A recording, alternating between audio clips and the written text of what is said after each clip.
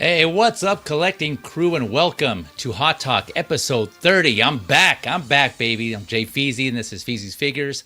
And yeah, man, I had a few weeks off there. I was on vacation, just took some time off, been busy this month, and we're still in it. It's the holidays, and it's still going. It ain't over yet. So, but I had some time to do a stream, and I missed you guys. I missed talking about figures and just chatting with everybody and just getting through this. Yeah, I've been trying to keep up where I can, watching other streams, and I was behind, catching up slowly, and just like, man, I miss it. I need to get back in there. So this may be one. Well, actually, this is part one of 2 episodes, in like a short little series, right? Because I'm way behind on figures. I know it. I'm behind. So I have these figures. So these.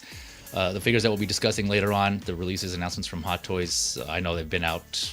These are the ones that have been out for like news for the past month, right? So this is part 1, and I'll do a part 2 of everything else for me to catch up in a later episode. So yeah, kind of similar to what I did before, right? So I just want to make sure I kind of touch on some of the stuff. But yeah, I'm back, and like I mentioned, giveaway, 300 subscriber giveaway. I know I'm behind on this as well. I've been meaning to do this again. I just haven't had time. So for first of all, thank you so much for all of you, for all your support, for getting me over 300 subscribers. Again, I know compared to other channels, it's like probably, nothing really to brag about. But for me, and for those of you that know me in my channel and how I approach this, it means a lot. So thank you. And as a token of my appreciation, I want to do a giveaway. For some of you who subscribed, obviously I can't, as much as I'd like to give everybody something, I'm doing at least 4, right? So 3 giveaways, 3 winners for getting over 300 subscribers, and then 1 bonus giveaway for Feezy's Figures 3-year birthday / anniversary. So yeah, that passed in October. So I'm gonna do 4 total giveaways here in a second, and then so after the giveaways, I want to do a little segment for Robert FeelDaBurn. As most of you already know, we lost a great member of the community, and so I didn't get a chance because I was away and out of town. I didn't get a chance to say something, so I want to take this time on my stream to do that, and I have a little clip that I want to play that just made me laugh thinking about it when I was going back. So I want to do that and allow others to say something else if they'd like to, and then we'll go on with the rest of the show. Yeah, episode 30, so quite a few figures. But all right, as usual, because I've been out so long, yes, please let me know as usual if the audio and video is good. I want to make sure we're coming through for you guys. Like I said, I've been out for a minute, so I don't know.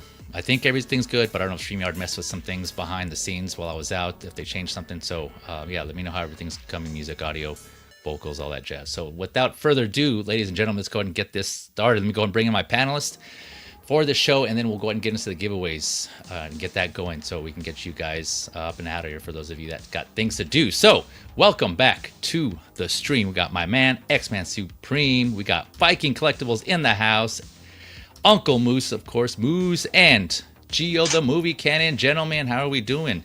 Wow, look at this guy. Oh my gosh. Yeah. How you guys doing? Wait, which guy? All of us. Good, man. Good. Thank you for joining. Thank you for joining all of you. The giveaway, Feezy. Yep. I heard there's a check involved in that giveaway. There could be a check, yeah, for those of you that want to a form. Yeah, if you want check, yeah, I do have checks. Surprisingly, there's still some bills I got to pay in checks, so I do have those. If you want a check, if you prefer that, I can do that as well. All right. So yeah, speaking of, let's go ahead and get into the giveaway. So like I said, I don't want to hold anybody hostage, so we'll go ahead and knock that out. So for those of you that came just specifically for that, thank you for participating. I did say you have to be present to win, just because it's easier and we can do the names and get you out of here. And if you want to watch replay later, by all means, feel free. So as I said, we're going to do the first 3 giveaways. So these are $10 gift cards. These winners, you can, I didn't want to kind of presume to pick a certain gift card, right? So what I'm going to do is, it can be a gift card of your choice. So whoever I select, the winners, you can message me afterwards and let me know how you prefer that gift card, and I can send it to you that way. So that's for $10, and this is for the 300 subscriber giveaway. So I'll do those 3 first. The 4th one, that'll be for the birthday celebration / anniversary. That'll be $30, a $30 gift card for 1 winner. So hopefully, looks like we had enough of you first. Thank you again all for tuning in and watching. So I'm gonna try to do 4 different winners, right? So no one's gonna win twice. I want to make sure I give back as many people I can. I could just give everybody $1. It'd be good, but what's that? I can't win twice. Nope, sorry, Moose, not this time. Maybe in other streams you could, but not this time. But yeah, speaking of panelists, since you're supporters also. Obviously, all of you here, you've supported me, so I'm going to include your names in there as well. So we got all you there, and of course, if you want to decline, I'll leave that up to you. That's any of you that don't want to participate or just want to give it back. It's up to you. No pressure at all, though. But yeah, again, thank you all. Much love again, coming from me to all of you who supported the channel from the beginning, but until recently.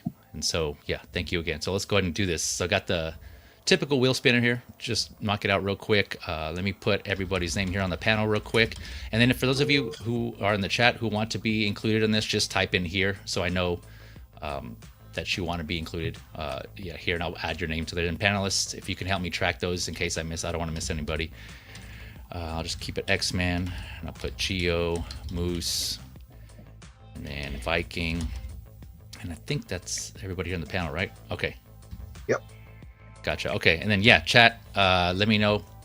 Yeah, please let me know here if you want to be included. Just type in here, like I said in the chat, and I'll add your names here. And then I will get you in there. So I got Yomo. Oh, okay. We're competing against the Yomo Jews. Oh, Damn. there's Yeah. AJ. Oh, we're lost. We already lost. Yeah. Yeah. Give it up. He won. Okay. AJ, I'm guessing you want to be included. Thank you for coming through, AJ. Appreciate it. He says, hi, friends. Hope all is well. Yep. And let me actually go back and while I'm doing that, let me address the chat here while everybody's typing in there. They want to be included in the giveaway here, the drawing. We got, of course, VC doing double duties. Appreciate you, man. Thank you for coming through again, for being on the panel and being active in the chat. Of course, we got Yomo in the house. Blue Tattoo, Blue, my man. Thank you for coming through. Hey, everyone, he says. And yeah, X-Man throwing the confetti or the party horn. Got that going. Thanks, man. Appreciate it. Also doing double duties here. And Geo from the chat to the panel. Thank you for coming through, Geo. We got Moose, of course, also double duties. Hello, community collectors. I have a Spider-Man 78 coming. Nice. Congrats, man. Congrats on that one. S-Beam in the house. S-Beam. I'm guessing you want to be included on the order. Let me know. I'll put your name in here for now, but if you'd rather not, just let me know. Otherwise, but thanks for coming through, Beam. Hoping you're having a good day, man. Hopefully you're having a good day, my man. Okay, let's see. Going through, making sure I don't miss everybody, or miss anybody, I should say. Okay. We got game on. Wait, this isn't the toy stream. What is this? I can see toys though. Yeah. Mother Slug, I'm gonna add you. I'm guessing you want to be here in the giveaway. Thank you for coming through either way. I appreciate it. Yes, we will talk about toys later on here. Got a couple of segments like I mentioned, and we'll definitely get to the toys. Always toys to talk about. Let's see here. Evangelium in the house. Thank you for coming through, Evangelium. Hope you're doing well as well, Evangelium. Sorry if you can hear the typing. I'm trying not to be so loud on my keyboard there. What's all this then? Yeah, we're doing this giveaway here, like I mentioned. 300 subscriber giveaway and the 3-year anniversary birthday giveaway. Let's see. I think we got Lane in the house. Jogron 2. I got you on here. Jogron. There we go. All right. So far, so good, Panos. Am I getting everybody?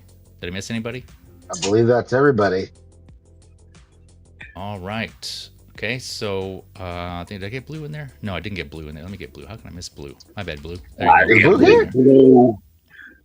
And it's not even blue. Okay. Did I miss blue? Oh, hey, there's Toy Mafia. Yep. We got Toy Mafia. Oh, Toy Mafia in the house. What up, Toy Mafia? Thank you for coming through. Mafia. Let's see. I got you in there as well. Toy Mafia. Mother Slug. Yeah, the giveaways. So, as a thank you, I'm doing a giveaway for $10 gift cards of your choice. The winners will hit me up after the stream and let me know how they want those. But yeah, 3 $10 gift cards and then 1 $30 gift card. And so hopefully we'll have 4 different winners here. It looks like we got enough, so we should have at least 4 different winners. So every time I spin and I choose a winner, I'm just going to remove that person. There's an option here that'll come up to remove. So that way we'll have 1 winner per gift card. We'll have 4 different winners there to give everybody an opportunity to win I something. hope I'm removed. Yeah, meaning you hope you win. Oh, take him out. You heard him. Yep. All right. See you later, Moose. Let's see where you at. Yeah. Fizio, are you able to? By the rules. Who is Mother Slug? I'd like to know who these usernames are confusing. I had to go into YouTube and figure them out who they are. No, I had to we're about to hear in the comments. Yeah, what's up, Fizzy, Jay? are you able to? You can just remove me from the thing, so you give more opportunity for others to. Okay. If it's I not appreciate a that. hassle. If it's not a hassle. Yeah, no, yeah, easy enough right here. Just copy. Yeah, this one's super Okay, convenient, man. It's not exciting. It's no duck race or monster race or superhero race, but it's Yeah, efficient. It gets the job done. You can give someone else an opportunity to get. Yeah, So. thanks, man. Thanks for that. Appreciate that. And I'm sure others appreciate that as well. Thank you. Okay. Mother Slug. Yeah, well, thank you. Twice. Okay. Yeah. Same for Mother Slug. You don't need to put me on the wheel. I'm just okay. Appreciate that. Thanks again. Yeah, I'm sure others appreciate that as well. Thanks for saying so, Mother Slug. But yeah, no, thanks again for the support, for watching, and for your time. And that goes for all of you. All of you, of course. Yeah. This channel wouldn't keep going without your support. So much appreciated. You guys make it fun, honestly. This is, again, why I look forward and why I missed it so much. Panelists here and then you guys in the chat. And hit the like let's button, see guys. Hit that like button. Oh yeah. Yes, please. If you Let's not forget to hit that. That would be appreciated. Thanks, Gio, for the reminder on that. I should have shared the thing. I should have shared the listing. I was dozing. I was watching Layel a few minutes ago, and I go. And then when it ended, I go. Next up is Hot Talk. Yeah. I know that. Yeah. Oh. On the notification. Yeah. Well, no. Yeah. On the thumbnail came up because it pops up. I don't get notifications. It seems like I don't know why. It's just, I press notification on, but it doesn't come on. They don't really send me. I looked at my list of notifications. They used to. I don't know why it stopped doing it, but whatever. We shall survive. Okay. We shall. Like But you got it. You're here, though. Like That's all that matters. Well, Gloria Gaynor said. Gloria Gaynor. We're mixing them up. Yeah. No, that is. I think you're right. That is Gloria Gaynor, right? Gloria Gaynor said we will survive. I forgot it was for a second. I thought it was Donna Summer, but she might have done a version. But Fizzy, all right, here we go. Fizzy, Yep. So I think Did you get a chance to watch Stranger Things new season? I have not yet. No, I heard you guys talking about it. A lot of good things. So I'm looking forward to it. I just haven't had a chance to watch it yet. I want to though. Okay. All right, here we go. Let's see here. Ladies and gentlemen, let's do this. We're within the 15 minutes. I said we'll do this within 15 minutes, so I don't want to keep anyone else waiting. So here we go. First spin. First spin for the $10 gift card. Here we go. First winner is... The juice. Of course. Hey, there's Yomo. And you see, right before the spin, he threw the juice box up. Yeah, he did. Yeah. Okay. Here's Yomo. Congrats, Yomo. Like I said, hit me up after the stream, and we'll you get your choice of a gift card there, $10. Let me write that down here real quick so I don't forget. All right. So removed Yomo's name. Okay. Here we go. Yeah. Of course. Here we go. Okay. All right. Spinning again for the next $10 gift card. Here we go. And his name was green too, just like the juice box. Yeah. Man. And we got up blue. Congrats, blue. We got one for blue. Let me write that down. Although that's a little false advertising because it's red. So Yeah. The pen that I hold in my hand is royal blue. It's Congrats, red like the lights in the Batman blue. Yeah. Oh, the Batman. Okay. But yeah, hit me up, Blue, after the stream, and we'll get you sorted with one of those gift cards. Okay, here we go. Third $10 gift card winner is, here we go, spinning now. Up.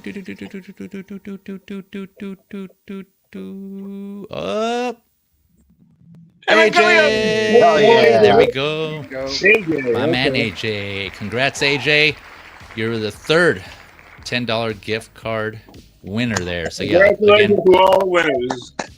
hit me up Blue, after the red, stream green. All right. to get that. Sorry, yeah, blue, red, green. Let me put his name in there. Okay, here we go.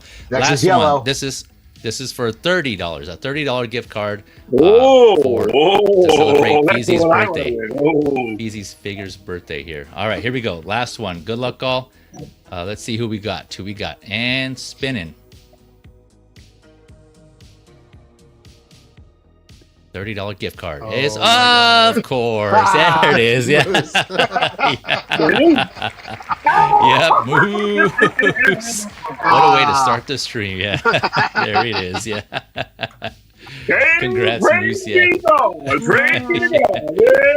Yep. Here we go. Yep. Congrats, all winners. Congrats, all winners. And again, yeah, I will be doing. I will be doing another giveaway though. Once I reach 400 and so on and so forth, and until I get to 5, of course, again, it's just a token of my appreciation as a thank you. Much appreciated. Again, thank you for all your time and all your support.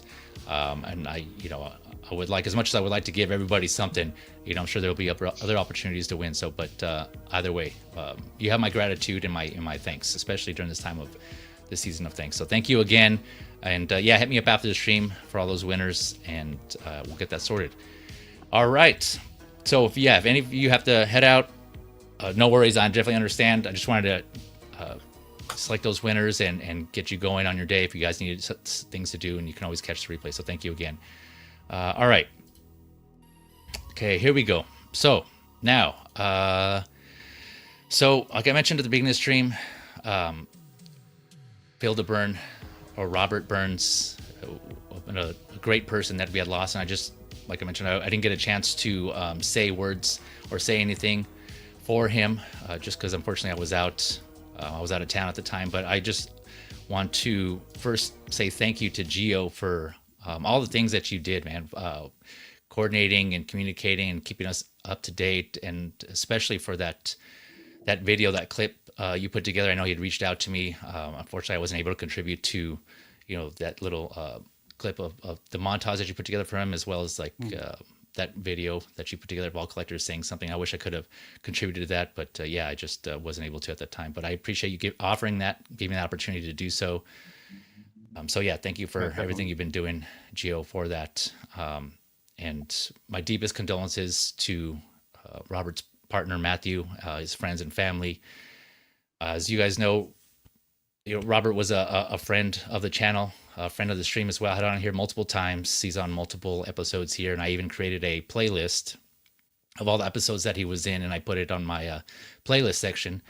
And I just realized now I forgot to update the description, but after the stream, I'll put that in there. I have a playlist, and it's already there now if you want to go check it out. But all the episodes that he was in on this stream, I put all those episodes on there. So if you want to go back and have those videos, remember Robert, to just kind of laugh along with us. There were some pretty funny episodes, and those are there. So yeah, but it really.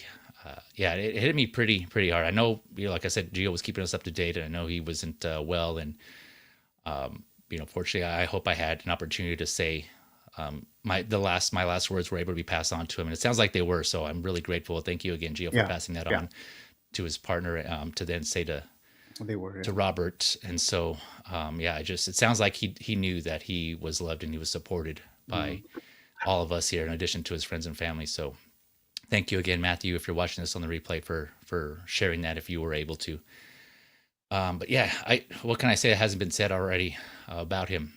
He's just really fun to be around. We were like-minded in the sense that, we just wanted to enjoy the hobby. We wanted to be free of the drama, and just enjoy, and just, not get on anybody for liking a certain thing. Just like what you like. A lot of us say that, right? We all have our preferences, and he was a big proponent of that. If we all have our own preferences, everyone likes what they like, and he never got on anybody for liking a certain thing. Fellow horror collector figures, right? So we were both into horror movies, although he had, I think his info on horror movies was greater than mine. He had some. I think if we went to head in that horror talk challenge, Gio, on your stream, I think I most likely would have lost, because he knew some things that I wasn't aware of. But we were both into horror movies. We both shared our love of musicals. He was a big musical lover. He was also into comics and comic figures, as well as X-Men. We all shared that also. He was looking forward to that Storm figure, and I'm sure he would have jumped on that from Mondo. And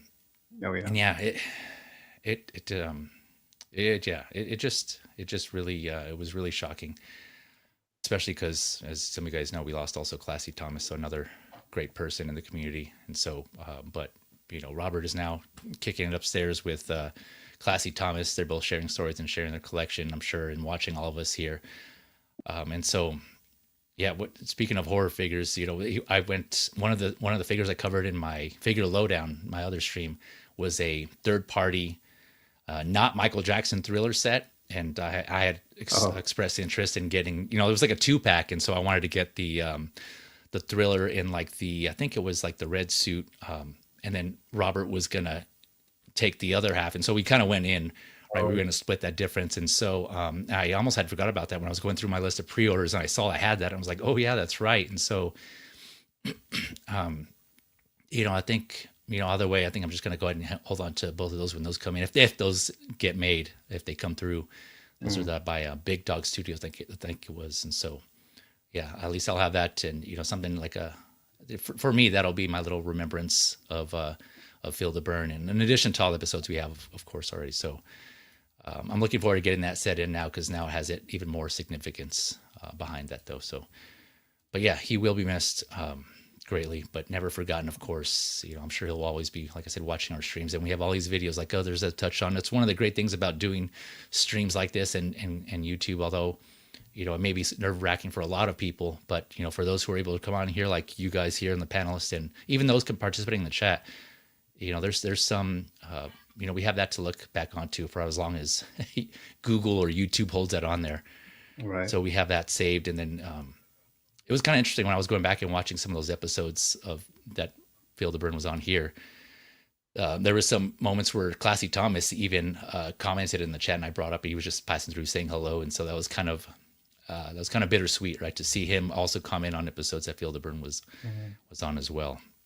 And so, in addition to streaming here, streamed with him a bunch of times on Gio's channel. So thank you, Gio, for allowing me to have the opportunity to stream with not only FeelDaBurn, but some of the other panelists here as well, and just other collectors in general. It's again one of the reasons why I do this, and just a community, and it's really makes it fun. You guys all, I love all you guys here, and then in the chat, it's just. Otherwise I wouldn't have met Robert at all, or Classy Thomas, or any of you, if I didn't get into the hobby and just take a risk and just start doing this YouTube game here, this streaming. And so, I'm really grateful and thankful for that.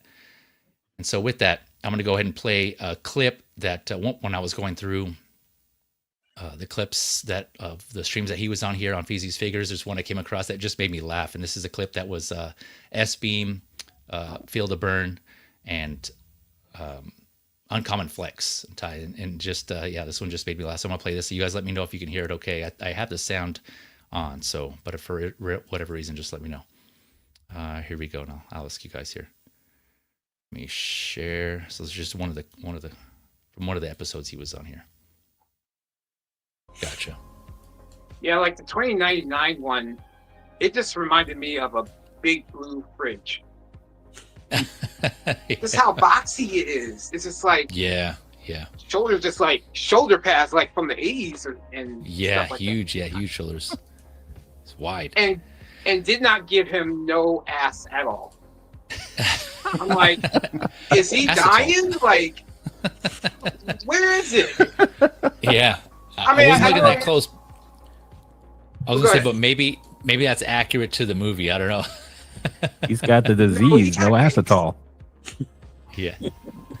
He had cakes. Yeah. Did he? But, oh, yeah. Yeah, I was looking, so I don't care. Yeah.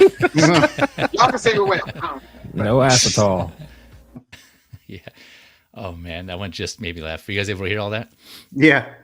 Okay, yeah. So like I said, that was Hot Talk episode 11. So if you guys want to go back, that was a fun episode. That was a really fun episode. We had other guests later on that come through. I think Mario came on for a special guest appearance for Feezy's 20 on that. But Hot Talk episode 11. And that was just one of the clips, man. And again, Robert, you will be missed.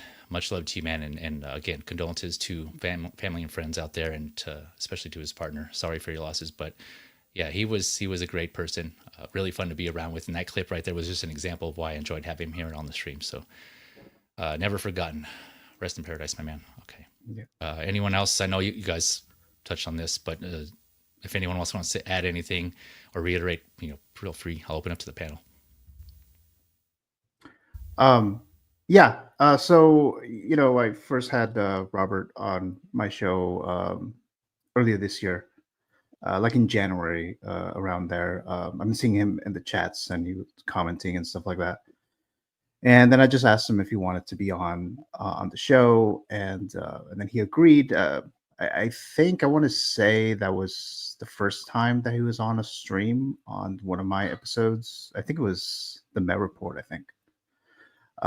So he was interested in being on, and like I said, he was kind of figuring out how to actually do this because he's never done it. And so we did like a little test run before the show just to make sure everything is working with the picture, the audio, and stuff like that. So I offer that to him so that we can do that, so they can try it out before he actually goes on live on the show. And he went on, and he was natural, like he's been doing this for years, So I ultimately, because I did count how many times he was on a live stream on my channel, and it was 36 times. And that was under a year. That was just like 8-9 months, somewhere on there. Yeah. 36 times he live streamed on my channel alone. So I know obviously he's been on your show, BZ. He's been on Ben Thomas' show, on Brick's show. I think even Collector Joey was there once. He was on that show as well, Copper Drops. So he started going on other shows and stuff like that. And because he was just very natural about it, very relaxed, and he was definitely very knowledgeable about things, and especially horror, like you mentioned. He was very good at that. And then sometimes I would present, because before with the fantasy figure picks on my show, so I don't always present one, but when I do, it's sometimes it's a horror one, a horror figure, and most of the panel that most people are not really that into horror, at least not in the community. There's a few like you, Feezy, and I know Harrison is, but the majority they're not just huge horror fans, and so sometimes I'll present a horror figure and like, oh yeah, cool, yeah, whatever. But when Robert started being on, and I would present a horror figure, I knew he would appreciate it, and he would get a reaction to it. It was like, oh yeah, because it's like a horror figure that he himself also was probably on his list. Like the Headless Horseman one, that was a fantasy figure pick of mine, and I know he definitely reacted to that. And then he ended up pitching it on Menos and won with that show there. But yeah, it was just a very sad situation. It was very sudden. Like I knew he was sick. I know he had a transplant before, and he's had it for years, and he seemed like everything was okay, because even he posted a story, and he said, I'm doing better. Everything is good. And all of a sudden, I heard silence, and then I started messaging him, and I saw that he didn't even read the message. I was like, that's kind of odd. He usually responds like within a few hours or so. And then that's when I saw that Matthew had messaged me through Robert's profile on Facebook, because sometimes I don't usually check Facebook, at least for the messages. I usually don't check it.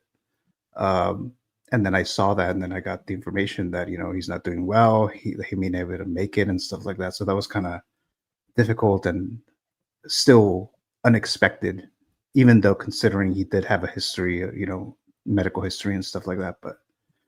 But yeah, it's very sad, because now he won't be joining us anymore. There's some other stuff. I know he wanted to present more, especially in October, because we talked about, just it's a good time to present some horror figures for Fantasy Figure Zone, and he's going to start with Aunt Gladys from Weapons. That was his first one, and he's like, I got a lot more, Gio. I got a lot more for you. Like, yeah, good, perfect, because that's what we want. I want it, So he had a lot more. I never found out what it was, because he doesn't, I don't get him till like the week of or a few days before. But yeah, so it's a big loss, and I have him now included in my channel in some way, in some form. There'll be a FeelDaBurn flame in there. So so rest in peace to Robert Burns, FeelDaBurn. Yeah, and I noticed that too. I think one of your previous streams I saw at the end, you had, and you announced this too, forever Canon Council member. Oh, And yeah, at the yeah. end, you had that one slide with his symbol and or his avatar profile icon, and that his intro, which was awesome, by the way. Yeah, I loved watching that because he had that that Freddy, "You are all my Oh, yeah. children" quote on Yeah. there. Yeah, yeah, it was Yeah. awesome. You did a good job on that. So, yeah, man, I didn't realize he was on that many times Yeah. in a year, even on your stream. So yeah, 36 or 36. You said, wow. 36, yeah, live streams Yeah. that he was on, yeah. Yeah, I think that's where most of the time, where I was streaming with him was on your channel. So yeah, thanks again for all that, Gio, all that you've done for that. Yeah. Anyone else got anything to add? Well, I thought he was a really humble guy, a sweet guy, and he had he loved his horror and he loved customs too. For what I remember. Oh, yeah, You he know, did, yeah. he was talking about his he liked to get custom figures, because everything he was very particular about his collection. Because if he couldn't find it, he got he had a custom made. Yeah. Or he found a custom. Yep. Yeah, I'm gonna miss the kid. He was a good kid. Yeah, he was. He was a good person. He was a good person. All you guys are kids to me, anyway. So. Yeah, that's why they call you Uncle Moose, right? I will. Yeah. Also, Papa Moose. He'll be Papa Moose soon, I guess. Yeah. Grandpapa Moose. Papa Moose. Not for Sorry. 10 years. But he was like, I was like, you can say he was almost like the antithesis of me or Dave. We're like, we're just rabid, insane people. We just, we need to go off. Wow. He was like the sweetest guy. I guess you're insane, Dave. So- Yeah, you both. Yeah, Yeah, Dave. I consider Dave. Same I category. consider Dave, a parallel to me in a younger fashion. No one's ever accused me of being sane, so so there you go. I'm insane. I'm insane. Yeah, Moose is crazy. Yep. One thing I was going to add also was that was really that really surprised me but that I admired about him was that when he first started being active in the community and reaching out and being on streams and in the chats last year, I had promoted California CollectorCon or CaliCon, right? It was just an event where to allow collectors to come together and just meet up and hang out. And so he was, one of the ones that reached out. We had never met in person, right? I still, to this day, I haven't met. Unfortunately, I didn't get the opportunity to meet him, but he had he showed interest in actually attending. So he was going to fly from where he was, and it seemed like he was like enthused. He was like, "Yeah, I'm, I haven't done anything like this before, but I'm, I'm willing to go and hang out." And so, unfortunately, that didn't. We didn't end up having it after all, but it was. I had really admired the fact that he was willing to fly over and come out and hang with us. And I've been keeping him up to date. I've been trying to, make it happen. So that would have been a good opportunity. But no, like I said, I was just really, really admired the fact that he was willing to do that and come out and meet us and hang out with people, even though. Yeah, go ahead. No, go ahead. No, just that he had, other than talking with us through chats and some of the streams, he was still willing to come out and hang out with us. Yeah, go ahead, Gio. Yeah, he had said because especially if you've seen figures talk, and whenever we would talk about a Star Wars figure, he'll go and relax for the rest of the segments because it was not. He made it very clear, and it's that he was not into Star Wars. Yeah, and we even try to push him hey, maybe you should start watching this one. And he's like, no, I've seen Star Wars. It's just I don't really like it. It just doesn't. I think he watched the original trilogy, but he kind of stopped at that point. But so we always talked about how he was, whatever, but a Star Wars figure or whatever. But the reason why I bring this up is because for the Star Wars celebration that's coming up next, in 2027, in LA. So he did say, I will go just to hang out with you guys, even though he has no interest. We all know no interest in Star Wars celebration. It's awesome. Yeah. But he said he was gonna make a big effort to try to come to California just for that. So I was like, awesome. maybe I'll get a chance to meet Robert, in 2027, things like that. But because I could have gone to that area, but I've never been to Kansas. I've never been to that region. But yeah, that was something that was maybe we'll meet Robert in 2027 at the very least. But yeah, unfortunately, that that's not gonna happen now. But Yeah, no, that's cool. Yeah, so it seems like he was willing to come out this way to the West Coast and just hang out and visit us. So yeah, that's really awesome here. I didn't know that he was willing to do that as well, to come out. Yeah. But yeah, it just seems like he was just down to fly out here and just hang out. But yeah, so anyone got anything else? All right, if not, we'll go on with the show. So from here on out, this episode specifically is dedicated to Robert FeelDaBurn. So some of you may notice I switched up the background here. I have his logo there. So yeah, he'll, and this won't be the only stream. Obviously, from here on out, I'm sure he'll be tuning in when he can, when he's not chatting up with Classy Thomas and talking comic book figs and things like that. So yeah, thanks again, Robert, for everything that you've done and everything that you contributed to the community. So yeah, Does anyone know how old Classy Thomas was, though? No, I don't know. Maybe Ben does. Maybe it'll ask Ben. Yeah, I'm sure Ben does. I'm curious. I'm sorry, what was the question? I couldn't hear it. How old was Classy Thomas when he passed?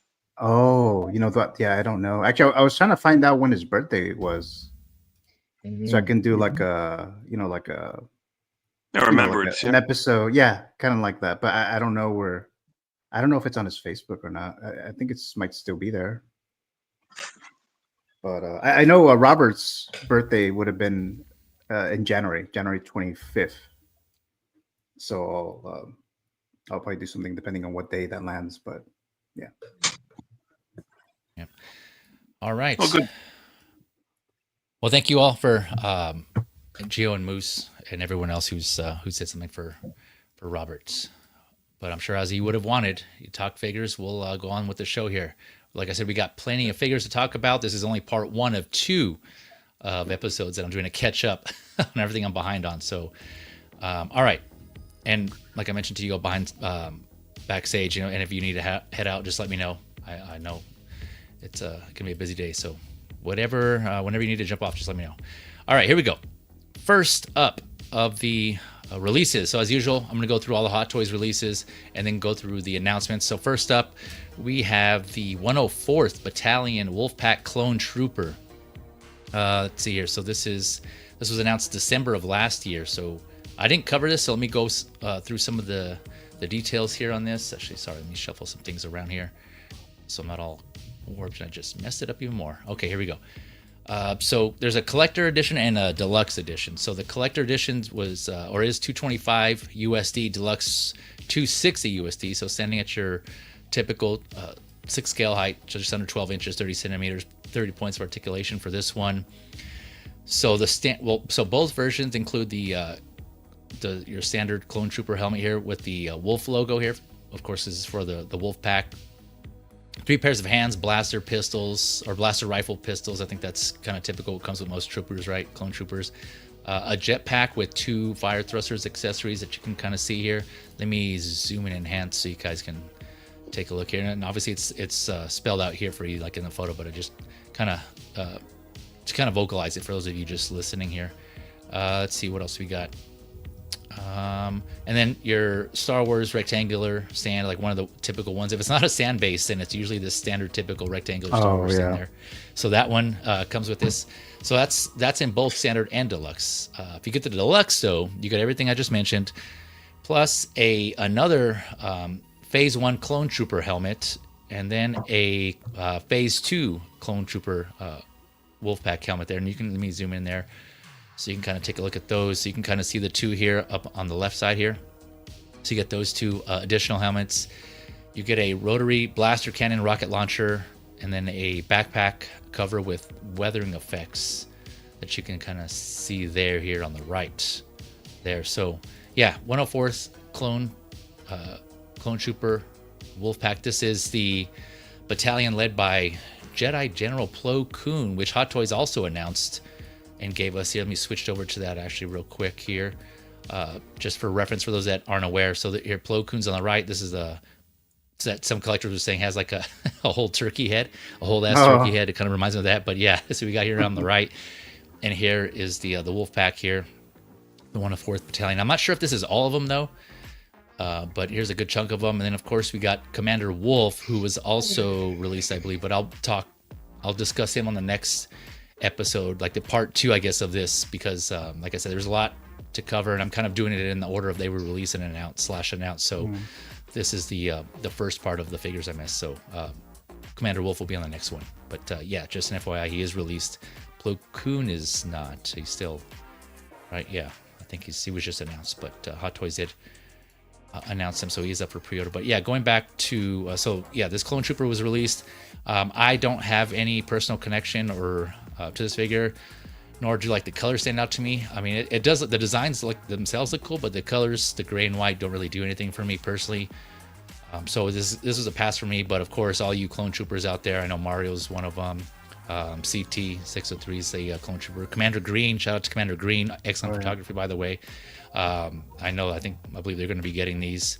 And yeah, there's some other clone collectors out there, but these look cool, man. Especially, kind of similar to the 501st Troopers, the Ahsoka's group that had the different color helmets. If you got that deluxe, he had the different helmet designs.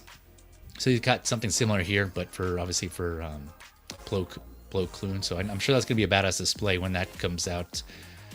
And then you have all these Wolfpack troopers behind him. But yeah, I'll kind of pause there, throw it to you guys, open up to the panel. Anyone got anything to add to this Clone Trooper, this Wolfpack Clone Trooper?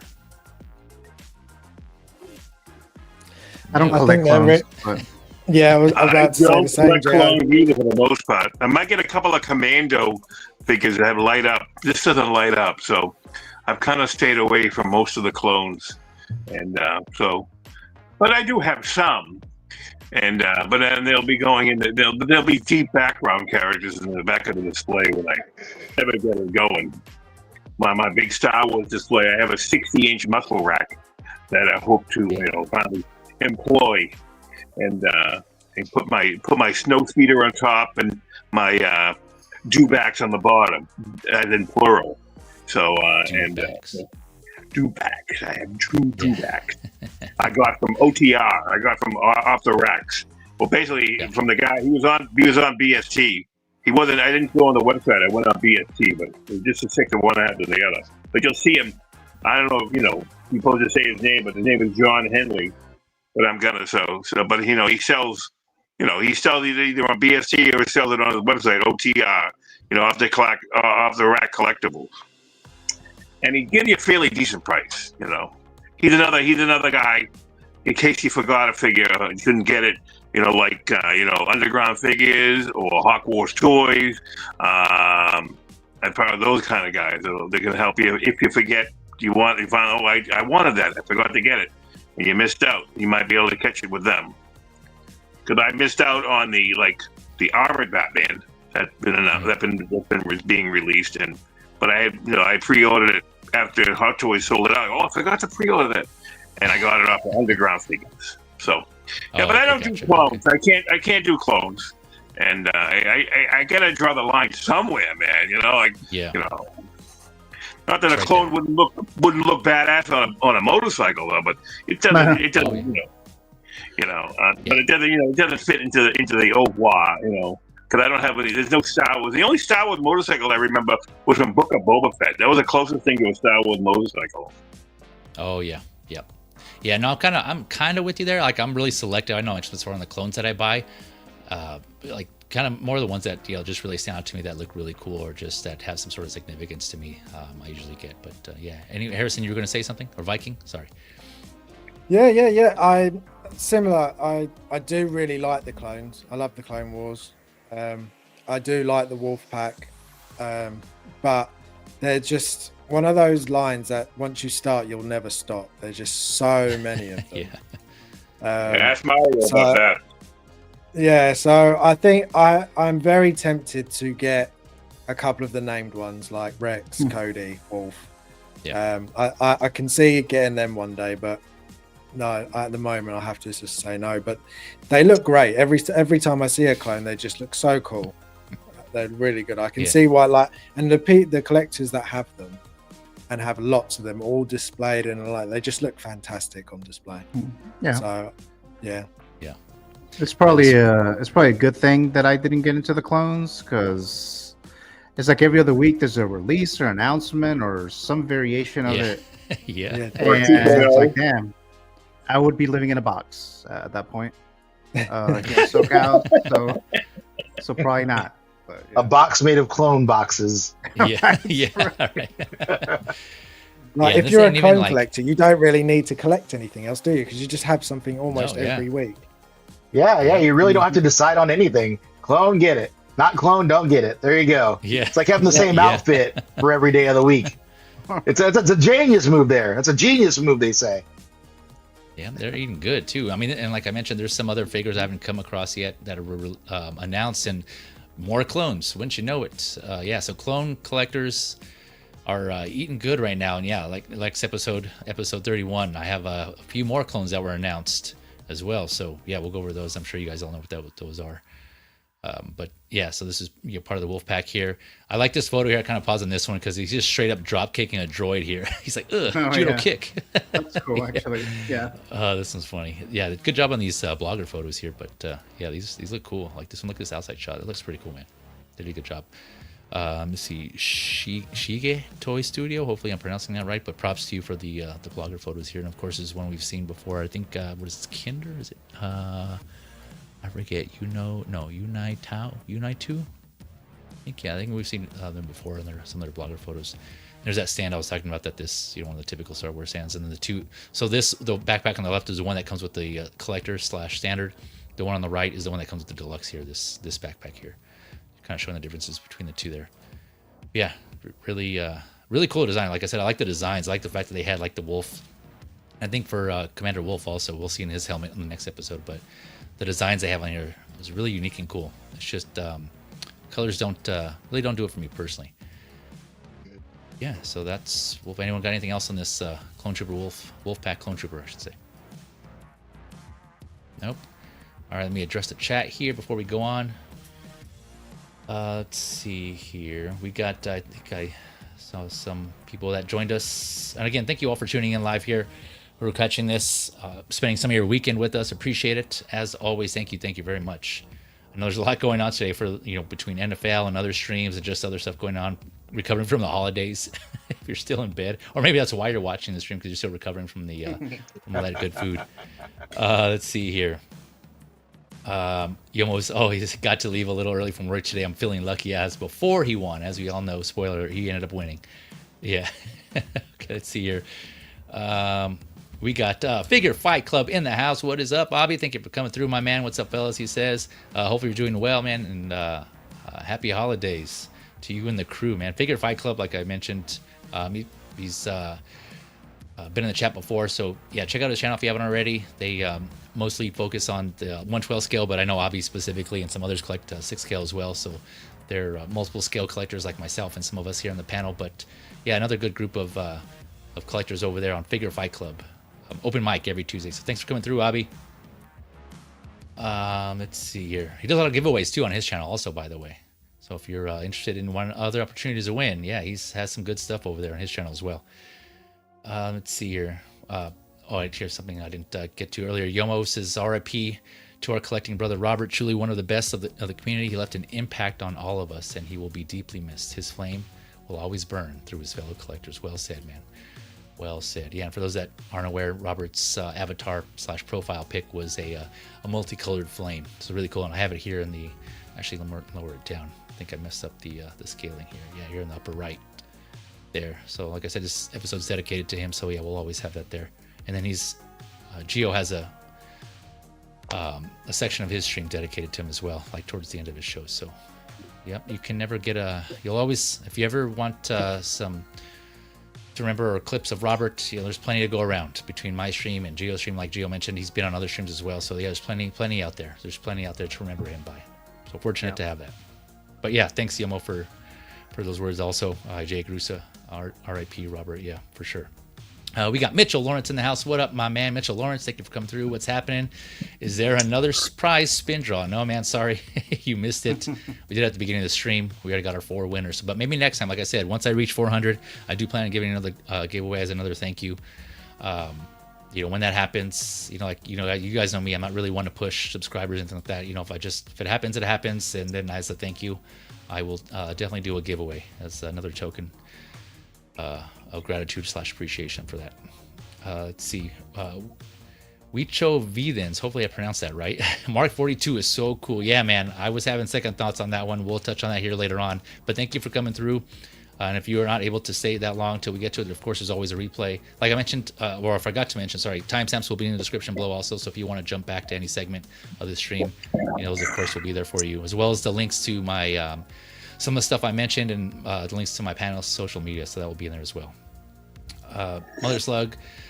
I only seen Star Wars 4, 5, and 6, the original. I hear all the time from so many collectors how rare Star Wars figures are. Really, are they? When even Toy Shop around the world has every toy shop. Yeah, it's like diamonds are rare. Yeah, I think they were at one point, but it's just kind of like a lot, not just Star Wars in general, but a lot of figures, Marvel, DC, a lot of Hot Toys figures are being either 2.0'd or remade, and they're just or updated. So yeah, I think that was the case, years ago, like probably pre-pandemic. But yeah, Hot Toys is now just pumping out those new iterations, right? Which is good for the collectors who missed them. But I know some of you are frustrated by that. Those exclusive collectors out there are frustrated with that. But yeah. So they're not, depending on the figure, they're not as rare like you were saying. There's still a few, like a minimal few out there that haven't been remade. So those are still probably they have some value if that's what you're looking for. We got Loco Lou in the house, another friend of the channel. What's poppin', people? He says thanks for coming through, Lou.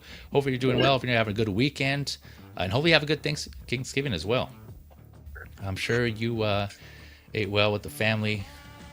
But thanks for coming through, man. Thanks for coming through, Lou. Let's see. Oh, AJ Grusa on the clone. This is a fun figure, but I'm running out of room, so I've got to cut back on clones. Yeah, yeah. I'm hearing that quite a bit. But no, yeah, this does look like it could be a fun figure again, especially with the display options. Mother Slug, curious question: when does the figure stop being an action figure and more of being a doll? Is it the fabric, clothes, or the scale size? I call them dolls now. They're all dolls. Yeah. Let's get over it. It's okay. We're gonna get through this. Yeah. No. Anyone collect your dolls and be happy with your dolls.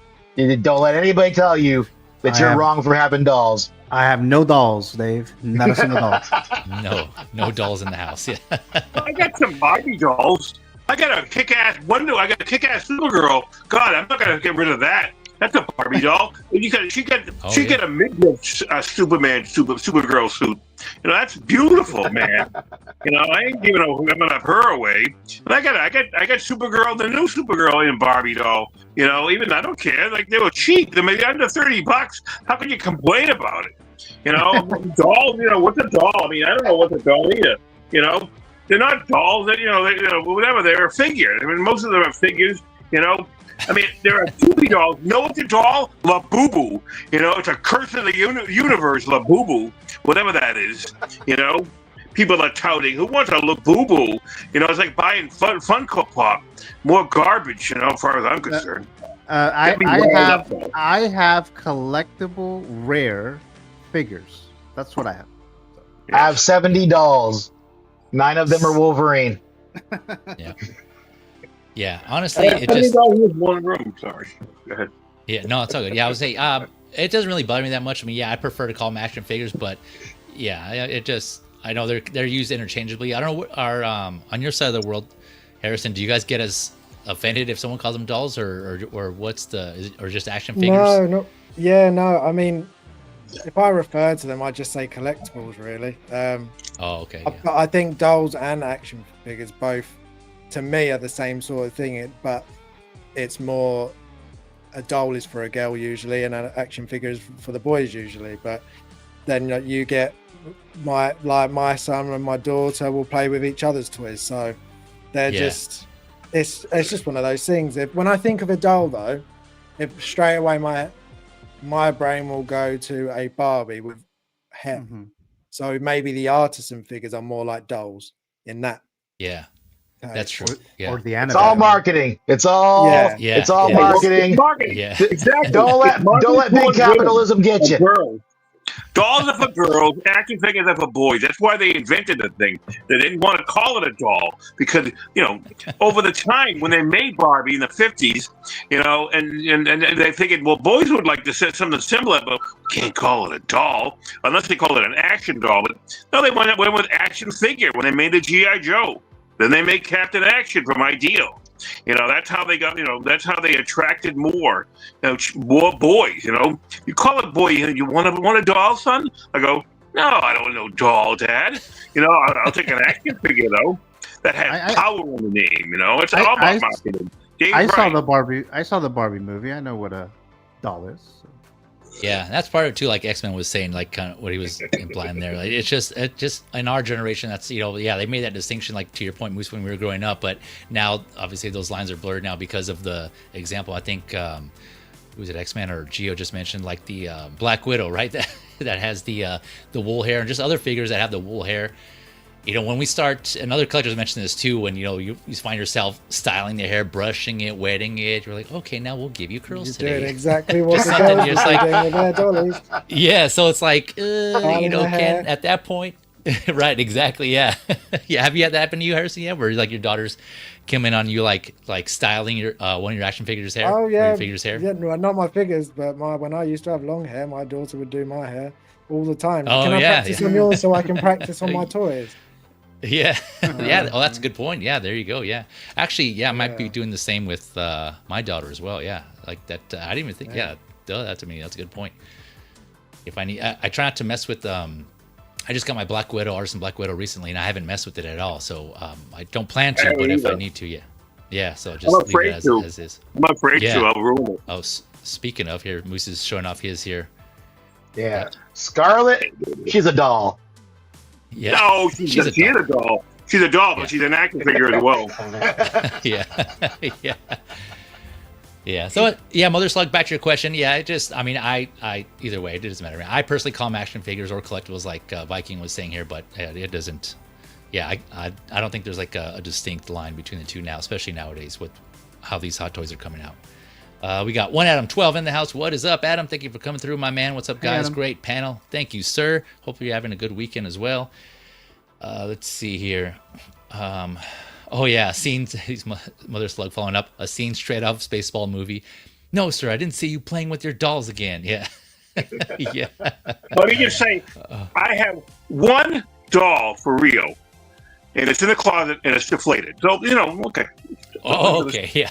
It's deflated. It's not the kind that always stays, it's not the silicone kind, it's like the inflatable kind. No, God, silicone. Yeah. Wait, what are you talking about now? Real dolls. Real dolls. No, Moose is that's what he's talking about. He's talking about real dolls. Yeah. You can marry them, apparently. Yeah. We got Justin McFly in the house. I guess. My man. Positive vibes, everyone.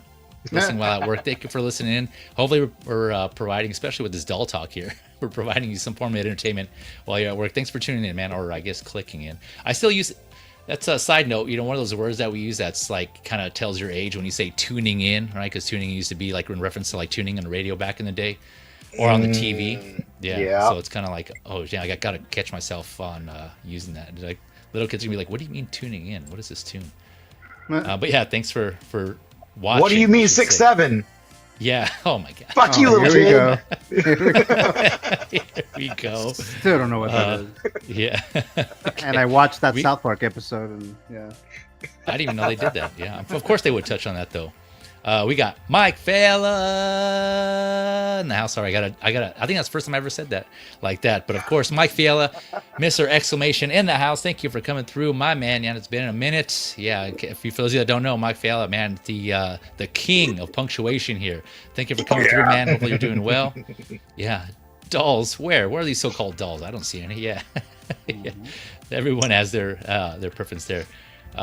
We got Jose plus Jose G, my man, my friend. What is up? Hey, what's up to everyone except Harrison? Damn, burn. I think I know what that's in reference to, but yeah, I don't know. The enemy is real. I'm Sorry, go ahead. No, I was gonna say I'll leave that to you guys. But what were you gonna add, Gio? Hold on. Let me just double check. Okay. I'm surprised Jose wasn't like, hello friends, Feezy, X-Man, Moose, Geo. That's it. Yeah, that's what I was just stop there. One by one. Yeah. Right? Yeah. Is that in regards to the figure tier list? Yes. That you guys were doing? Yes. Yeah. Speaking of, since I He's have not very happy with me. Yeah, Gio started the on his figure talk this past Friday, I believe it was, right, Gio? Yeah. The figure figure tier list, fantasy figure tier list, multi-part segment, I guess. They just started it this past Friday, and so they're all ranking all the previously fantasy figures that were provided by the panelists. So I was going to comment this, Gio, but since I have you here, how does the Three Storms get an A, even though they got all S's and one A, and then all the other figures got all S's and like a C or a B, but then they still got S's? I don't know. I was like, what the hell is that all about? It was rigged. Hashtag justice for Three Storms. I have to look at the grades again, but oh, okay, yeah. But and also, yeah, I also factor in how many votes are in there. You know. Yeah, you did say that there weren't that many votes, but I don't know. I feel like all S's. I don't know. Maybe I missed a part where you said how many minimum you need for votes to keep that. No, not really, because it gets too complicated and stuff. If I put like now I have to a number specifically, count. Consider a number. Like I don't want it to make it like a whole thing like that. I just kind of like put an estimate, and because that one didn't get that many votes compared to other ones, so that's why I was like, well, I can't really give it like a full-on S because it only had so many votes, Oh, I see. Man, if I was there, I would have definitely defended. I would have healed the I'm decision. I'm sure. but thank you to all those that did give it an S. Harrison, I'm surprised you haven't seen that movie yet, by the way. Sorry, I know we're going off topic, but I was going to message you about that. Like, what, you haven't seen Big Trouble in Little China? Oh, that's one you got to get on. I know. It's something I've realized while being on these streams. There are just so many films I've not seen. I feel ashamed sometimes. John Carpenter's greatest, in my opinion. But yeah, good. One of my classic. Okay, yeah. Sorry, I know we're kind of rambling on, but that's what part of it is there. Let me see. So Matthew, Mother Slug, I really know how to make a stream come alive. Now you're popping off like crazy. Yeah, I know. Now we're going all off on topic, and he had said sorry to upset the herd, but I really don't have filters. I want no disrespect. Yeah, none taken, man. I know that question comes up, and that topic has come up before, so it's all good. It's all good. All right, going on to the next one here.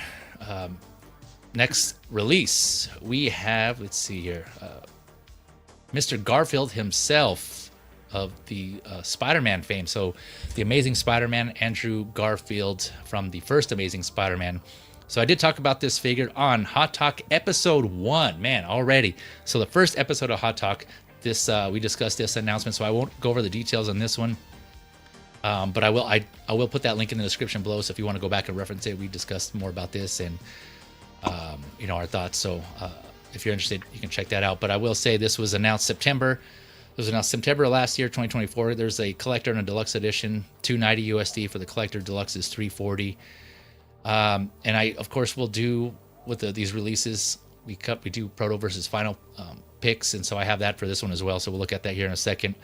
But as a reminder, each of those did have a special edition as well. The special edition came with an additional pair of interchangeable eyepieces, the lenses for the mask.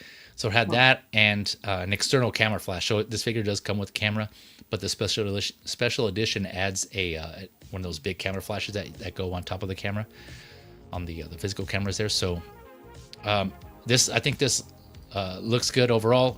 But this didn't come too long after the Amazing Spider-Man 2 figure, which I ended up getting.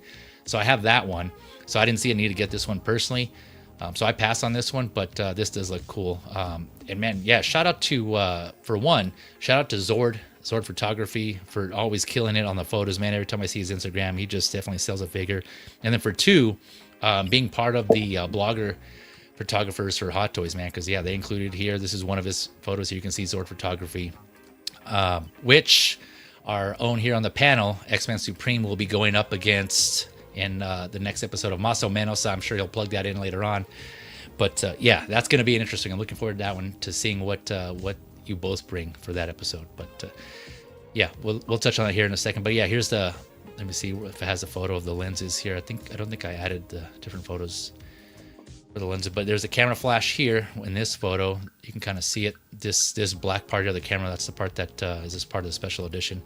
So yeah, it does look good. I did go through and watch some reviews so far, and what I kept hearing was that the head articulation on this isn't great, but they do praise, some of the reviews I've seen, they do praise The reviewers praised the butterfly joints. They have deeper butterfly joints so they can move farther in front of them, which is awesome, which you would want in a Spider-Man figure, right? So I guess the previous one didn't have that.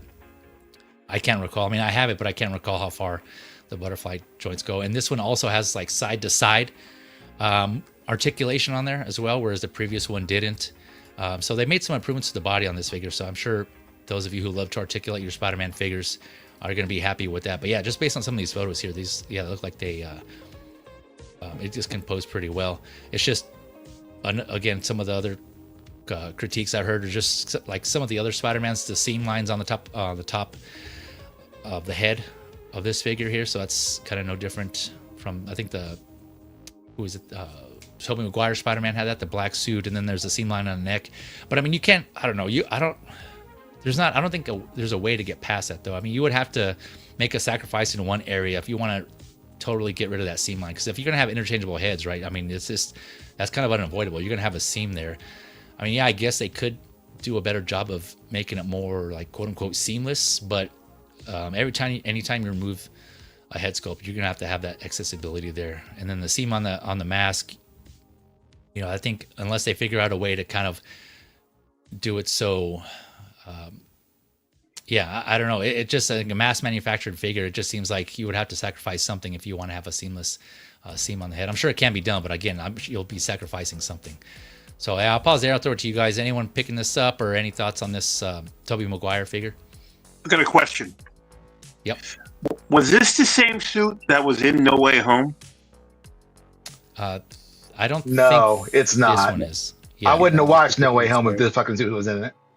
I know. Yeah, well, I think the. I'd have walked out the theater right then. What was the previous? It was more black. There was black in the suit, wasn't there? In the Andrew Garfield suit, it was darker. I think the previous Spider-Man figure, the one that I was talking about, the previous Amazing Spider-Man figure that came out, that one was supposed to be based on No Way Home, but I guess because of licensing issues, they couldn't label it No Way Home, so they just labeled it the Amazing Spider-Man 2, I think it was. Right. And so that seems to be the case. This has a better head sculpt than that one. I think so. We'll compare. I have the photos to compare that too. We'll look at that. But yeah, I think it does as well. But yeah. No, I'm not worried. I'm not going to get it then. Yeah. I mean, it's nice. I mean, God, like I got to draw the line. Like, okay, if it's not No Way Home, then I don't need it because that's what I would rather have. I still got to get all three of those guys. All those three Spider-Mans.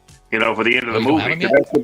Huh? I don't have them yet. I only have Spider-Man from the final scene, the blue, red, and the blue. But that doesn't fit to the whole scene. I mean, then I want a scaffolding diorama with the Liberty belt, with the Statue of Liberty head behind it. Something like that. Oh yeah. All three of these guys right here. Right where? Which one? Right here. Right behind me. Joink. Oh yeah. Yep. Oh. Bam. I was like, I can't see the one on the left. Yeah, there they are. Okay, yeah, something like that. That's what I would use. Yeah. That Artisan was supposed to come out soon, no? The Tom Holland? Yeah. I'm not sure. I don't know about soon. They're doing the art.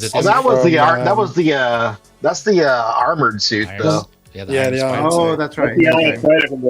From Infinity War. Yeah, that's right. I think. Yeah. Yep. I would turn my nose up when I see that suit. I don't know why. It just annoys me. That suit. The Iron Spider. Yeah, anything that gets like that, red and gold. Too much red and gold on Spider-Man. Oh. I mean, it's okay. It's part of the movie, but I don't know. Right. I like red and blue, and I love the Tom Holland one. That came out. The red and blue that came out at the end of the movie, and then ended No Way Home. That's cool. I'm sure. Look, this guy, Andrew Garfield. That's from that's from the first movie or the second movie. This one here, from the Amazing Spider-Man. This is from the first movie. Then they realized the screw up they made with this ugly ass suit, and then they went and made him a proper suit for the second movie. Wow. With no sneakers. The first time they did it Amazing Spider-Man 2. Oh, they did Amazing Spider-Man 2 figure for Hot Toys, but they never had a head sculpt in it until the last few years. The first one did? Yeah. Did the first one have it? Well, yeah. Let me see here. Which one is it? And that's one we're gonna. I was gonna compare, but I couldn't find a photo. Oh no. The previous Amazing Spider-Man was from the second one, the one I keep referencing. That one had a head sculpt, but the one prior to that, with the winter attire, that one I didn't see it. That one didn't have a head sculpt. Not that I saw in the photos that I've been looking at. But the first one from like 2012, the MMS 179, let me see. Do I have that? No, I don't have a photo of that one. That one had a head sculpt, although they didn't really show it. It was like blurred out on like sideshow prototype or announcement photos for some reason. I think it seems like there's some like likeness issues that are always coming up with I don't know if it's Garfield or his agency or his agent or whatever, I don't know, but again, like the whole No Way Home Amazing Spider-Man 2 situation, it just kind of seemed like that was there was like questions around that as well. So but yeah, I think were you gonna say something, Gio, on this or no? No, I think I said what I was going to say. Okay, yeah. Gotcha. Okay. Let me go ahead and switch over then to the Proto versus Final here. So on the left, we got the prototype head sculpt. On the right, we got the Final. And then again, on the left, the prototype one, I brightened it a little bit because it was kind of dark as usual. So to kind of point out some of the details here. But yeah, I mean, again, I'm not one to like get into nitty gritty, but I think this came out good, but not enough for me to want to pick up a second version of this. I'm okay with the previous one, like I said, I have, but I don't know. What do you guys? Any thoughts on this? I actually like this suit. Yeah, I prefer this than the first suit, and I think the sculpt is it's a little bit of a downgrade, but not the usual amount. The hair look. Right. What I noticed is that in the hair is a lot less detail, not as sharp. Yeah, but for sure. But it's the best Andrew sculpt that we've had so far. So I must admit I'm quite tempted by this one. It's really nice. The proportions are really good on it. It looks like a real person when it's just standing there. It looks just like him. Yeah, and this one I think from the reviews I was saying that his arms can kind of, if you wanted to, they can hang down by the side because the shoulders can like drop a little bit, so you can kind of have them just hang down the side rather than kind of flare out a little bit. Yeah, definitely. But it seems like they did better on the body there. But Gio, you were gonna say? No, I just think it looks really good. Actually, I think it looks better than the Proto. If I was to get Andrew Garfield Spider-Man, I think it would be this one. I don't mind the suit at all. I kind of like the shoes, so actually, but yeah, so do I. I quite like that. Yeah, so I only have one Spider-Man, the red and blue suit, but this looks good. I mean, I didn't pre-order him or anything, but it is the best one so far, I think, as well. But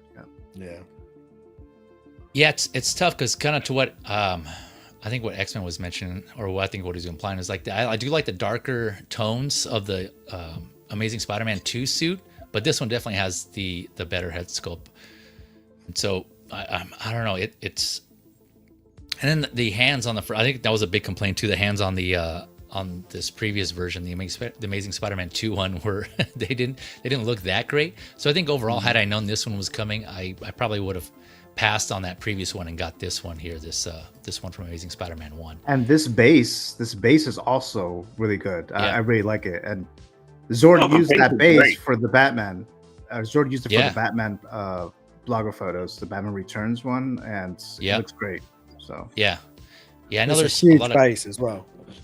It is, yeah. I know some collectors out there do this, but because Zord's killing on the photography, he's showing a lot of collectors out there, the possibilities of using these stands. And I know others have mentioned this too, but just using these bases for other figures, right? Just like having multiple uses. And that's one of the reasons why I love when Hot Toys actually includes like a diorama base like that. I'm sure as many of you also agree that you can use them for other characters, other figures. And then, Zord just shows that, like as always, he just does a great job of being creative and putting those to use on his photography. Yeah, awesome. Jay, I have a question for you. Go. Shoot. So, have you ever gone into the Hot Toys checklist? Yes. Yeah, I reference that a lot, actually. Okay. All right, fine. So, I mean, I looked up 179. There is no head sculpt on the 179. That was the first time. If you look on the one with the accessories, yeah, like a lot of photos don't show it for some reason, but if you look in the photo with the accessories, it's there. It's just blurred out. It's like it's on the floor next to it on the ground, the head scope, and it's blurred out. It's weird. Like I said, I think there's like some sort of likeness issue with that at the time, but it's it should be there. Yeah, you're right. I can't find any photos of any official photos. I mean, collectors have like their photos, but I didn't want to use those. So speaking of here. Let me scroll over to this comparison here. So this is the one, like I was saying, the previous Spider-Man. This is MMS 658 from the Amazing Spider-Man 2. This is the one I have here. And then the one on the right is this newest one, this MMS 771/772 from the Amazing Spider-Man. So part 2 on the left, part 1 on the right. And then here, this photo was also funny too, the one on the left, because it shows like the hands and how a lot of collectors really didn't like that, and myself, it just kind of looked animated, like animated hands with like a realistic body. Yeah. So it just looks funny. But yeah, so from what I understand and what I've been hearing, this head sculpt here was really similar, if not the same head sculpt that was used in the first Amazing Spider-Man figure by Hot Toys that Moose just mentioned, that I mentioned earlier, also the MMS 179. I don't know if they updated the paint apps or what. Like I said, I couldn't find good photos to compare it, but from what I heard or understand, let me know in the chat or in the panel if that's wrong. Here it is. Here it is on eBay. If you go on eBay, you'll find the 179 head sculpt. On eBay. It's on eBay. Yeah. Gotcha. Where did it go?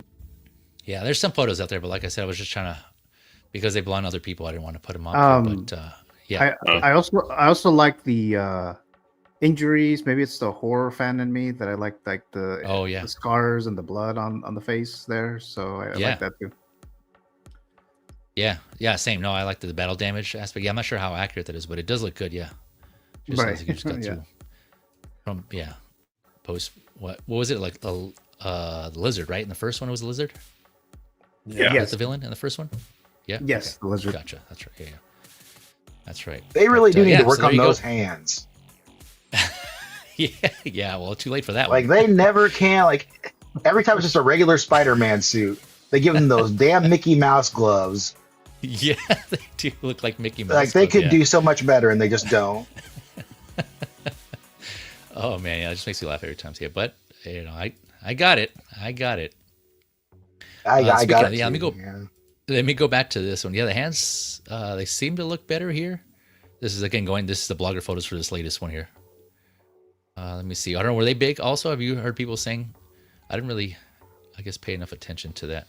They seem to be okay here on this one. I mean, they're they have like that plastic look because they're the hands. I think a lot of them have that already, but yeah, but they're more textured, and because of the fact that it has different colors going on and all that, it's like the Tom Holland gloves are always better because just the way that suit is made, I guess, lends itself better to a more realistic or at least a more matching hand. Yeah, but damn. Yeah, I like this this detail here on the back of the Flash. Here's the property of Peter Parker, how they added that detail in there. That's cool. Mm-hmm. Yep, skateboard, different color lenses here.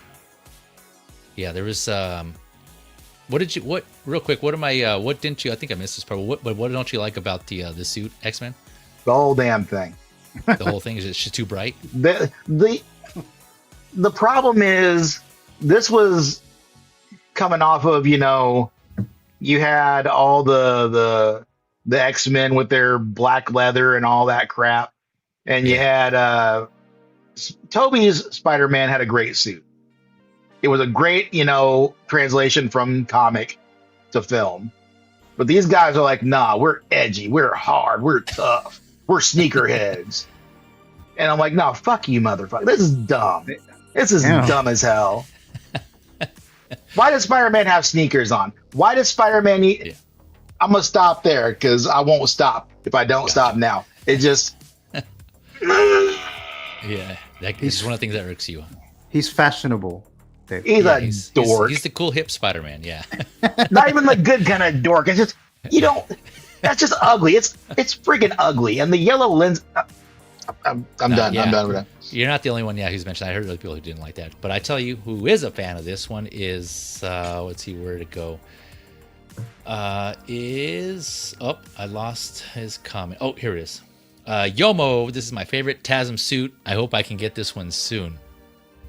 So it has its fans. Definitely has its fans. But this pose, awesome pose again, done by Zord. This is kind of shows the articulation and the range that or the possibility you can do with this figure. Awesome pick. The more I see this, the more I want it now. Yeah, I was literally about to say that, Gio. It looks so good.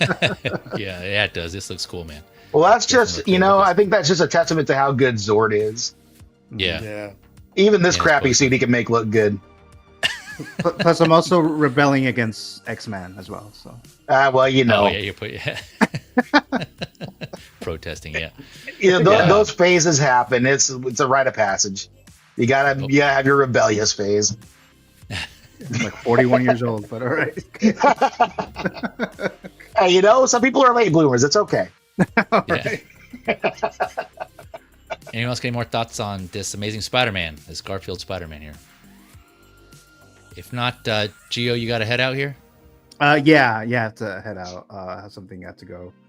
But Fizi, thank you for inviting me. Always a good time here. Yeah, man. I don't have much opportunities to be on your shows. Usually, I would be on there a lot more often. But I'm glad I was able to come on here and talk about tribute to Robert and hang out with all you guys here. Great, amazing collectors and individuals and friends and stuff like that. And but thank you so much, Fizi. Thank you guys, Dave, Mr. Moose, and Harrison. All you guys, thank you so much. Yeah, man. Yeah, thank you again for everything that you've done. And I know schedules don't always align, but appreciate you jumping on when you can and when you're available. So possibly see you on Friday, Figure Stock.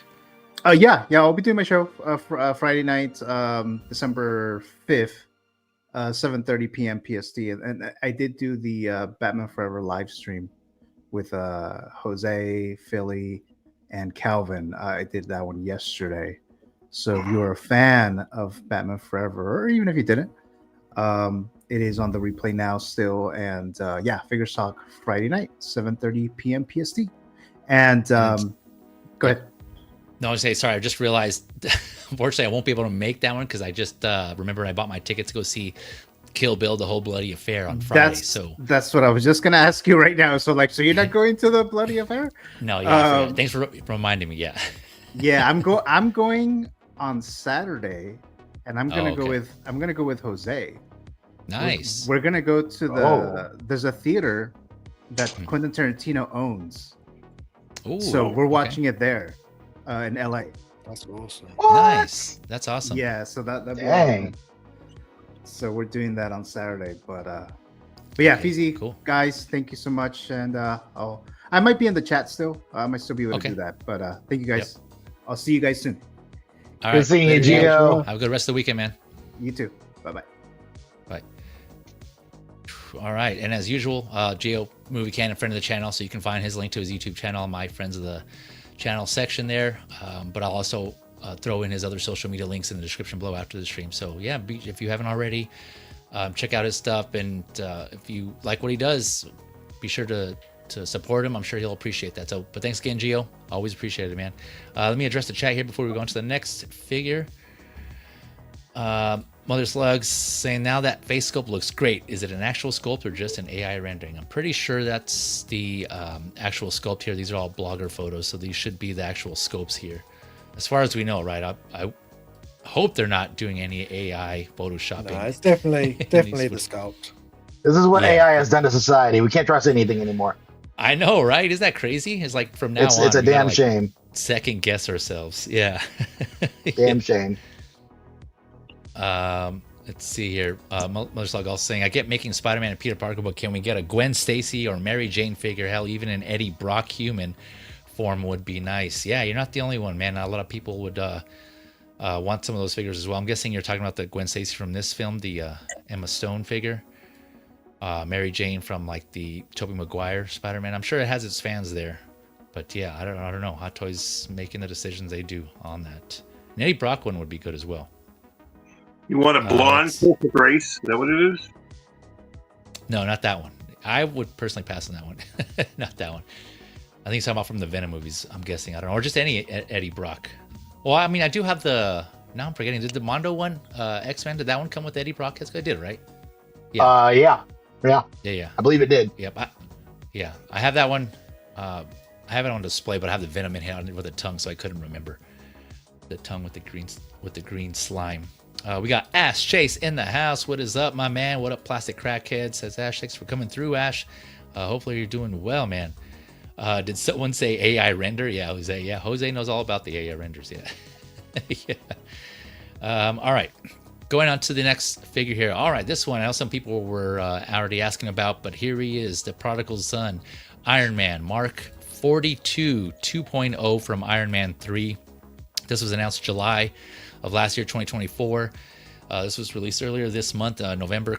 So there's again, collector edition, deluxe edition, and each one also has a special edition. So I have here on the screen.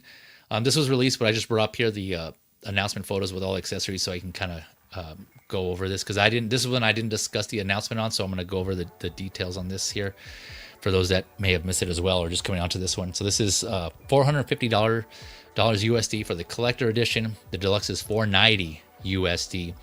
Each of those versions had a special edition. Unfortunately, all versions are sold out on Sideshow. That's just Sideshow. But the special editions were exclusive to Sideshow, and those came with this helmet here on the bottom left. This empty helmet that you can kind of open up. Helmet with detailed interior accessories, it says here. So there are already a couple of reviews on this as well. So if you want to get a better idea, you can go and check those out. And I've seen some of those myself, and I made a couple of notes here to kind of pass on to you guys, just as an FYI. But standing at 12.6 inches, so 32 centimeters, 30 points of articulation. So the articulation is there as well as, kind of same as all the previous Iron Mans.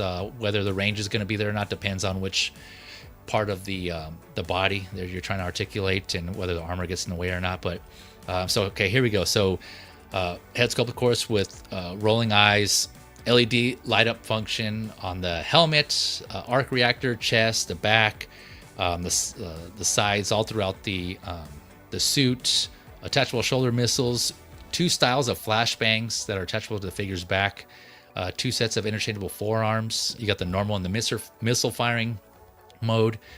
You have some minor battle damage accessories or pieces. Again, what I'm listing here is the accessories that come in both the collector and the deluxe edition. So the minor battle damage pieces are the mask, a set of chest armor, pair of shoulder armors, bicep armors, and forearm armors. So those have some battle damage. Again, those are interchangeable with the clean pieces. You get 3 pairs of hands. 1 set, of course, as usual, the Iron Mans come with articulated fingers. You got 1 set of repulsor firing hands, and then a pair of fists. 1 battery with real wires, it says. Yeah, so you get they call it a battery booster, but it's basically like a car battery, just like that as he used in the movie to recharge the suit. And then this a standard base that I don't see here. It's probably in like the standard edition photo, but there's like a standard Iron Man themed base for this. That is USB. Oh no, it is this one. Okay, so this one comes with maybe I think I'm reading the deluxe one. Yeah, so there's like a standard base here, and this one that's shown here is on the deluxe. So that everything I just read is the collector edition. The deluxe edition comes with heavy battle damage pieces. So the battle damage pieces I read earlier, those were minor. This one comes with the heavy battle damage pieces, kind of like it's kind of burned through the suit, because in the movie he's fighting against what's his name? Help me out with this name. What's the villain's name in there, or just the actor's name? I'm forgetting what his name was. But anyways, he had powers where he can just basically. It was Guy Pearce. Guy Pearce, thank you. Yeah, he can burn through Iron Man's suit, so you can kind of see some of his chest armor pieces here are burned through. So the heavy damage parts that this includes is a chest armor, a left bicep armor, and then his whole damaged right arm. He has 3 interchangeable bare hands to go with his right arm, right? So you can see here in the photo, his whole right arm is kind of lacking some armor. He has some like interior pieces. And then for that hand, he has 3 interchangeable bare hands there for that, I should say, that arm. And then this base here, this kind of, it's base, it kind of seems like similar to like the base to the Amazing Spider-Man figure we were just looking at, or the battle damage Darth Vader in that, like, you can kind of tilt it around. It's like on a ball joint, I think, and you can kind of tilt it around, I believe. Right? Is that? I think they're all very similar, aren't they? And then they sort of get their own little touches to it. Exactly. Yeah. So that does light up USB.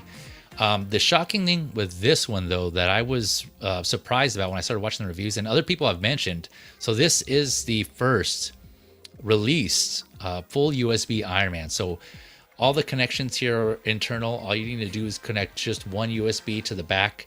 There's like a flap you lift up, and you connect a USB-C cable to it, and it just lights up the whole suit. And not only was, obviously that's like awesome because it's convenient. A lot of collectors were asking for that, so they do away with the batteries. The surprising thing about that is when this was announced, in the description, it said everything was battery operated. So if you, even on Sideshow now, you go back and you look at all the parts, including the helmet, it says battery operated. So somewhere along the lines, along the manufacturing process, they decided to switch it up and just implement the USB on this.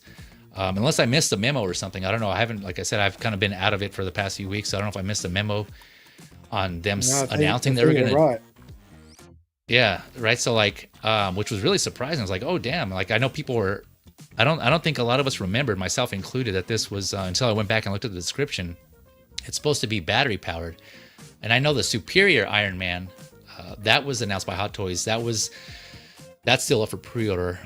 That was listed as having, you know, all USB on that one, but that was known from the beginning. Whereas this one, it wasn't known. They just kind of switched it up, which was really cool. So, I mean, kudos, props to Hot Toys for doing that. Came out of nowhere with that for me personally. I didn't see that coming. I just was expecting that Superior Iron Man to be the first one.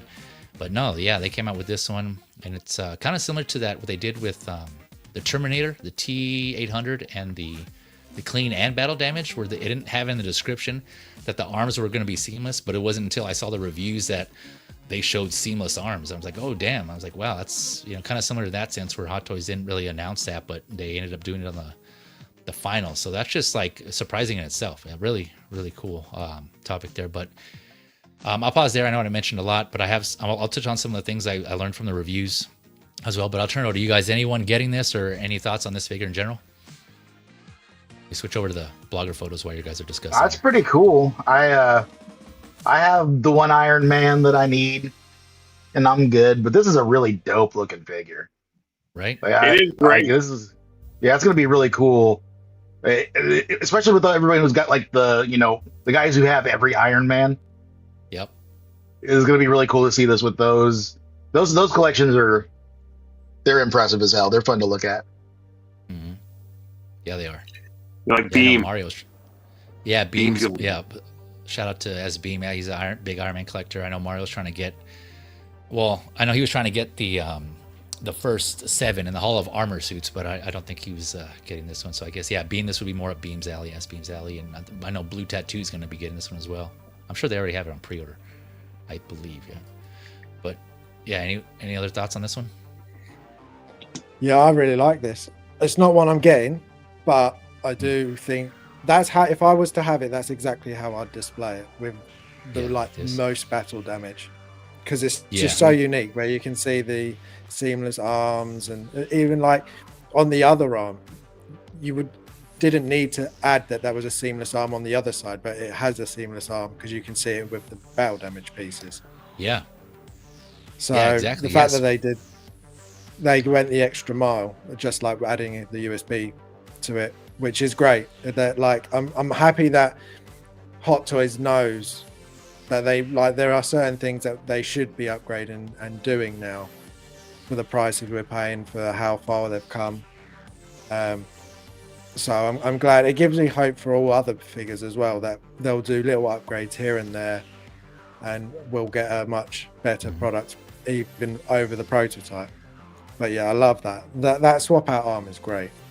So much detail. Harrison, did you order it?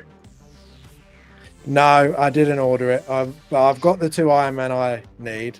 I've got the Infinity War version, and I've got the Mark 6. So I'm happy with those 2. I don't need any more. But it's very tempting, just like a lot of these figures are now. So they're getting to the point now that they're just so well done that even if it's not one you particularly want, you're very tempted by it, just because they just look so good.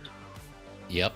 And that's what I was touching on earlier, where like, you know, at first I was gonna pass because as much as I do like the suit, I don't love it, but you know, I thought I did like this movie, but I was like, okay, I have the Iron Men, or the suits or the armors that I want, so I'm good. But now that this has come and gone and reviews are up, yeah, man, this just overall it's just a great figure. Like I forgot to add the seamless arm, like you just touched on. Again, same thing similar to with the T800, the ones that were recently released. You can't see it here, but yeah, they go over it in the reviews. Yeah, seamless arm for this one, silicone arm, which was awesome. So yeah, that USB, the different display options. You guys know me, my display, and just having options in general. Yeah, you get 3 different options. You got clean, minor battle damage, and then heavy battle damage. Well, if you got the deluxe. And so, yeah, just, I know it's pricey. I mean, this is like just shy of $500 USDs, but yeah, I think everything in there, light up LED, a USB base. And so I was like, damn, okay, you know what? I think I want to get this. But of course, you know, just like I've done before, but now that I decided to go get it, it's sold out or waitlisted everywhere. Well, major reputable US retailers anyways. Yeah, it's sold out. So good luck if any of you are in the same situation as me who are trying to get this now. It seems to be sold out. So I got on the sideshow waitlist for the special edition. So hopefully that converts, but I'll need to add myself to other waitlists. But yeah, this is just so cool as a figure in general. But yeah, just very well done. Yeah, very well done overall. Yep. I regret not ordering it, but I don't regret not paying for that $500 plus figure. Yeah, know? Right. Yeah. 500, baby. 500. Yep. Well, at least it's got an NRD, like the Penguin from Jazz Inc. But you know, 500 is a big chunk of change to cash in. Even though I did go on the wait list, see what happens. You know, I doubt I'll get it. Yeah. I don't think they made that many of these suckers. You know, but I'm spoiled right now because I bought an MMS. I forget what it. Well, I bought the Mark 80 recently. Guess what I paid for that guy? For my guy on the BST, shipped, $185 shipped. So I am spoiled. I'm not. You know, that's a $400 figure. That Mark 80. You know, it was only available if anywhere besides D23 was on the Disney store. And surprised they even sold it on the Disney store. And they keep on sending me coupons saying, hey, you can get 15 to 20, 30% off. You know, this stuff. But not for Hot Toys on the Disney store. Never Hot Toys. You can't get any Hot Toys in, the Disney store. And eventually it was gone. I go, I guess I'll never get it. Then somebody put it on BST for that price. I go, what am I, stupid? I'm not stupid. I'll take it. Wow. No head sculpt, but I can find a head sculpt. To put on it if I wanted to, but that's a kick-ass little figure, the Avengers Campus, Yeah. And for how could you say no to it? Anything under $200 for a die-cast Iron Man is worth it. Yeah. Keep that in mind, please. That's good deal. Of course, you're want to find those good deals, Moose. You're always getting. I'm a Viper on the BST. I'm a Viper. While we were talking, yep. I bought a figure. I ordered a figure on the BST while we were talking. Yeah. We were chatting, you guys. Yeah. I have to send that. After we're done, I got to send them the money. Yeah. But I'm getting a big chap for cheap. Nice. Congrats. So I already have a big chap, but this one it was kind of screwed up a little bit, and I overpaid for it. Oh, okay. But like 3 weeks after I ordered the big chap from this guy, Hot Toys announced another one.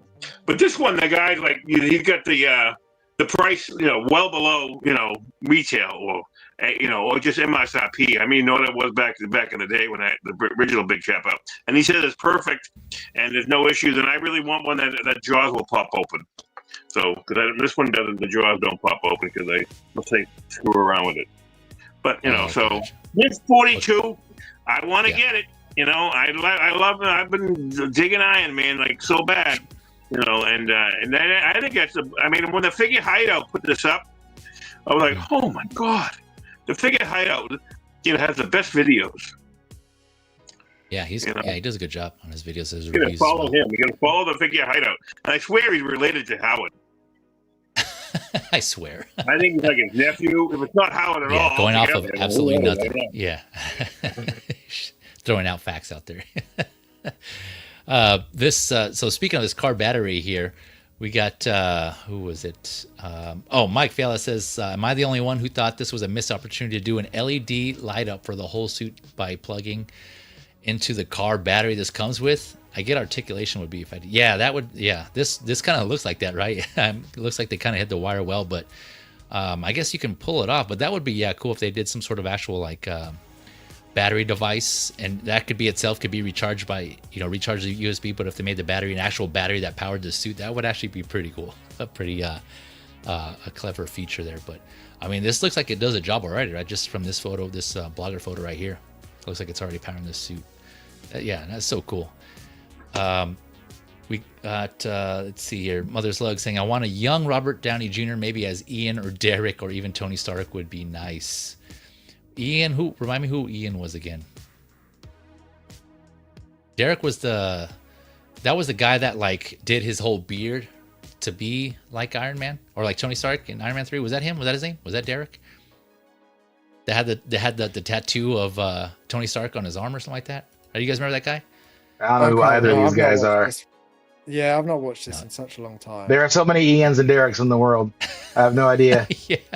Yeah, correct. Let us know, Mother Slug. I think maybe I'm wrong on those, but let us know which Ian Derek you're referring to on that. Something else here when I was watching the reviews on this for this specifically, Figure Hideouts review. So the way the helmet connects to the rest of the body is through, there's like a wire that comes out from the helmet that goes through the neck piece and down into the upper torso, and you connect that via it connects via a magnet, right? So if you just kind of drop it in there into like the slot it's supposed to go, it'll just automatically attach itself. But there is a wire that goes from upper torso to the helmet, so you got to be, he does emphasize this on his review also, but just to be extremely careful when you're removing the helmet and not to pull too hard. I mean, you kind of have to give it some force to remove it, but when you do, the magnet should detach. But I know that is kind of risky, and I'm sure that's going to be prone to some stripping or pulling of that cable in the future. So just kind of be mindful of that. Everything else, it seems to be done by contacts. He showed on the arms, when you go to replace the right arm, for instance. So the joint that plugs into the upper torso, there are contacts on there. And I presume that's what sends the power down to the arms to get the LEDs light up there too. So when you plug it in, those contacts are they make that quote contact right with the upper torso and the arm, and so that goes through. And so that's kind of cool that they're actually starting to implement that. And that's kind of something that I think myself and Beam and I forget who else was on that figure lowdown stream when we were discussing the Hono Iron Man and how. We didn't know how they were going to implement like the light up features on that, because you can turn those on with a magnet, right? And so we were kind of thinking, how if they wanted to suit up, or no, it was the Superior Iron Man as well. I think that was actually, now that I think about it, I think it was that discussion, where they were going to implement that. So it seems like we have some idea now based on this Iron Man. It seems like they're going to be using contacts. We'll see if they keep the wire connection from the helmet to the upper torso on the Superior Iron Man, or if they're going to actually switch it up and do contacts as well, because that just avoid that issue of the wires or anything, or pinching or just pulling those. But another review I did see, so it's something to keep in mind. One of the things that we brought up, if they did contacts over time, there could be issues with just having like a secure contact between the two. So over time, if it becomes loose, or if there's like dust or dirt that gets in there, that'll kind of disrupt the connection there and may not power it correctly. And there was one reviewer that said when he was articulating his figures, when it was on, he noticed that the lights wouldn't turn on, and he had to mess with it a little bit. And that kind of that, granted, that's just his review, but still kind of keep in mind that possibly could more collectors could be seeing that issue, right? Where if you want it lit up but you want it articulated, you may have to compromise or work with it a little bit to get it to actually power up and light up the arm if you're trying to go for that powered up look. So again, it's just with engineering, there's like trade-offs, right? If you want wireless, no batteries, but you want it all connected, one USB to power the whole suit, you're gonna have to, there's just some things you're gonna have to trade off for that convenience in there. So it's just something to be aware of. Another thing was that there's no switch on this. So when you plug, the only way to power it on is if you plug it on. Once you plug it in, it turns on. If you want to turn it off, you have to unplug it. So Maybe that's something Hot Toys will change in the future, but it's just baby steps, right? You got to implement them, one step at a time. So I guess this is the first iteration of that, of this all USB suit, and I'm pretty sure from here on out they're gonna improve it and get better. And it's just progress, right? They're just kind of hook it up to a Roku. Hook it up to a Roku switch. Oh, for the USB power. So anytime you turn on your Roku, it.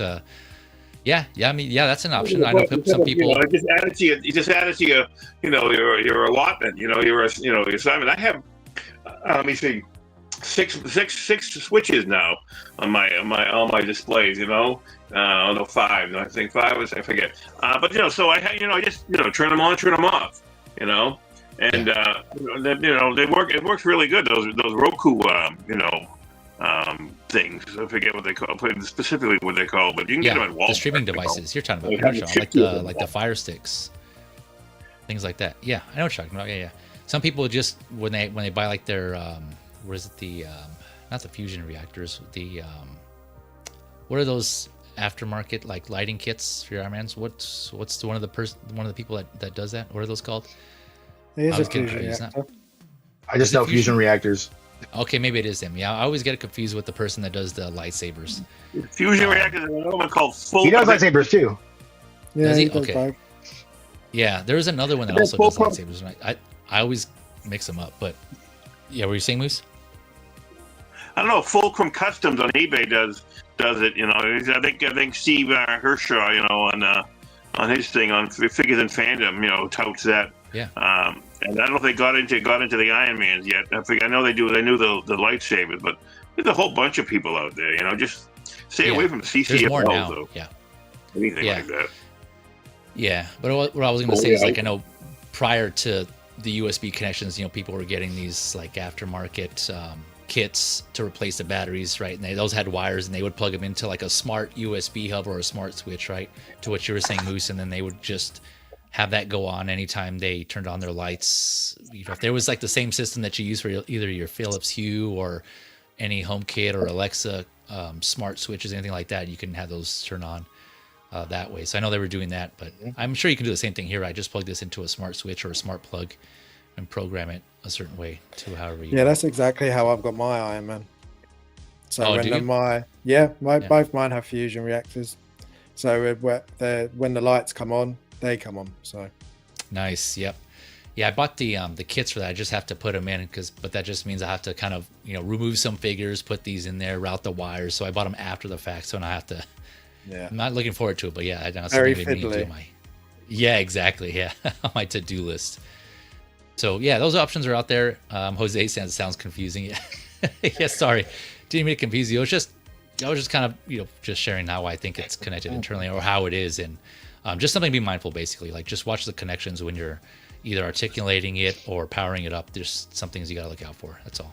Sounds confusing. Yeah. That's coming from a teacher. What? Yeah. Oh, damn, burn. That wasn't me. That was Moose. Yeah. Moose, shots fired.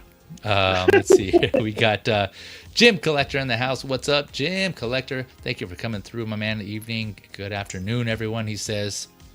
And shout out to Jim and Vita for their engagement. I'm sure they're probably tired of that. But yeah, again, congratulations to you both. I'm so happy for you guys.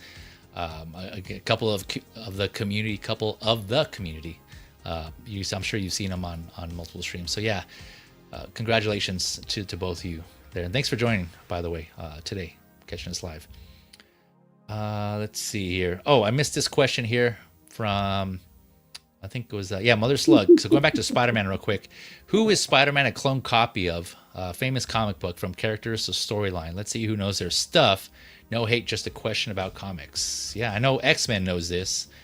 And I'm trying to remember the arc. As I was reading, I was trying to remember what the arc was called.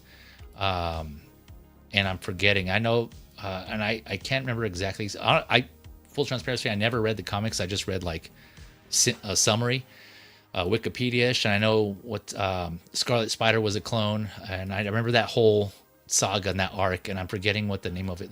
Wasn't it just? No, I wasn't say Clone Wars. Some of the Clone Wars. What was it? Excellent. Go ahead, reveal the answer. It turned out that that Spider-Man was the clone all along.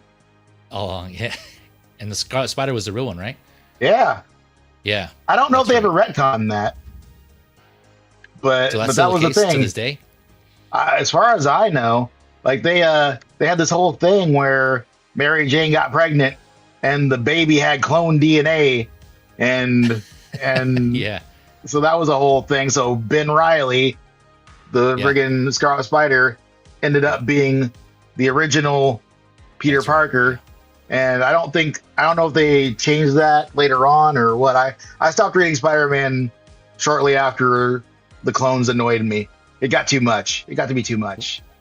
Yeah, that's what I heard. What was the name Yeah. of that saga though? Was it the Clone Saga or Clone something? Or The Clone Saga is what everyone calls it. I think I don't remember. There was Maximum Carnage. I don't think it was Maximum Clonage, though. I remember hearing that a few times. There might have been like one issue that had that on the title, but yeah, there were several clones. There was like the original clone that wasn't even Ben Riley. It was this other dude that called himself Kane and looked all weird, and we didn't know that he was a clone until like way after he was introduced. And they had all kind. Man, it was the Jackal cloned him, but the Jackal himself was a clone. They made a clone of friggin' Gwen Stacy. It was a whole damn mess, dude. Everybody's cloning each other. Yeah, everyone's a clone. Yeah. Yeah. And then there was like the actual spider, wasn't it? That was supposed to be a clone also, right? Like the actual like spider in a spider suit with like the multiple arms. Right? Was that a clone or no? You know what I'm talking Multiple about? Like, arms. There was the doppelganger. Yeah, the doppelganger. There was a doppelganger who had like the teeth, but he had Spider-Man's suit, but it was his face. Yeah, I don't think he was a clone. I think he was just like. No, okay. I don't remember his whole thing. Gotcha. But no, he's saying Spider-Man is a clone copy of Batman from Villains to what? To storyline. Yeah, I'm not sure. You have to. I don't know anything about that. Spider-Man, a copy of Batman. Oh, I see. Like similarity. Like they're similar in Oh, like character. oh, you mean like from the real world? Okay, I see.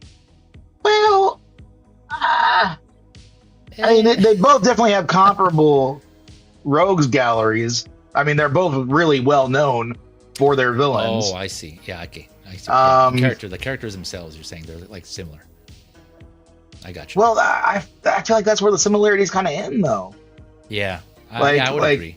Yeah, I mean, it's you got if anything, they're opposites because Bruce is rich as hell and Pete's always a brokester, and it's I don't know, man. I mean, they definitely got. No, I think good villains.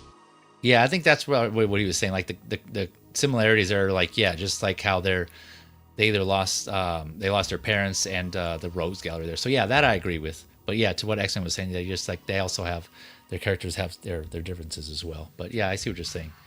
So like here, Green Goblin colors to character to laughing is Joker 100%, Sandman, Clayface. Yeah, I can see that for sure. The rogues gallery between the two.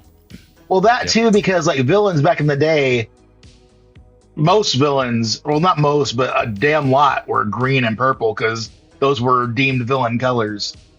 So you have the Joker and you have Green Goblin, but also you have Doc Ock and Mysterio and the Lizard is green and he had purple pants and that even extended to characters like the Hulk because they wanted him to be more scary and almost like sci-fi horror type.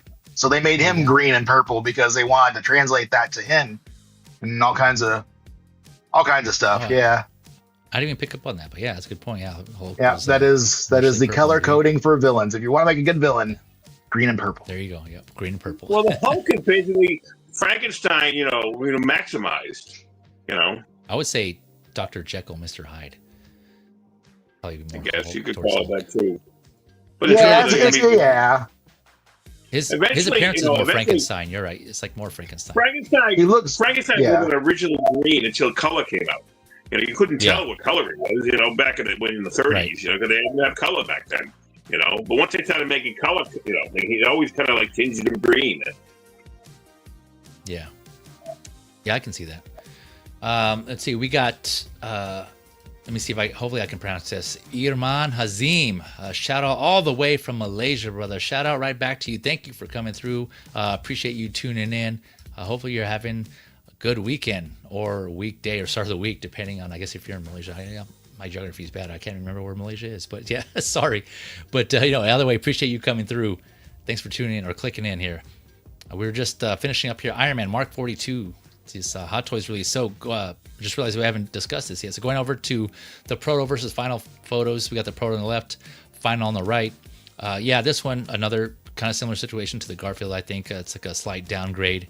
I don't think the eyes are posed too well here on the right, but and then lack of details. That's usually what happens, right, in the face and the skin texture.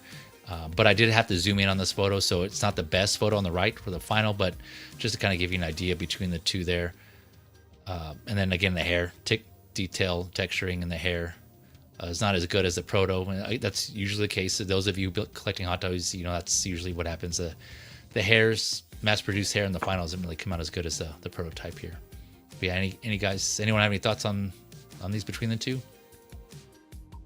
Do have one more comparison. No, I'm not really worried about the head sculpt too much, unless I had two of them, because I ain't going back and forth taking the head off and putting another head on. Because whatever head I decide to put on it's going to stay there.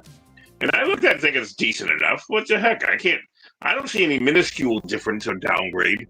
His eyes have to be rotated inside that, right. Look on the right, that's what the blogger photos did, it looks like, his head is on the Proto, it looks like his head is facing down a little bit, his eyes are up. This one, his eyes are to the left on the Final, so I don't know how you see a much of a difference. How well it's lit too. There's more light on the Final than it is on the Proto. Yeah, no, it's always tough. It's always tough. Like I said, I always try to find the closest I can to the similar photos with the more of the pose of anything else. But yeah, the lighting is going to be different a lot of the time. It's kind of hard to recreate those proto photographs. So I just try to get as close as possible. But yeah, there's just like one still, obviously, so it's going to be different in hand. But I agree with you, Moose. Like I still think this is a good head sculpt overall. I'm okay with it. I would be happy with it, I should say, if I were to get this. So like I said, I'm still on the wait list. So this is Proto and Final.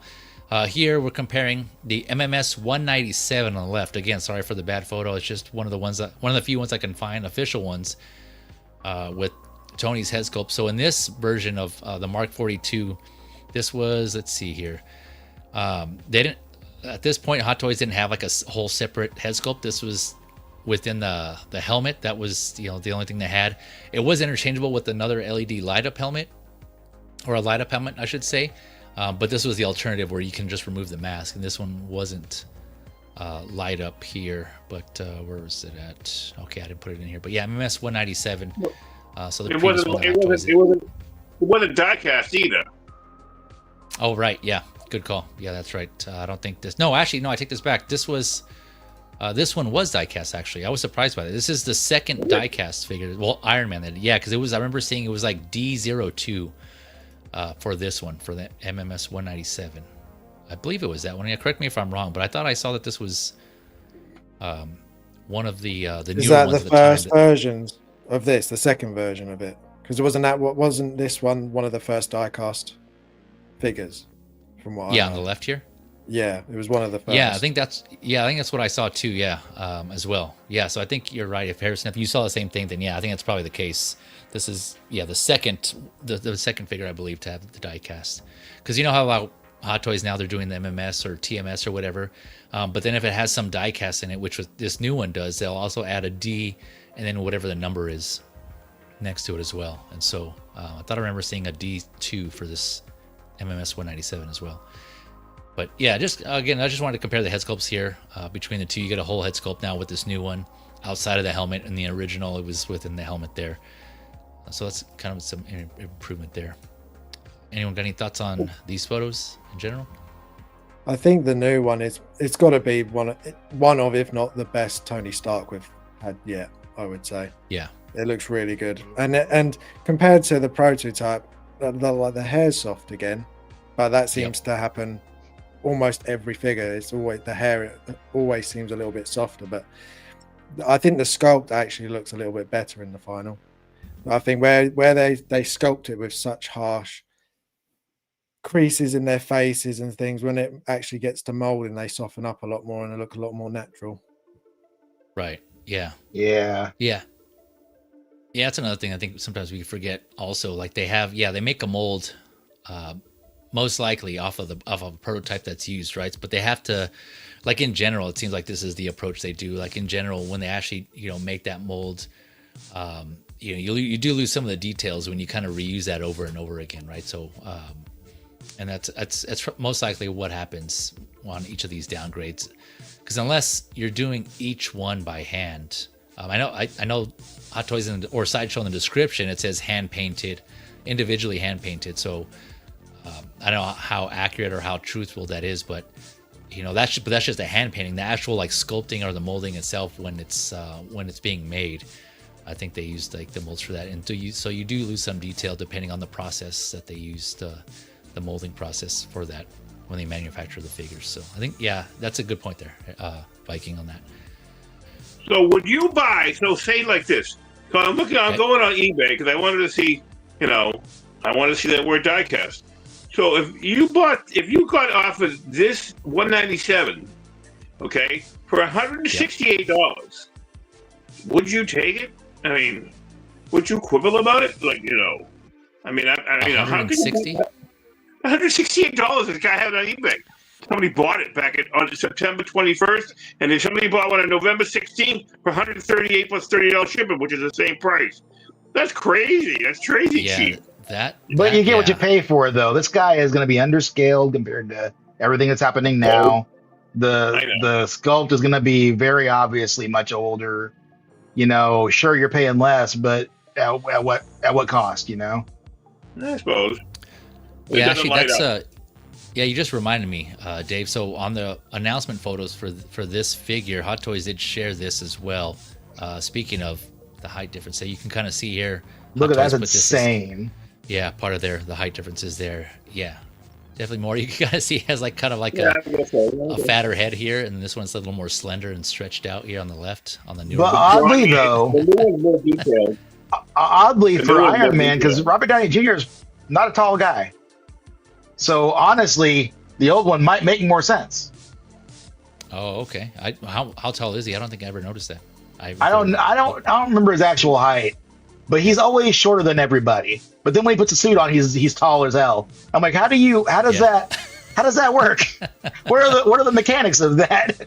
Yeah, the boots. He probably but puts like he's in there with his feet pointing like a ballerina. In the shins. Like Voltron when the feet are pointing down. He just steps in it like that, yeah. Yeah. Or Barbie, yeah. Robert Downey Jr. is 5'9", my height. 5'9". 5'9". Okay, there you go. Yeah, wow. So compared to Captain America. I mean, how could he even get into the suit, and put his feet down by the suit, if he's 5'9"? Yeah. It's crazy. And then his arms and legs are still proportionate. I was like, what? How are we? What? Hey, he can be whoever he wants in this suit, right? If he wants to be more proportioned and taller, he can do that. If that's the case, all the Hot Toys, all the new 2.0 Iron Man, they're all, wrong. Yeah. They're calling it upgrades. So in a sense, they're upgrading some aspects of it. But yeah, all of them are going to be like this. They're going to be taller than the previous ones. So far, they show comparison photos where they're all making them, as far as I remember, they're making them taller than the previous ones. Yeah, I remember a couple of years ago when they started calling stuff true scale. Yeah. And I'm like, well, what's it been this whole time? You've been lying this whole time? Underscaled, yeah. You said it was 1/6 this whole time. Come on, man. Fake scale, yeah. Yeah, we see that a lot in the 12 scale collecting as well, right? Like there's a lot of figures that are labeled 12 scale, but they're all like different sizes. They're all over the place. Yeah, it's such a mess. Yeah. those 12 scale collectors out there, you know what we're talking about. Yeah, they're all over the place with those. But let me address the chat here before we go on to the next one. The next figure here. Where are we at? We got Late Bloomer, my guy, in the house. What is up, my man? Late Bloomer, my dog Feezy. What is up? What up, panel? Thank you for coming through, Late Bloomer, man. Hopefully you're doing well. Hope you had a good Thanksgiving as well with family, man. Thank you for coming through, man. Thank you for coming through. And of course, my man Philip the Fool, my Mythic Legions Figura Obscura buddy here. We're always keeping each other updated on when those newest releases. I passed on this most recent one, but yeah, I think he did as well. But what's up, Philip the Fool, man? Thank you for coming through. Also, oh, by the way, Late Bloomer and Philip the Fool, great photographers as well. They do figure photography. Check out their IGs. If I remember, I'll put it in the description below after the stream as well. But yeah, just look up what they have here, Philip the Fool and Late Bloomer. They're usually doing collabs too with them and other people like Figurecraft, or as you guys know in the community, Figurecraft. They're always doing collaborations and shooting some great stuff, being creative with their photos. So yeah, shout out to them for what they're doing. And there's a lot of great photographers out there, man. You guys are. I need to start doing that eventually. You know, I just got to make time to learn and start doing that so I can hopefully start collabing with you all. Pedro Lopez in the house. RDJ is short, yeah, just like X-Men was saying here. However, in universe, Tony Stark is taller. Okay, so it sounds like they just in the MCU they purposely tried to make him appear taller than he is. I guess know. He's pretty well dwarfed by Thor when he's out of his suit. I'm trying to remember how he looks compared to Captain America when he's not in the suit. Let's see here. Yeah, Thor's like. And I was just watching that too. Taller than everybody. While you're looking that up, John 12, my man in the house again. What is up, John 12? Thank you for coming through. Hope you all had a good holiday. He says, "Yeah, man, I did. Yeah, and the same right back at you. Hopefully, you had a good holiday as well." Let's see here. Fake, yeah. Movie canon fake scale. That's what it was before. Before true scale, it was fake scale. Yep, that's what I was saying. Thalia Meyer in the house. Hello, everyone. Sorry I'm late. Yeah, no worries. No need to apologize. I'll watch it beginning later in the replay. Yeah, of course. That's what it's there for. Yeah, anytime. For any of you out there, anytime you're able to make it or even watch the replay, either way, it's appreciated. So thanks for your time. I understand we all got things going on, so not everyone can catch the lives, but it's all good. Either way, thank you for watching. And yeah, I think I asked this before. I want to make sure I'm saying your name right. So let me know if you pronounce the TH. Is it Thalia Meyer or Talia Meyer? Yeah, it's just something I just want to make sure I'm like not butchering your name. But either way, yeah, thanks for showing up here on this Sunday / Monday. Let's see here. Mother Slug saying Tony Stark or Starker is like Wolverine Hugh Jackman height. Are they about the same height in real life? Hugh Jackman and RDJ are about the same height? No. Hugh Jackman is 6'2". Oh, is he? Okay, gotcha. Yeah, that's right. I know you kind of touched on that before, and I forget how tall he is. I know you said he was tall, but okay, gotcha. All right. Yeah, Hot Toys Iron Man Mark 42, great looking figure. I think Hot Toys did a great job. Again, I know give them kudos, Hot Toys, too, when they do great things. Credit where credit's due. I know that's not always the case, right? Hot Toys has their fair share of screw ups and misses, but I think this is a win overall, man. This is great looking figure. So we'll see if I end up getting this or not. Okay, let's see here. Going on to the next release, we got two more. Man, yeah, we're going through. Like I said, I know I'm behind, but we'll go catch up on these. So the next one I'm excited for. This one I did pull the trigger. This is Batman from The Dark Knight Returns. This is comic Batman. This one also we did discuss the announcement of this on Hot Talk episode 7. So for the details on that one, check that out. I'll put that link in the description below as well if you want to go back and reference that. And that one, we did discuss. I know X-Men was on there because one of the topics I discussed on this was like other characters we'd like to see from this line. And I made I put up some photos of potential characters I wanted to see, and we discussed it on there. So if you're interested, yeah, go and check that out. So we won't touch on that here unless you guys really wanted to mention those, but. Yeah, that's on there. This was announced last year, November, so almost like about a year, basically, give or take a few days that this was from announcement to release. And yeah, I saw the reviews are out there for this one as well. There's numerous reviews on there. This one does look great, although from the reviews I've been seeing, just heads up, FYI, the articulation isn't the best on this, but it's just more for the aesthetic factor, right? You won't get articulation in the torso. I heard even you can kind of already tell from this photo here, right? There's like the articulation. They're trying to mimic that Dark Knight Returns cover. They didn't quite nail it, but again, that's just the limitations of the figure. So Just keep in mind, just know that going in when you get it, the articulation is not going to be the best or the range of motion. But yeah, this just looks badass, man. It's just like so sick. We'll look at the proto versus final comparisons. I was excited when this was announced, and I'm still excited now. Looking forward to getting this. Yeah, this looks awesome. I'll turn it over to you guys. Anyone else picking this up or anyone else excited to get this? Yeah. I get two coming. Of course you do. Nice. Yeah. Yeah. Different display options, I'm guessing. Look at this guy. Look at this beast.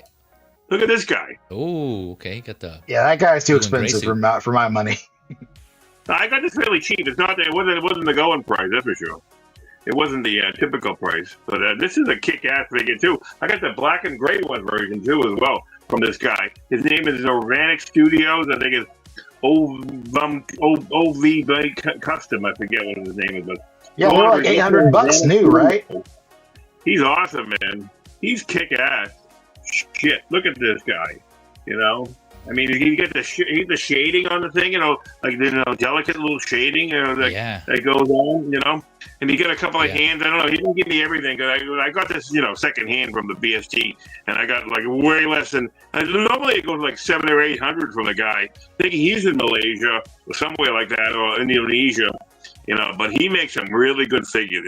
He makes some quarter scale versions of this stuff. I mean, he's been all over this stuff. I'm surprised. I don't know how you stop it. Supposedly, if you like, Customs has been like getting on to people that are making this stuff. I guess I really don't know if it's true or not. I just heard somebody mention that. But Customs costs way too fucking much. They're gonna make this in blue too. They made a black and gray. If that sells well, they're gonna make it the same thing in blue. It was in the comic like that, with the yellow chest. Hopefully, because they're in the season right now of doing one-offs from like certain comics, which sucks because like I would like to see more from this. I would like to see like Robin from this series, and a lot of people like to see a Joker from this series. I'd like to see more from the other ones. Like you got the Killing Joker. Well, where's that Batman, Or friggin' you've got the Nightfall Asbat. Well, I want that Batman too. And that Robin. Where's Tim Drake, It'd be nice if they expanded on these. Yep. No, yeah, I agree. Yeah, and I'm thinking, I'm with you, Moose. Like, I think X-Men mentioned this as well. Like, I think we're all in agreement that they could potentially do like variants. Probably most likely knowing Hot Toys Sideshow, they'll probably be limited with like the blue and gray, or the or a battle damage version, right? Because there was a cover where Batman was just all messed up and he was just all bloodied and his suit was all ripped. So that could be another potential variant. So yeah, there's there's if you multiple. haven't read The Dark Knight Returns by Frank Miller, get a hardcover. Get a hardcover, whatever. Not a hardcover. You get a graphic novel version. It's awesome. So it's like, that started me on all this shit, because I really, was kind of like looking at the comics and stuff like that. Said, nah, even though Neil Gaiman had some nice things, but I didn't really dig it. When Dark Knight came out in black and gray, I go, holy shit, that's wicked awesome. And I started reading that stuff. That sent me down the line. I got Frank Miller. I got all of Frank Miller from the Daredevil stuff, on his comics. Then I got into, my boy said, yeah, there you go. That's it. Get that. Exactly. I get the hardcover signed leather bound. Yeah. That's nice. Yeah. I never read the. That's everything. That's a lot more than just Dark Knight, I think. Year one is in here. Yeah, nice. year one's great too. I mean, I'm surprised that they'll be doing that, a year one version. Yeah, they'll be doing all the Batman. Now that they tapped into this one, if it sells, I don't know. We don't know if it sells or not. I mean, they didn't come back with anything from '66 Batman because I don't think '66 Batman and Robin sold over there. They, there was some of them were lingering around too long. That's why we never saw anything. We didn't see the Joker from '66 or anything like that. So. But they should rethink it. I mean, thank God for Mars Toys. Mars Toys does a great job in some of these things. Riddler, and Alfred, all that stuff they made. I don't know how much better could Jazz Inc.'s Catwoman be against any Mars Toys one they make. Mark's toys take longer to make. It seems like to get out of the thing, And oh yeah, third party, unofficial, like not licensed figure. So yeah, they kind of go at their own tune, their own pace there. But yeah, Batman fans, DC fans in general, I think they're eating good. Specifically Batman fans, man. There's like so many. We got one more after this, actually, one more release to talk about. But yeah, I would just pause here because I love this photo. Yeah, this is like just menacing Batman look. I mean, it's not your typical look here, and I see what kind of going on. What? Make it bigger. I can't see what it is. Yo, you can't see here. Enhance. Look at that. He's looking at you, Moose. Yeah, I got a small screen. Yes. Buy two, Moose. Yes. No, buy two, Moose. I buy three of them. Oh, shit. Because he has all different faceplates, and all different looks, I mean, I like making covers, like there's a cover. There's one of the covers that has Batman in blue and gray, him fighting and all kind of battle damage and everything like that. That'd be cool. Yeah, that's what I was talking about. Romantic makes them, but I can't afford all the new romantic stuff that he makes. Because they're all at least $700 or $800, for their custom. I mean, yeah. Customs, yeah, they're like X-Men was saying, customs are pricey. Yeah, they're pricey, but it sounds like they're worth it if you get the right person to do it. The master of their craft, basically. Mike Bale here, here's the one I was looking for. Says, I have no Batman in my collection. I wouldn't start with this one personally, too thick. Yeah, that's fair. I get that. I know some people kind of share that same thought. And then, this wouldn't be my favorite suit. To be honest, my ideal vision of Batman would be like comic base would be more. From the Hush line, that Hush Batman kind of more like a kind of athletic, slender Batman, kind of similar to like what Michael Keaton portrayed as well. That's why that's my favorite suit as well. My favorite movie Batman is the Keaton version from the first Batman, and so I would say like those two would be my top Batman looks or versions. But this still looks cool though. I just appreciate the fact there's like a different Batman, different like kind of a alternate universe kind of look. And it's weird because I don't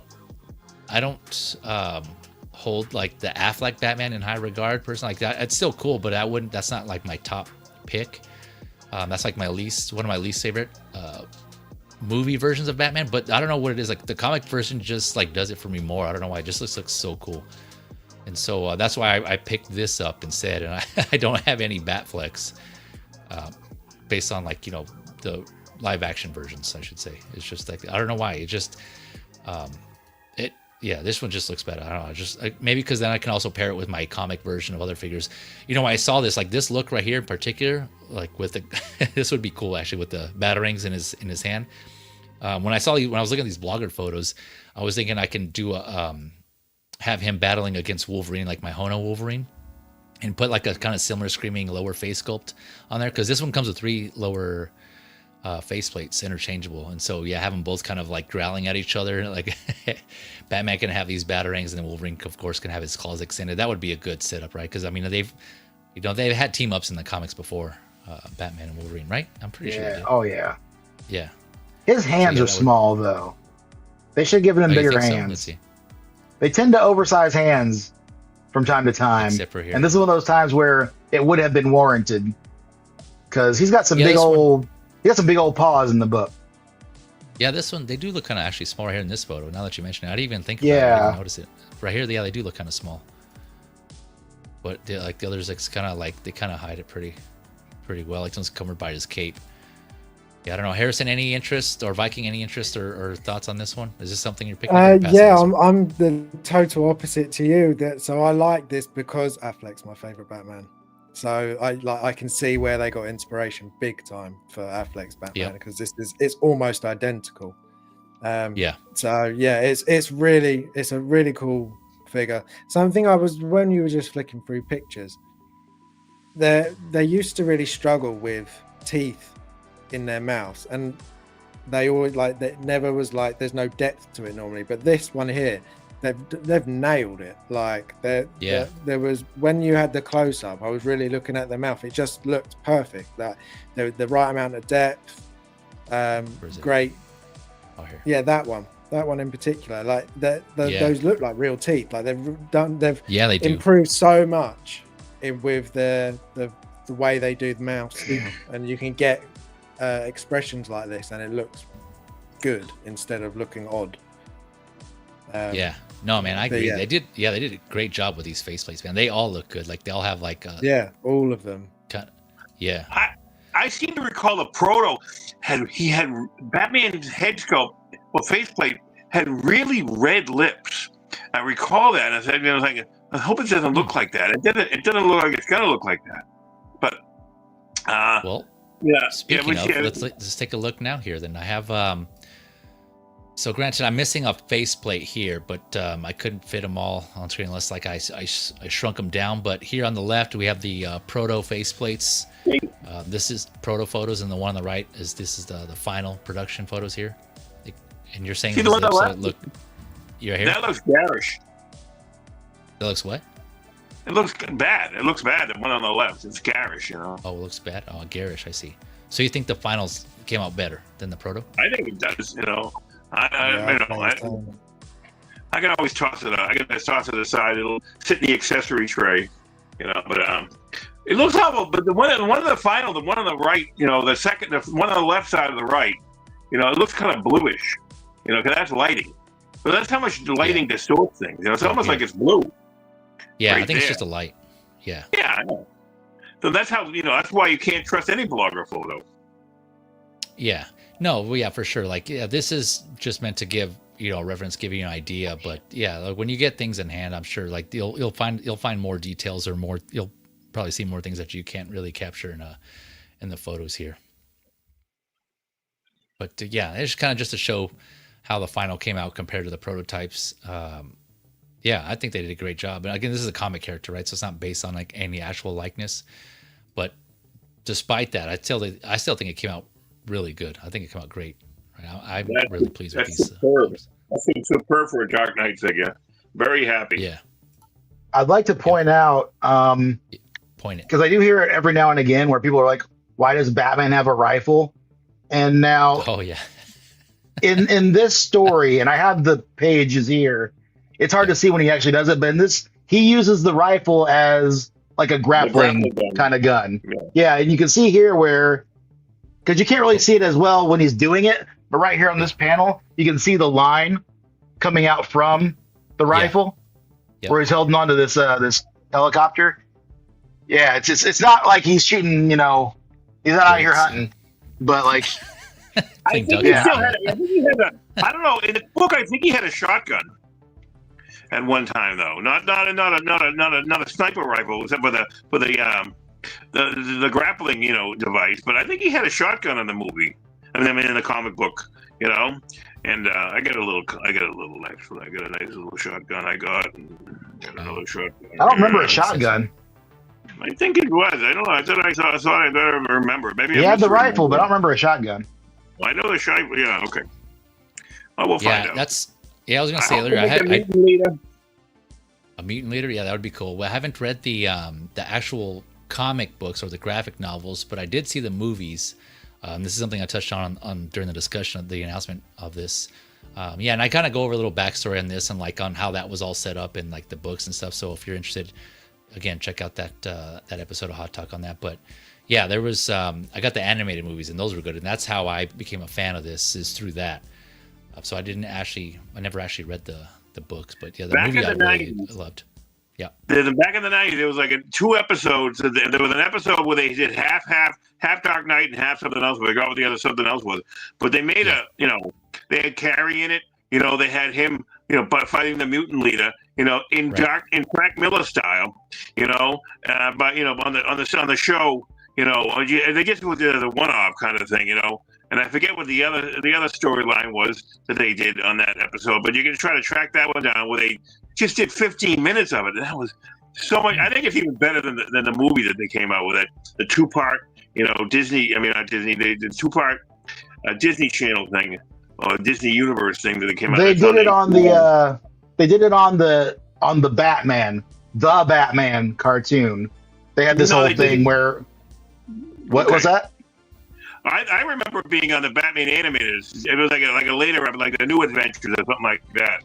Yeah, the Batman, the animated, the Batman, where the Joker had the friggin', where he had the what you call it, the suit where you tie him up and they're all crazy and shit. Oh, the straight jacket. Thank you. Yeah. Where Joker had That like thing. he had no shoes on and he looked like he was Jamaican. It was weird, but they had an episode of that where it was a bunch of kids and they saw Batman somewhere and they were each telling a story of what Batman was like based on their own eyewitness accounts. And one of the kids looked like Carrie Kelly and her story was exactly that from The Dark Knight. And there was a couple other kids who had stories that were similar to other iterations of Batman. It was like little vignettes like that. I don't think I've seen that one. It was like That was early 2000.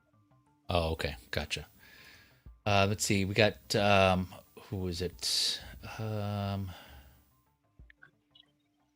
Sorry. Sorry if I don't get everybody's comments, by the way. I do appreciate you guys keeping the chat active and engaging. Yeah, that's definitely want to be able to provide that for everybody, kind of get together and chat and talk. And, that's what I used to do. Obviously, I was part of the community. That's how I started, basically, was in the chat as well, like many of you. So, yeah, I do appreciate you guys keeping it active, but I do apologize if I can't get through everybody's. I know you're keeping it active here. So we got Mother Slug saying, now you're speaking my language. I really want an absolute Batman line figures. I'm all in for them. Oh, Yes, yeah. like another fan there. That looked badass, too.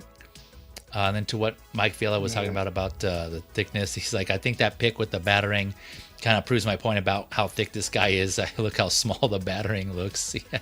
Yeah, he is a beefy boy. But that's how he looks.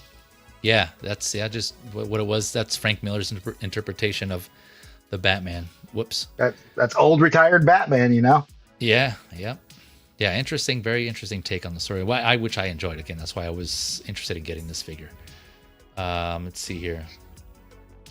Mother Slug also adding, I'm sorry, but every Batman show or film has got Robin totally wrong. Burt Ward as the closest to the real Robin, as comic Robin was 12 years old, not 30, going out to 40 like Batman Forever. Yep, again, different iterations of Robin. Yeah. Yep. Let's see here. John 12's adding new third-party 1/12 mutant leader that is by far the best Marvel Legends. Wait, Marvel Legends? Is that right? No, ML. He put ML. Leader. Oh, Mutant Leader. Yeah. I immediately think Marvel Legends. Wow, sorry. Sorry, John. Mutant Leader anyone has ever done. I don't think I've seen that one. Is there a 12 scale Dark Knight Returns Batman? Yeah, Mayfec's done quite a few of them. I have a few of them.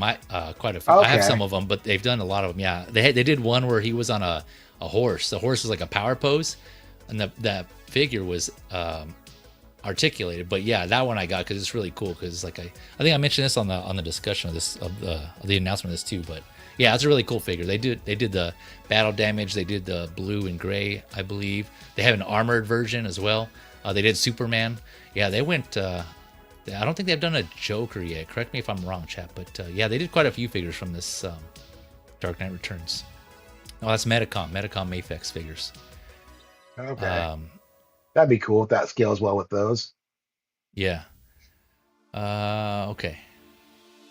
Mother Slug says, wrapping a bat cable around Joker's legs in '89, I guess, wasn't bad villain work. Oh, I see. You're talking about how, like, at the end of the movie, when wait, no, did they do that? Well, I don't think he was. Yeah, when he was getting on the helicopter, the ladder. Oh yeah, that's right. And they shot the bolo out, and it got him in the. Yeah, that's right. Yeah. Okay, and he was. Yeah, that's right. To the gargoyle statue. Yeah, that's crazy. Since was brought up, here's a 112 Mayfex. Yep, oh, okay. Yeah, you know, if yeah, you want to make cool. it big. Yeah. It's wicked cool. I also got the blue They have a Batman. Here's the 2-pack. blue Batman. There it is. Speaking of, yeah, Yeah. bam. There it Oh, is. and they made Robin. Yep, that's cool. Yeah, I didn't get that one, but yeah, I thought that was cool. The horse one you talk about with McFarlane. McFarlane had put out the 4 figures. They put out Batman, Superman, Carrie, and Joker. And you open them up and you can build the horse. Right. You know, with Yeah. that being Mayfex around, did one you know? too. I'm pretty sure it was Mayfex. know, I'll I find it have to after the look it stream. up. I'll send you a link. I'll have to Yeah, go it was find it came out Oh, a while ago. hey. Hang on. Hanging on. Mayfex has this in stock. Big Bad Toy Store for $97.49. Oh The one man, with the horse, give me or what's which going on. I'll get on there. Sorry, Is it on- is it on- mix up the is it a scales here. discount? Yeah. Is it on discount? I don't Which know one if it's a do you have- discount. Which one do you have in stock? The Mayfex number 139. Oh baby, we go back. Big Bad. Is that the one that you were just We go to showing? Big Bad. Gotta look up Mayfix. Mayfix Yeah, we're 139. multi-scale collectors here. Moose, is that the one that you I were think just most of showing? us 1 second. Which one? The one with the blue? The one with Robin. Yeah, 97.4. I have that one. That's the one I have. Yeah. Yeah. It's All right, also while you guys are probably working that out, It's also anyone on, got any more look thoughts up- on? look up Entertainment Earth. It might be cheaper What? there. Anyone Yeah, got we'll any worry thoughts about on that Dark later. Knight Returns? Hold on, Moose. Yeah. Anyone got any more thoughts on Dark Knight Returns? We still got quite a few figures to go through, but I'll let you guys work that out backstage there. So we keep have one on more going to here. go. So we only have one more to go. No, one more release. We still got announcements. Yeah. Oh, okay. Okay. Yeah. All right. Nothing else on Dark Knight Returns? All right. Next, like I said, Batman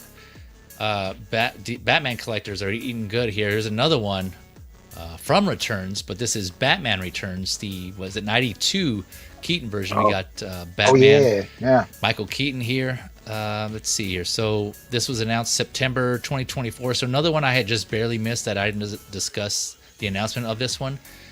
So I'll quickly go through some of the details on this one here for those that are just coming on to this one as well. Announced September last year. There's a collector and deluxe edition. Collector is $285 USD. Deluxe is $340 USD. Standing just under 12 inches, so your typical 1/6 scale height, 30 centimeters, 30 points of articulation. This one has both the standard or the collector and deluxe has the Bruce Wayne head sculpt with rolling eyes. The let's see, I have that. The three interchangeable lower face plates here. The line launcher, pair of zip lines, grapple gun, batarang, 2 napalm capsules, a Batmobile remote, and a rocket launcher. So that comes in both versions. The deluxe, as you can see here, let me enhance here. The deluxe adds this diorama base with this interchangeable stone statue accessories here. One is like of the outline of the cat, and then one is like of this. I forget what this is supposed to be, like some sort of bird, right? So like It's a gargoyle. A gargoyle. Would you call that a gargoyle there? Yeah. It looks like a cat. It looks it's a like the gargoyle. symbol on Catwoman's window. Isn't there is like a cat symbol on her window? Yeah, no, but the one. Oh, yeah, that's we're talking about the left. eagle looking thing. Yeah, we'll just call it a gargoyle. That seems to be consensus. Yeah, gargoyles can be anything. They could be cherubs. Yeah, you're talking about the general type. Yeah. General gargoyle.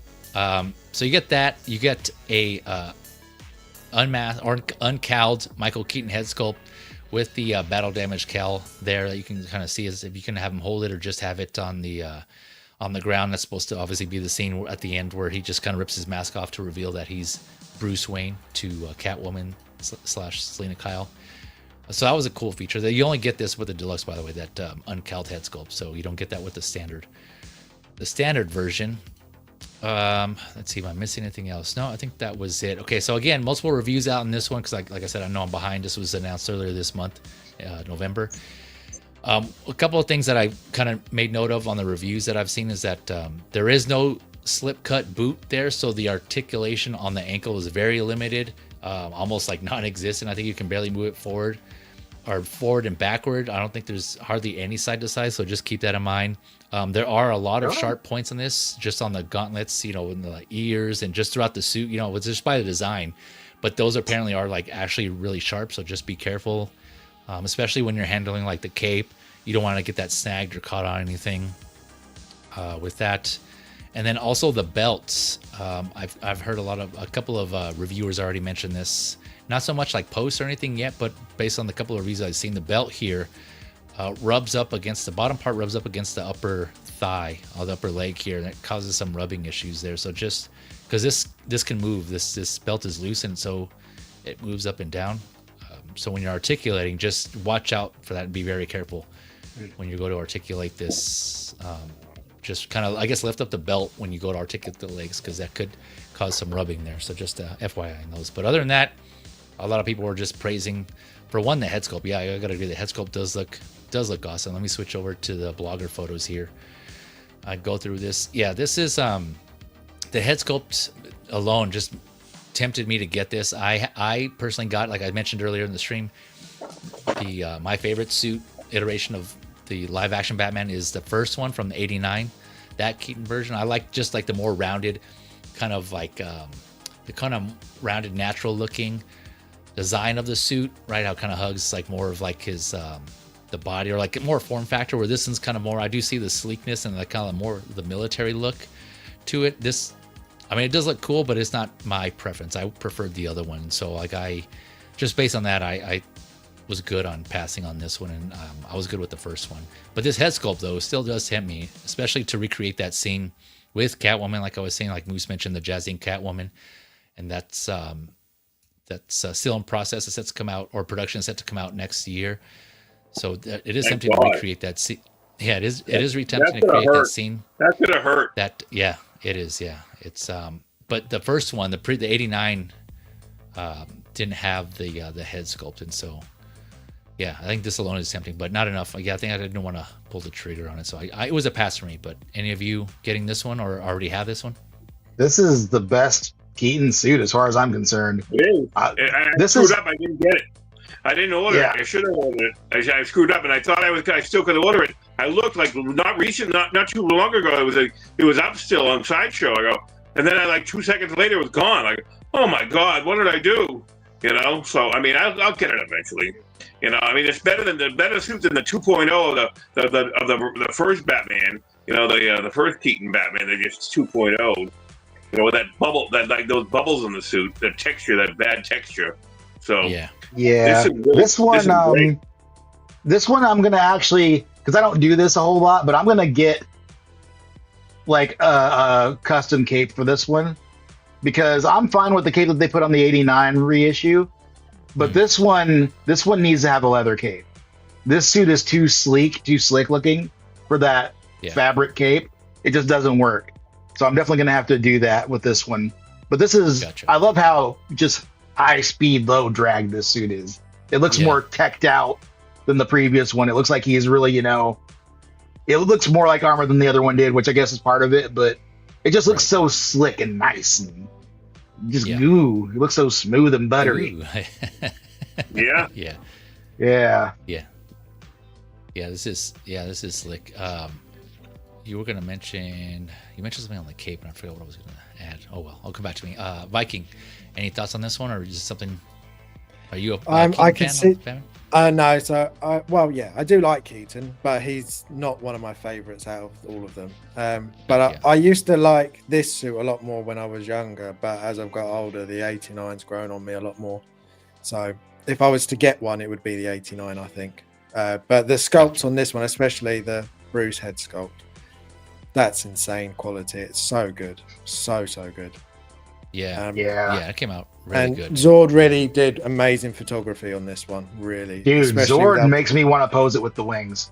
Exactly, that one picture everyone likes. It's that did very really tempt me to get this. Oof. But no, it's just one of the ones I have to pass. But it's great. I really do want to get though a classic Batman with all black and yellow. I would like to have one in the collection at some point. Yep. And it sounds like the '89 is where you're going to go.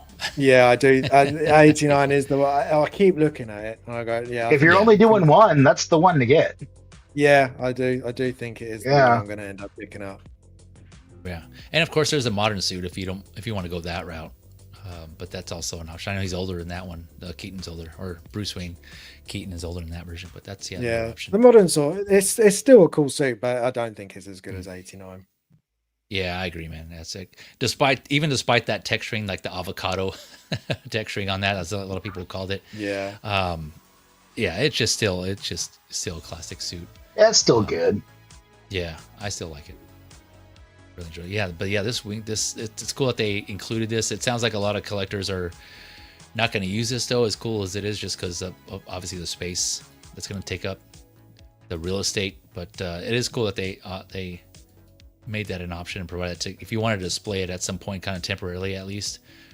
And this device here, this tracking batarang here, I like how they put the actual like the people or like the bodies that he's supposed to be tracking.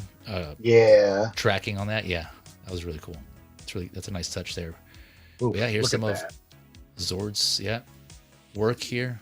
Look at this. Yeah, this one here. That's the one. Oh my gosh, that's so good. And speaking of, again, like we mentioned earlier, right? He's using a different base for this. This is the base from the first Batman, right? The 89. Yeah, that's the 89. That's the deluxe diorama. Yeah.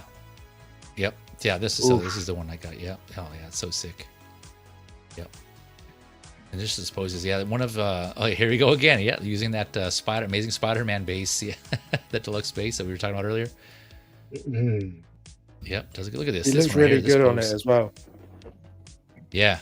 Yeah. This is kind of similar to that pose he had on wasn't that the end of one of, I think it was like Returns or the first one, wasn't, or even during the film, wasn't there a scene where he was like this, where this Keaton Batman was like this at one point? For some reason I want to say it. Oh, maybe I missed one. Well, like Dark Knight, a scene like that in the Dark I can't Knight. think of one in particular. No? Okay, maybe I'm thinking of something else then. Yeah, really. Didn't he stand on? Didn't he stand like that in the Dark Knight movie? One of the Dark Knight movies. Oh sure, yeah. Bale? With Bale? the Bale Batman, maybe, or maybe that's what I'm thinking of. Maybe I'm just I'm confusing them. I'm mixing them up. Yeah, this is one of his signature poses right here. I think he does this on. I've seen this pose on other figures as well, like with capes and stuff. Yeah, it's one of his signatures. But yeah, man, great job. Actually, before I go on to, let me actually go and do this now so I can get your thoughts on this. Proto versus Final. Here, Proto on the left, Final on the right, as usual. Yeah, again, well, I mean, this time the hair wasn't as detailed in the Proto, but even still, it looks like it still lost some of the details a little bit, at least from this photo, on the Final photo here on the right, the blogger photo. But head sculpt wise, yeah, it looks great, man.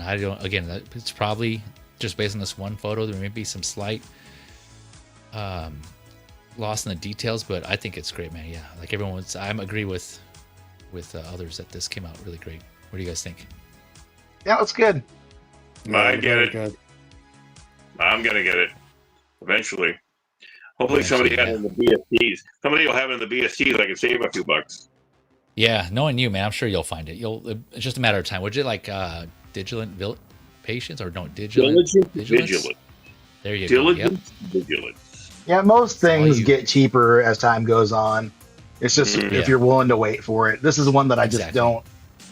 I don't want to wait for it. Yeah, yeah. So you said you're getting this one as well, X-Men? Oh yeah, definitely. Then I'll have all the keys except for that bullshit that they just put out. But other than that, yeah, he's referring to the blue and gray suit, and I'll be discussing on the next episode of Hot Talk. Yeah, that's funny. Yeah. Oh man, that one. Damn. I got a lot to say about that one. Yep. To be continued, folks. To be continued.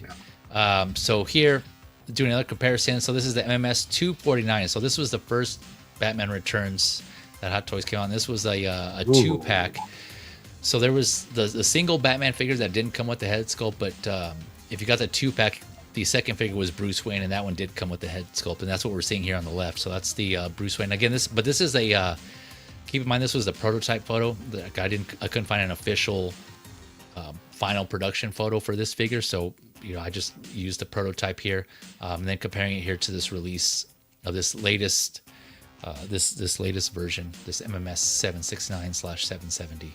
So yeah, just comparing the two again, just kind of see comparison, how much the improvement has come and how much Hot Toys has come in just their technology. So yeah, compared to come a long way now. Mars Toys Mr. W looks pretty good. Oh, does it? Yeah, I didn't want to compare that just because the whole official aspect of it. But yeah, I heard good things about that one though. Yeah, I did hear. I'm sure there's reviews probably that are comparing those. I haven't seen it yet, but I'm sure they're out. Give you a pair of glasses too.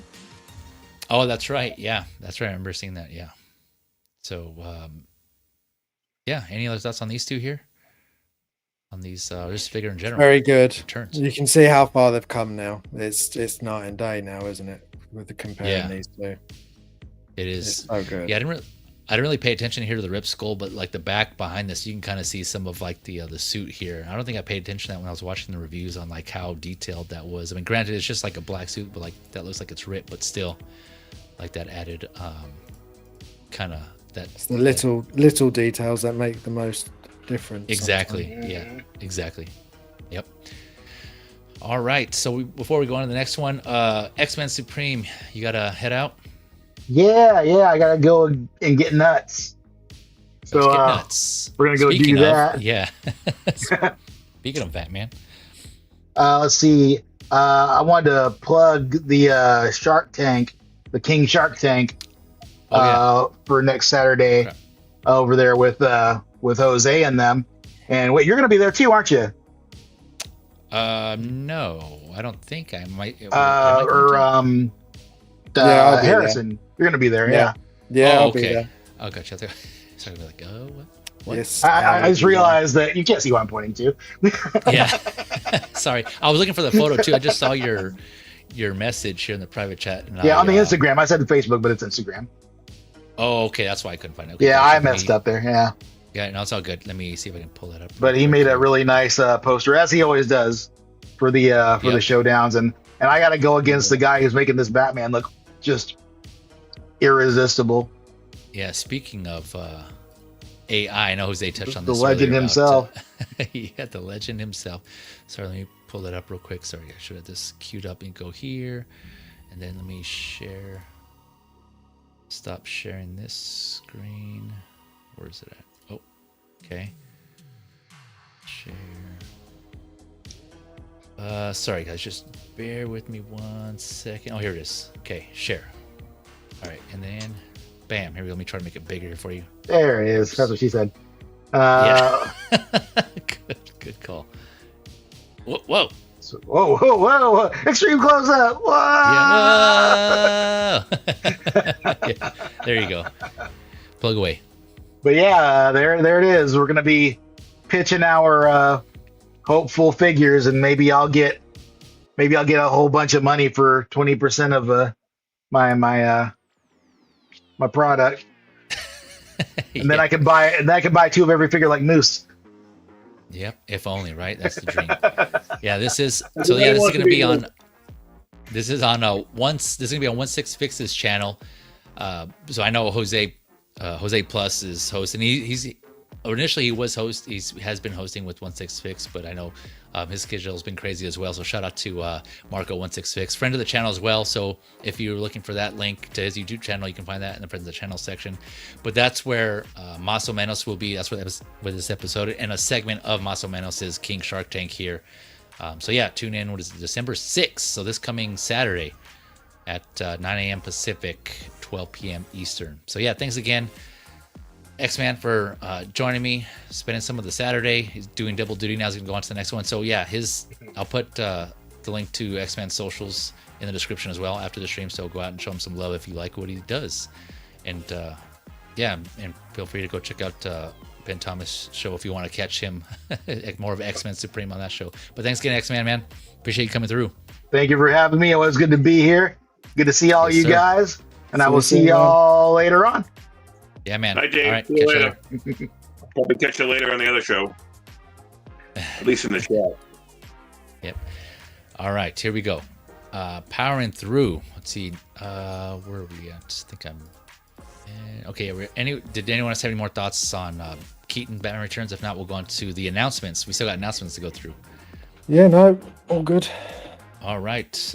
Real quick, let me just chat here. Mother's Lug saying, I get Spawn vibes when I see someone posing on top of a church or a gargoyle. Yeah. Yeah.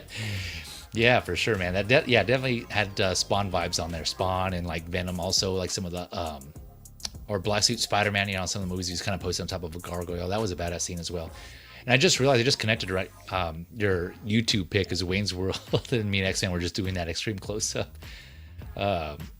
It's a reference to Wayne's World there. That just kind of clicked for me. Thia Meyer saying, I think the final looks better. We're talking about the Keaton head sculpts. Yeah, either way, I mean, either like almost the same or if not better. It looks great overall. So yeah, I think all of you Keaton fans of that suit, just it's a win all around. Mother Slug adding technology is only getting better. Wait 5 years from now as these will be re-released again with even more. Yep, it's a cycle, right? It's just never ending, right? They're just gonna keep getting better and better. I always liken it to, and Viking kind of can relate to this, just like video games, right? You just look at older generational PlayStation games. You go back to like pick one, right? Resident Evil 1 compared to like where are they at? Resident Evil 8 right now? 7, 8 or 7? I think they're on 8, right? They're just about to do 9, I think. They've done 8. Yeah. 8 was Village, so 9's coming out next year. Yeah, okay. But you're 100% right. Like you like PS3 games, when you first got that, you thought, never going to be better than this, and then it's just mad. Yeah. What we're up to now. Yeah. You remember when you're just blown away, like for like a Nintendo 64 game or a PlayStation? Yeah. You're like, whoa, that looks. And so you go real. back to it now, and you're like, oh my god. Yeah, yeah. Or GoldenEye. Yeah, did you ever play GoldenEye on Nintendo 64? Yeah, a couple of times. Yeah. You're like, oh man, this is so awesome. Yeah, you go back and play it. It's just all slow and yeah. Yeah. It didn't age well, but still at the time, yeah. So it's just kind of to your point there, Mother Slug. Yep. Definitely can see, but it's just crazy, right? When we're in the moment, like right now. Speaking of, let me go ahead and share this because I think this looks good here. Switching from releases to announcements. We got Han Solo from Empire Strikes Back Episode 5. So I mean, like this prototype looks good, and so it's kind of hard for me to imagine now, like what this a newer version, quote unquote newer, like in 5-10 years would look like with better technology, right? It's just like when you're in the moment, you can't really picture it, and it's not until like it comes out, you're like, oh damn, that looks awesome. This is better than the previous. Like I've been doing with all the the photos, comparing like this, for instance, here, switching back. Sorry, I just realized I didn't share my screen, but here, right?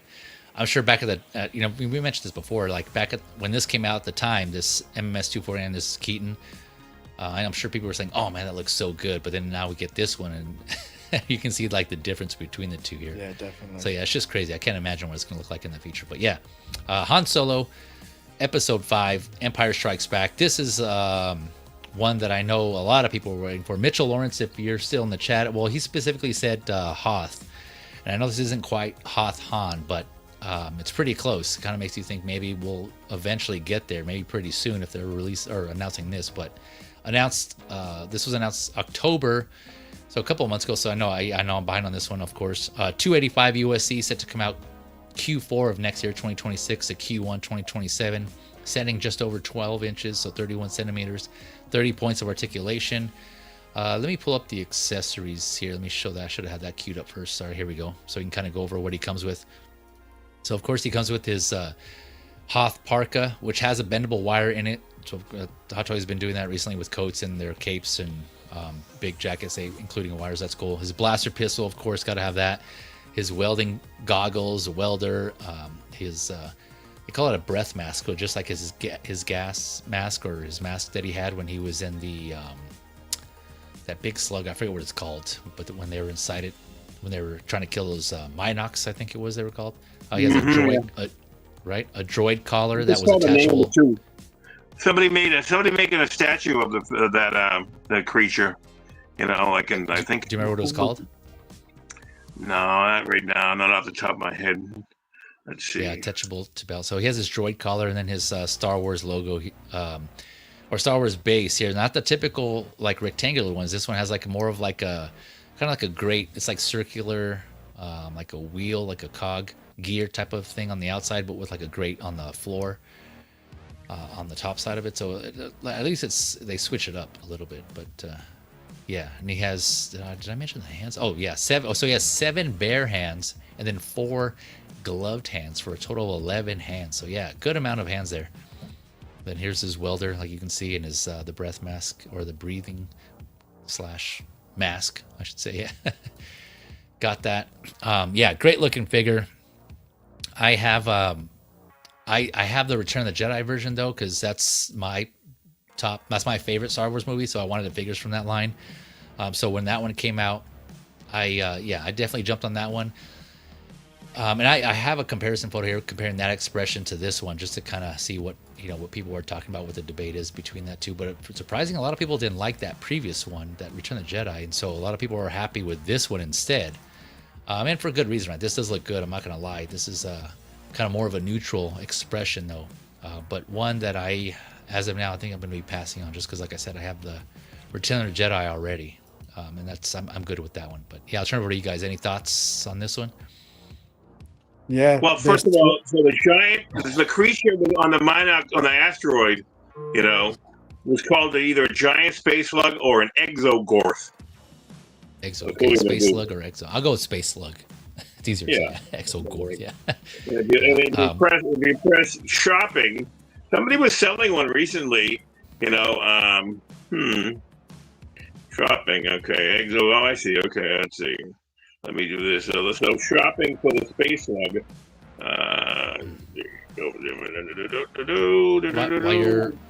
While you're looking at that up, Harrison, you were going to say? Yeah, what I was going to say was that this sculpt, I had the same feeling when I first saw the Aragon prototype, was that it was just one of the best sculpts I've ever seen. Like that, they absolutely nailed Harrison Ford in this sculpt.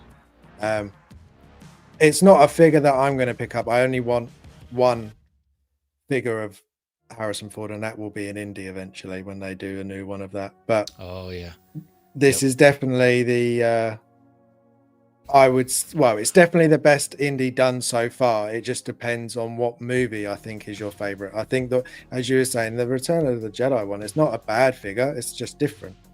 And I'm sure we're going to get a New Hope as well. We'll get a new one of them eventually. So I think if Empire is your favorite, then this is going to be no doubt the one that you want, and it's an amazing figure. And the sculpted hair on this one is done really, really well. When I first saw it, I thought it was rooted. When I first looked at it, it was done so well. The question is if it's going to come out like that, right? We've already seen a couple of figures where like the hair sculpt detail gets lost in the final, right? We just saw a couple of examples, so I don't know. I'm guessing it probably won't carry over to the final, but I would like it to. Like I said, I'm not getting it, but for those who want this, I'm sure they want it to be just like this. But I probably go in thinking that it's not going to be as good, just so you're not disappointed. There'll be a slight downgrade, as it always is, but they are getting better and better. The final pieces are much closer now to the prototypes. But that likeness is incredible. One of the best Hot Toys has done, I think. Yeah, man. Yeah, Moose, did you find it? Did you find what you're looking for? Yeah. So Regal Robot is the name of the company. They're doing two different versions of the giant space slug. They're on Big Bad Toy Store. If you're curious, for future reference. And they're pretty pricey. One's like $700, one's like $1,900. With Big Bad Toy Store, they basically they except for $4, they ingrain the price. You can also add it to your pile of loot if it's available for that. But I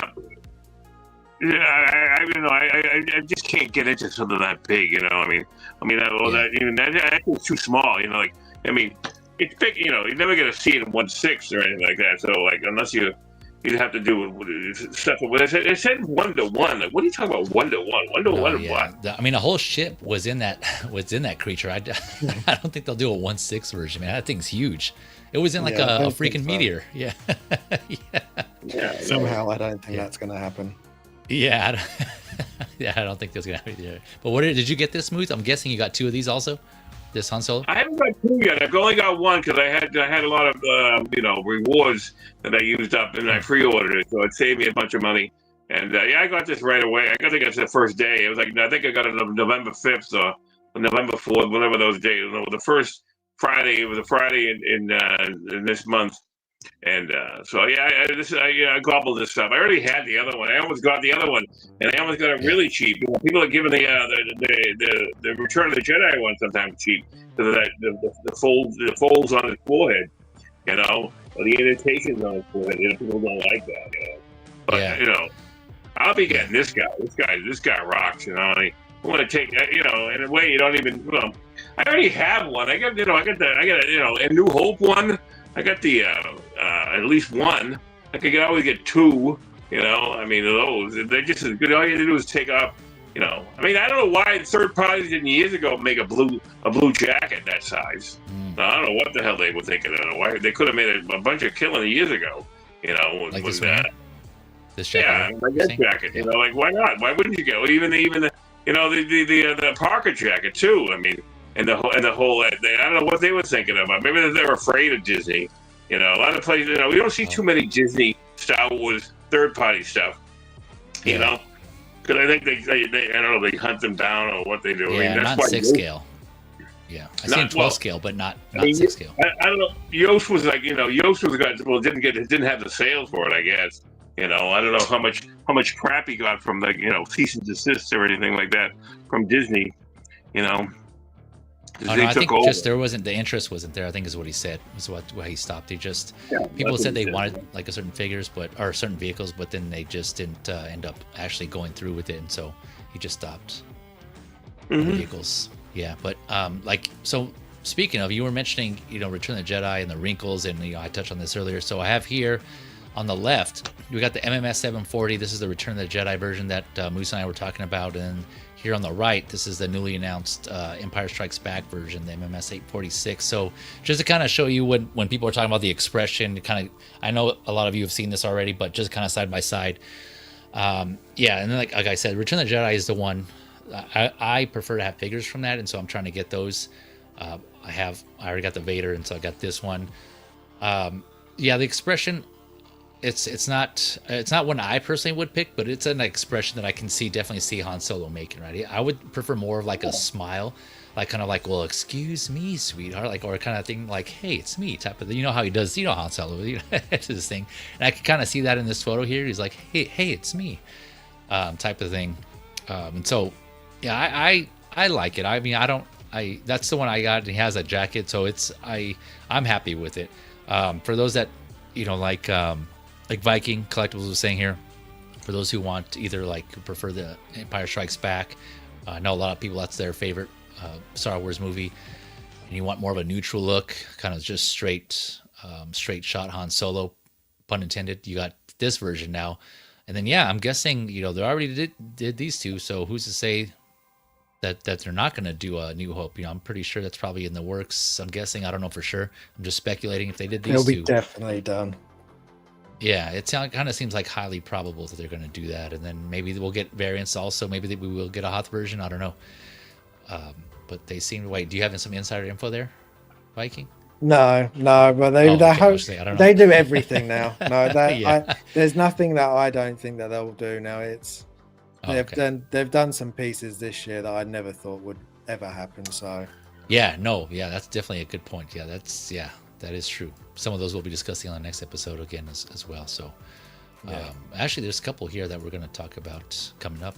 One more after this. I'm surprised they did, but yeah. Any more thoughts on these two, on this Han Solo, or just between these two head sculpts in general?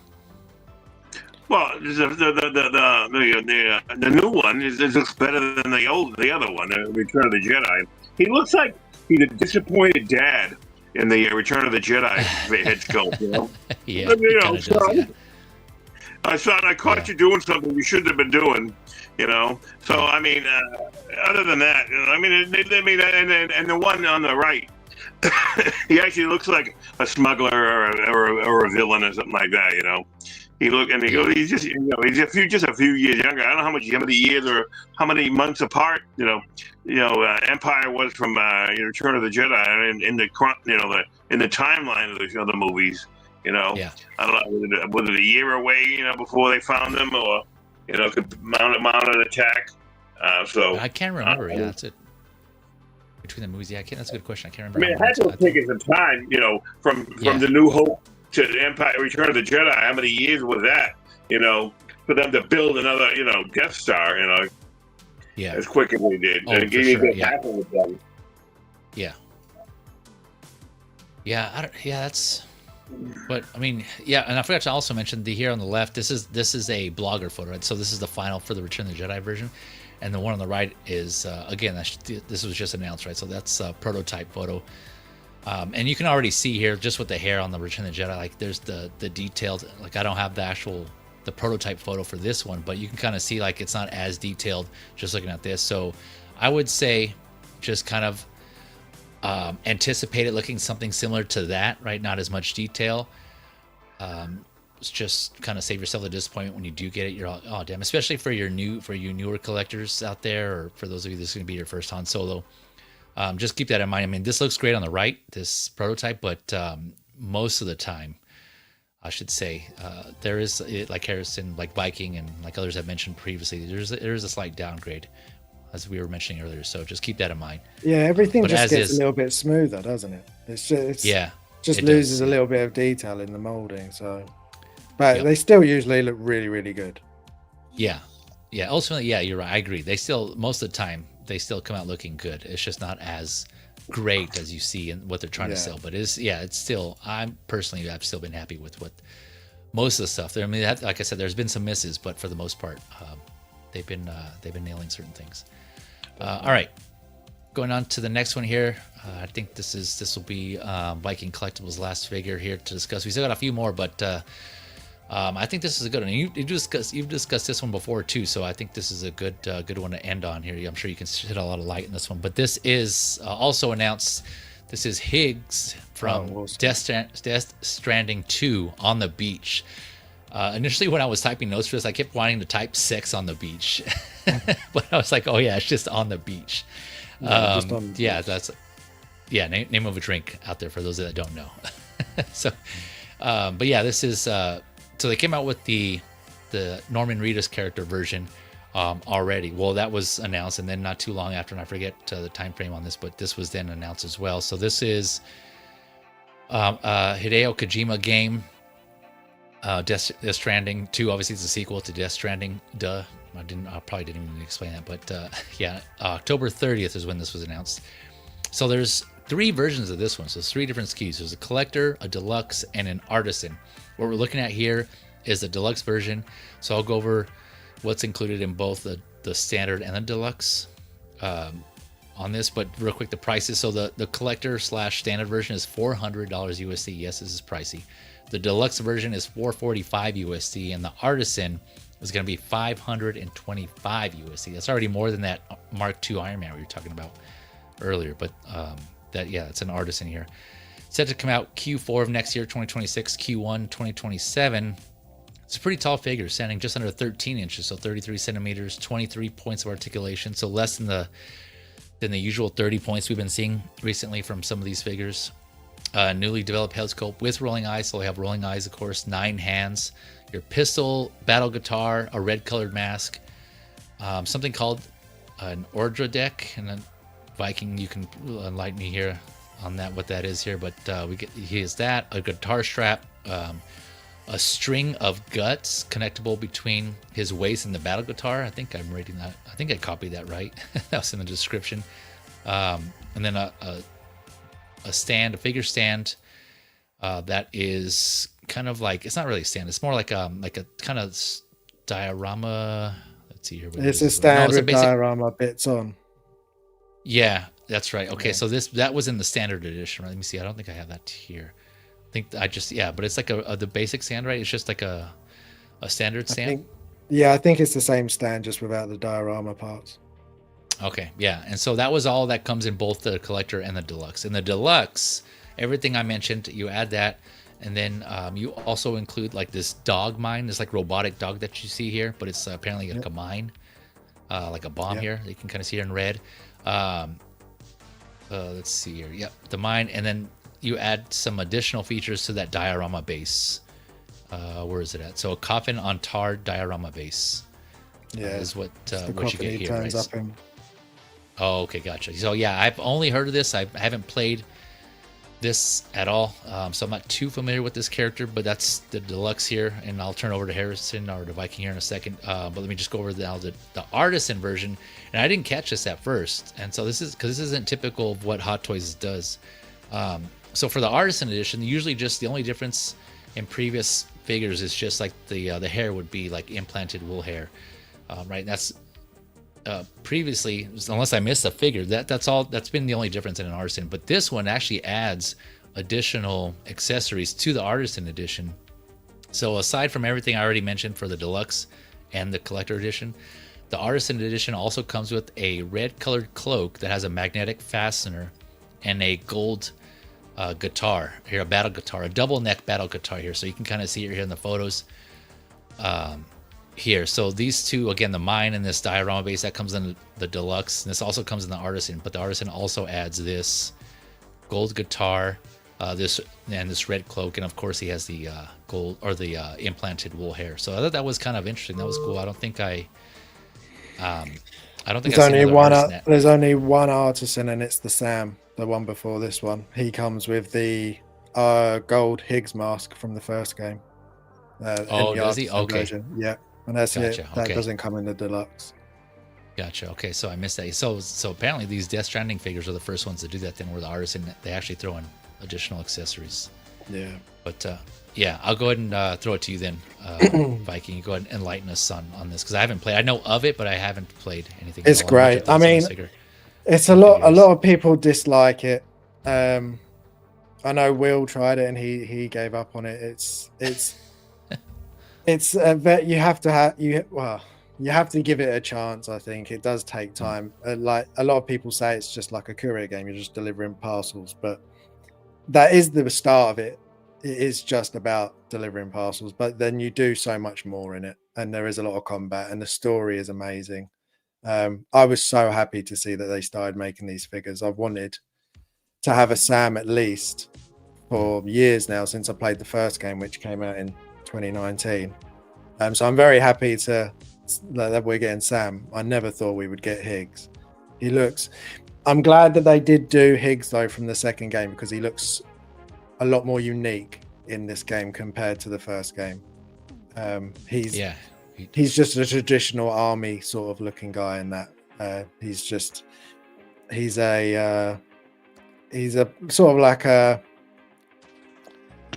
black market sort of smuggler, if you will. That's his character. He's that sort of people go to him, but he betrays people and I see. Double crossing. Yeah. So, but he's back in the second game with a new look, and won't say too much in case anybody does want to play, but he's a very cool character. If anybody's played Last of Us, you know Troy Baker is an amazing voice actor. So yeah, he does a great job as Higgs, and I'm very happy that we've got him.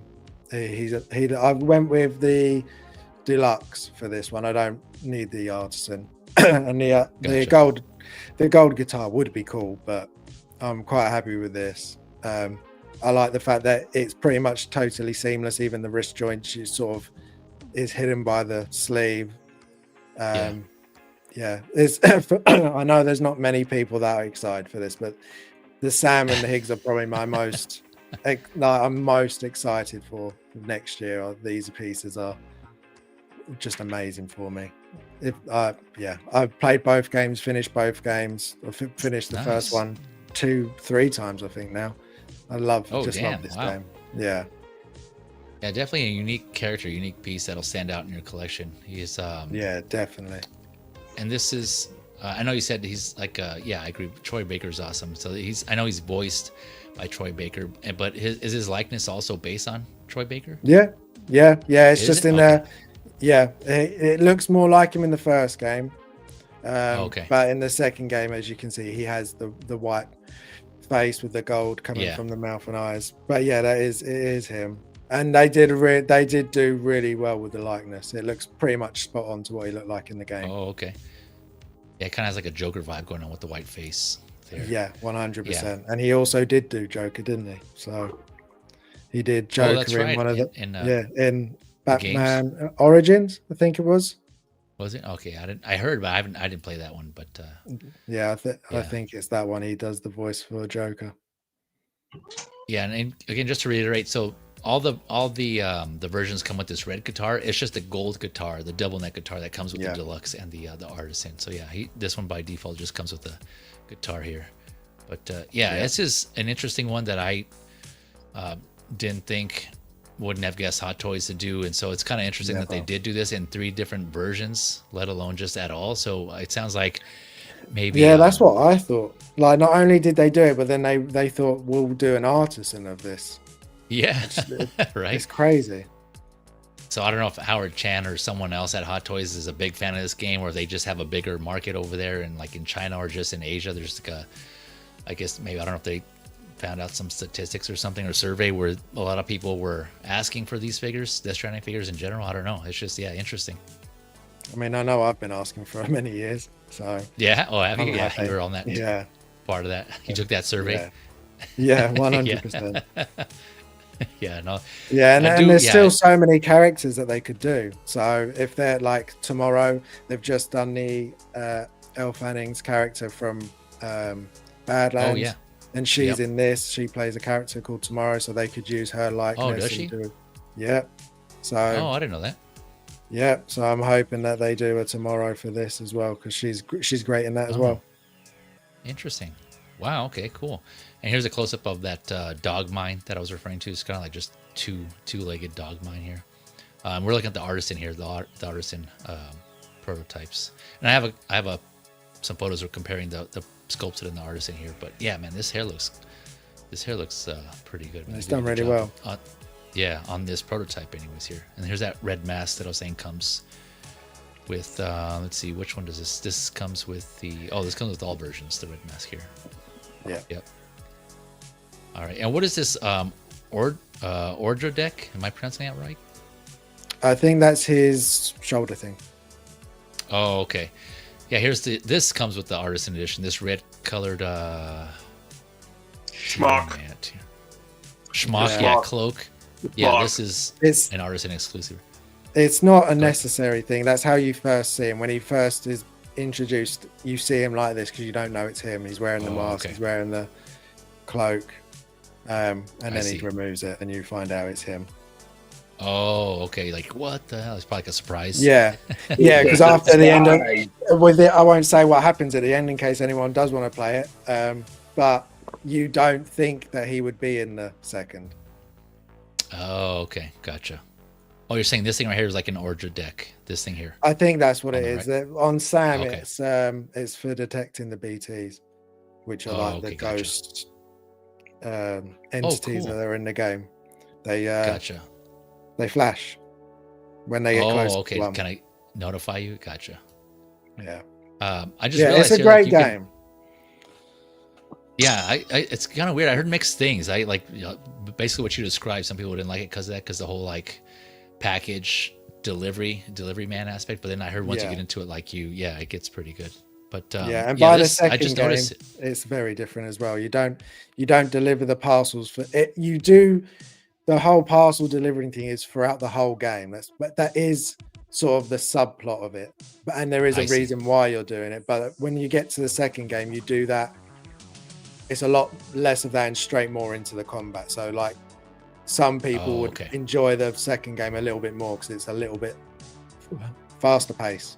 I see. Rather than gotcha. Slower pace. Okay, interesting. Yeah, I was gonna say on this, I didn't realize here you can take the guitar, the double neck guitar apart. That's cool. So it looks like you can separate them. You can hold one in each hand, or you can combine them. Yep. So that's cool. Yep. Yeah, it's a good weapon in the game. Oh, okay. It kind of reminds me. I was thinking. I think I heard you on another stream, or someone else mentioned it, that this is like one of his weapon, right? It's his weapon. So, you guys remember that cartoon back in the 80s, the Silverhawks?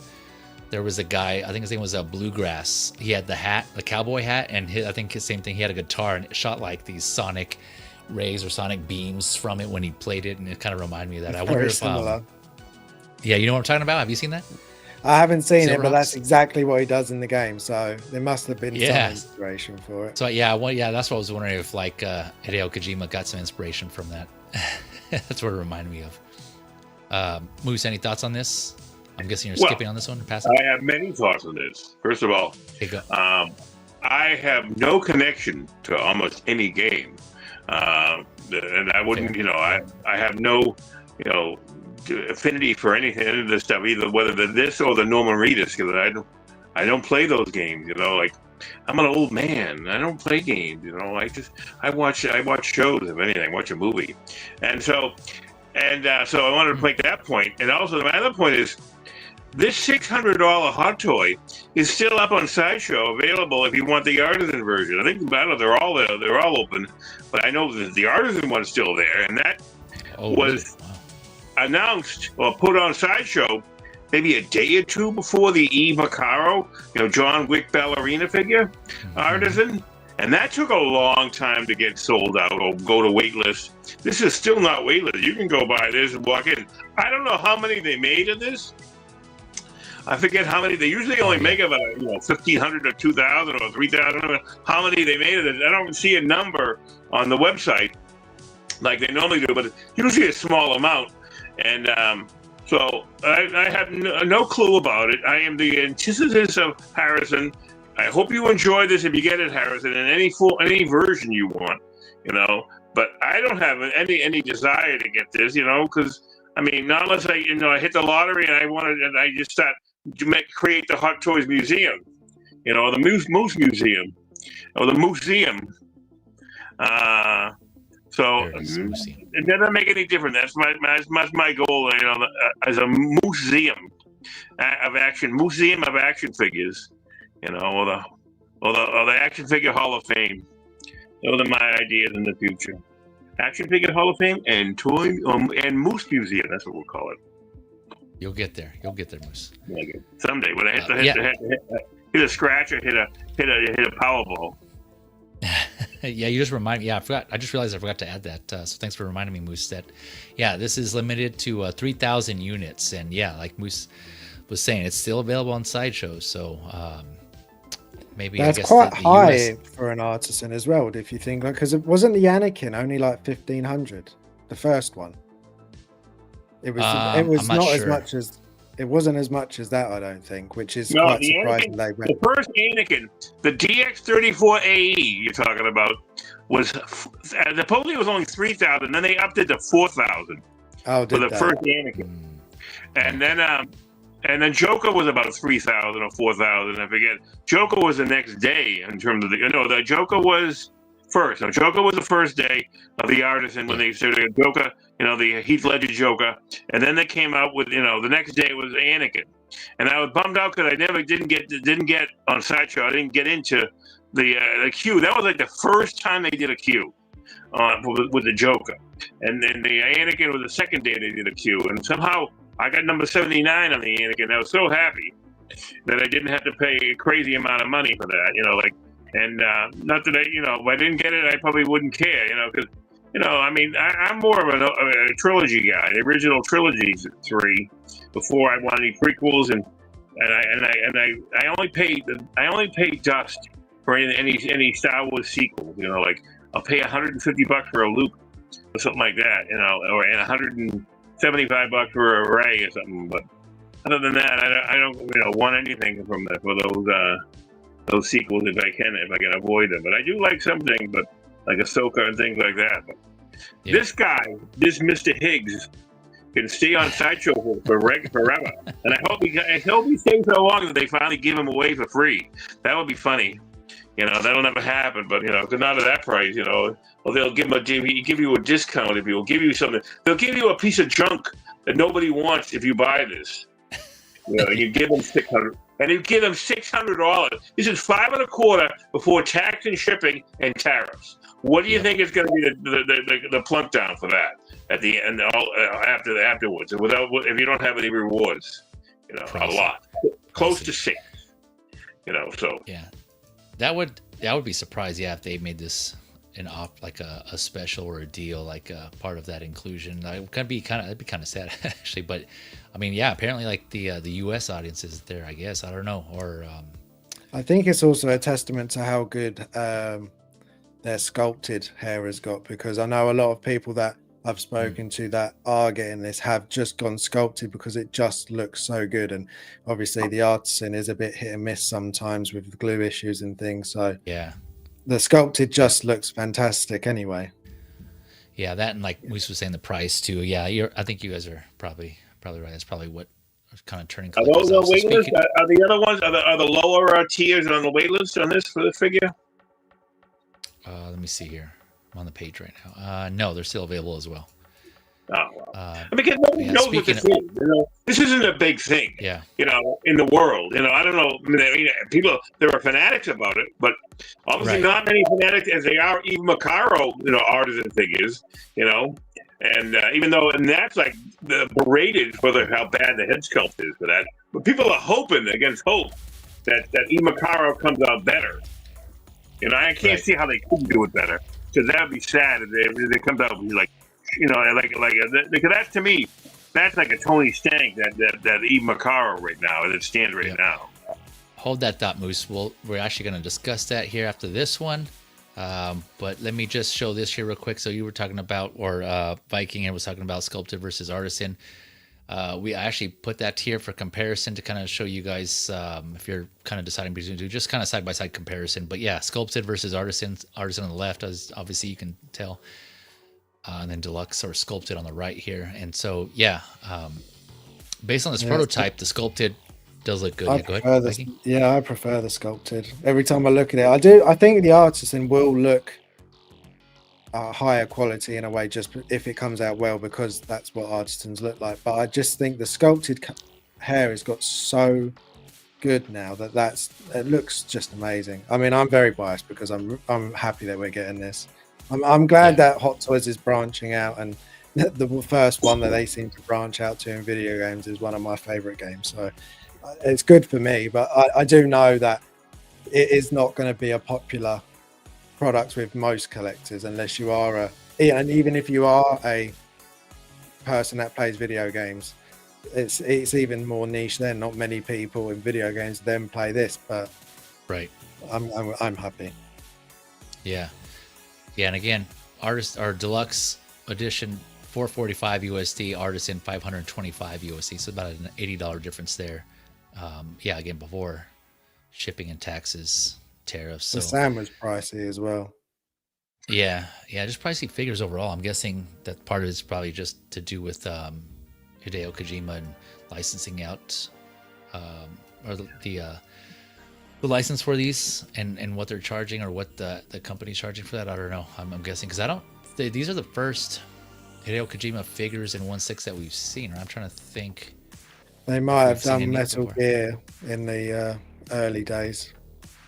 Oh yeah, you're right. I think Hot Toys a while ago. Yeah, I think I do remember seeing some Metal Gear figures. Yeah, no, you're right. There were some. Yeah, I do remember seeing that. Yeah, I think there was one from like Revengeance. I think they may have done like, what is it, Raiden?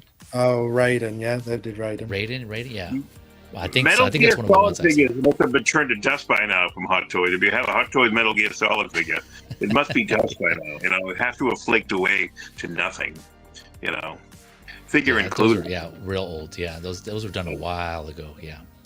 Not that I don't have a few old figures, but they haven't brought it. I got an MMS02 sitting over here. I got pre MMS figures. I got the George Lucas director. And I also got, I don't know I hope it's legit. I got the Ethan, but they came in a different color box. So I don't know if they changed the box color. Later on, because they didn't mention it being. I don't know. I have to go look at it. I don't know. They didn't even call it. It doesn't even look like it has a Hot Toy label on it. They might have even made them before they decided they were Hot Toy. I don't know. Oh, man. I don't know. But it's still, I got it cheap as hell. That's why I wouldn't buy it if it wasn't cheap as hell.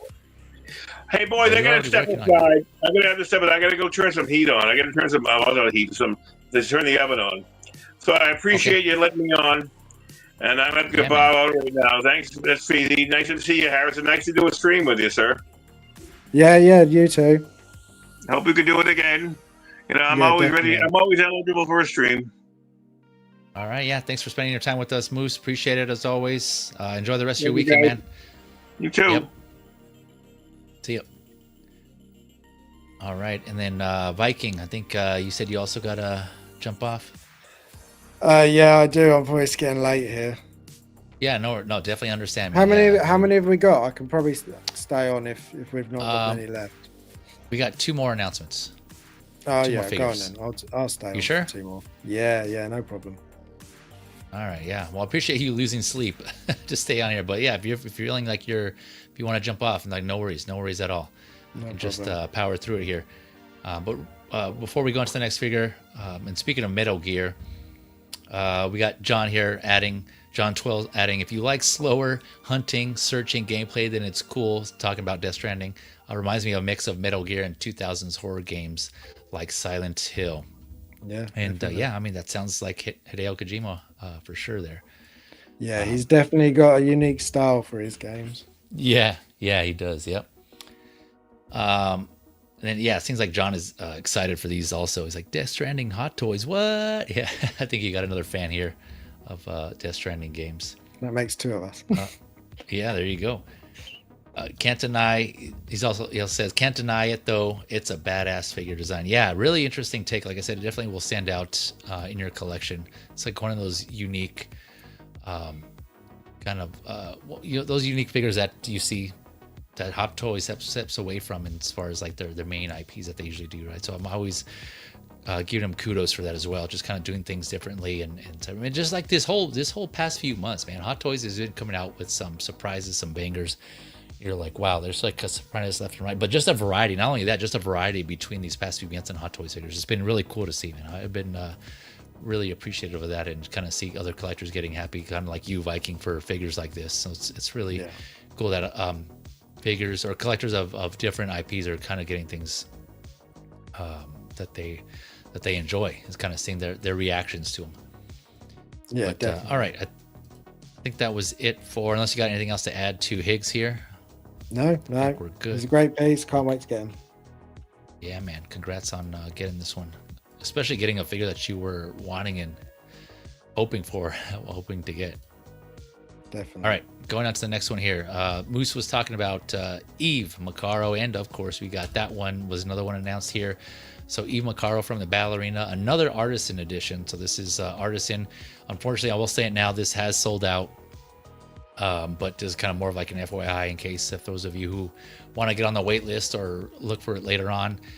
This was announced beginning of November of earlier this month here. So 375 USD. So again, that's kind of what we were touching on, what Viking was kind of touching on earlier where some of these Artisan figures like this one is 375, and we were just looking at that Higgs, that was 525 for that Artisan. So obviously there's different accessories, but again, it kind of then at that point seems like it comes down to licensing, right? You can see how big of a factor licensing most likely has to do with that price as well, right? So because that's a big jump. That's almost like what $150 difference there. Yeah, it's between quite the a two. lot. So like, damn, yeah. So this one was limited to 2,500 here, standing at 11 inches, so 28 centimeters and 28 points of articulation. Head sculpt, of course, with rolling eyes. 7. So she's got quite a few hands as well, like a bunch. So 7 bare hands and 7 gloved hands. She has this the jacket. I know a lot of people comment on that's the fireproof jacket, but it's pretty big. A katana, 2 pistols with removable magazines, flamethrower, a fire effects accessory, a ballerina music box, and a snow-themed base, which is kind of cool. Like they added some design to it, right? It's not just like a typical standard rectangular base. They added some sort of from one of the scenes in the movie, where she was kind of in that area with the that was snowing, that town that's covered with snow. But yeah. Magnetic. I just noticed. Did it say in the description? Oh yeah, it did. Yeah, it's magnetic. Magnetic figure base with movie logo. So kind of following in suit with Winter Soldier, I think it was. For sure, Black Widow. Yeah. Black Widow had the magnetic Black base. Widow, Winter Soldier. Yep. So it kind of seems like they're following that trend there as well in this. And here's that ballerina. They call it a music box. I guess it's kind of like a music kind of globish. I don't know. I know other ways you can kind of see her. I agree. I'll just hit out the bat. The sculpt, the likeness on this is not great. It's definitely off. Again, I mentioned how I look at the likeness of a figure kind of like when you're viewing. Oh, you know what I'm talking about, Viking. When you play games or you're adjusting the brightness on a TV, they have like some sort of symbol, like in games specifically. You have like that setting where you adjust the brightness, right? And they have a setting and they say like adjust it until you can see that icon. It's like a percentage base. So that's how I see likenesses, right? There's like a certain point where 50%, I would just say, where like the likeness just starts to be coming off. And if you go lower than that, then like you lose it more. But if you go above that, you kind of get closer and closer. That's how I see it. It's not like it's all there or it's not. It's not like black and white type of thing. So This I would definitely say is below the 50% mark of like the likeness though, because it's I agree the head is shaped weird. It just overall looks too soft, but the likeness more than anything, it's just not quite there. It's just like it looks like a different person. I'm not gonna lie. It's just like I can kind of see it. It's just like below 50%, but still, I definitely need to see improvement. It would be good to see improvement on this. I'm not getting this. I would just say off the bat. So I have no dog in the fight. Like either way, I have no duck in the race. I'll say that the duck race, no duck in the race here. So, but I know for those who did, go ahead. No, carry on. No, I was just gonna say, I will say for those that did pre-order this, all 2,500 plus of you, or who have it on waitlist, hopefully they do fix it. I know some collectors went in thinking that like I'll pre-order it now, with hopes that they'll fix it. And of course, we all know it's a gamble because it's not guaranteed, but based on precedence on what Hot Toys has done before, we have seen improvements. I know a lot of people mentioned the Supergirl, Peacemaker.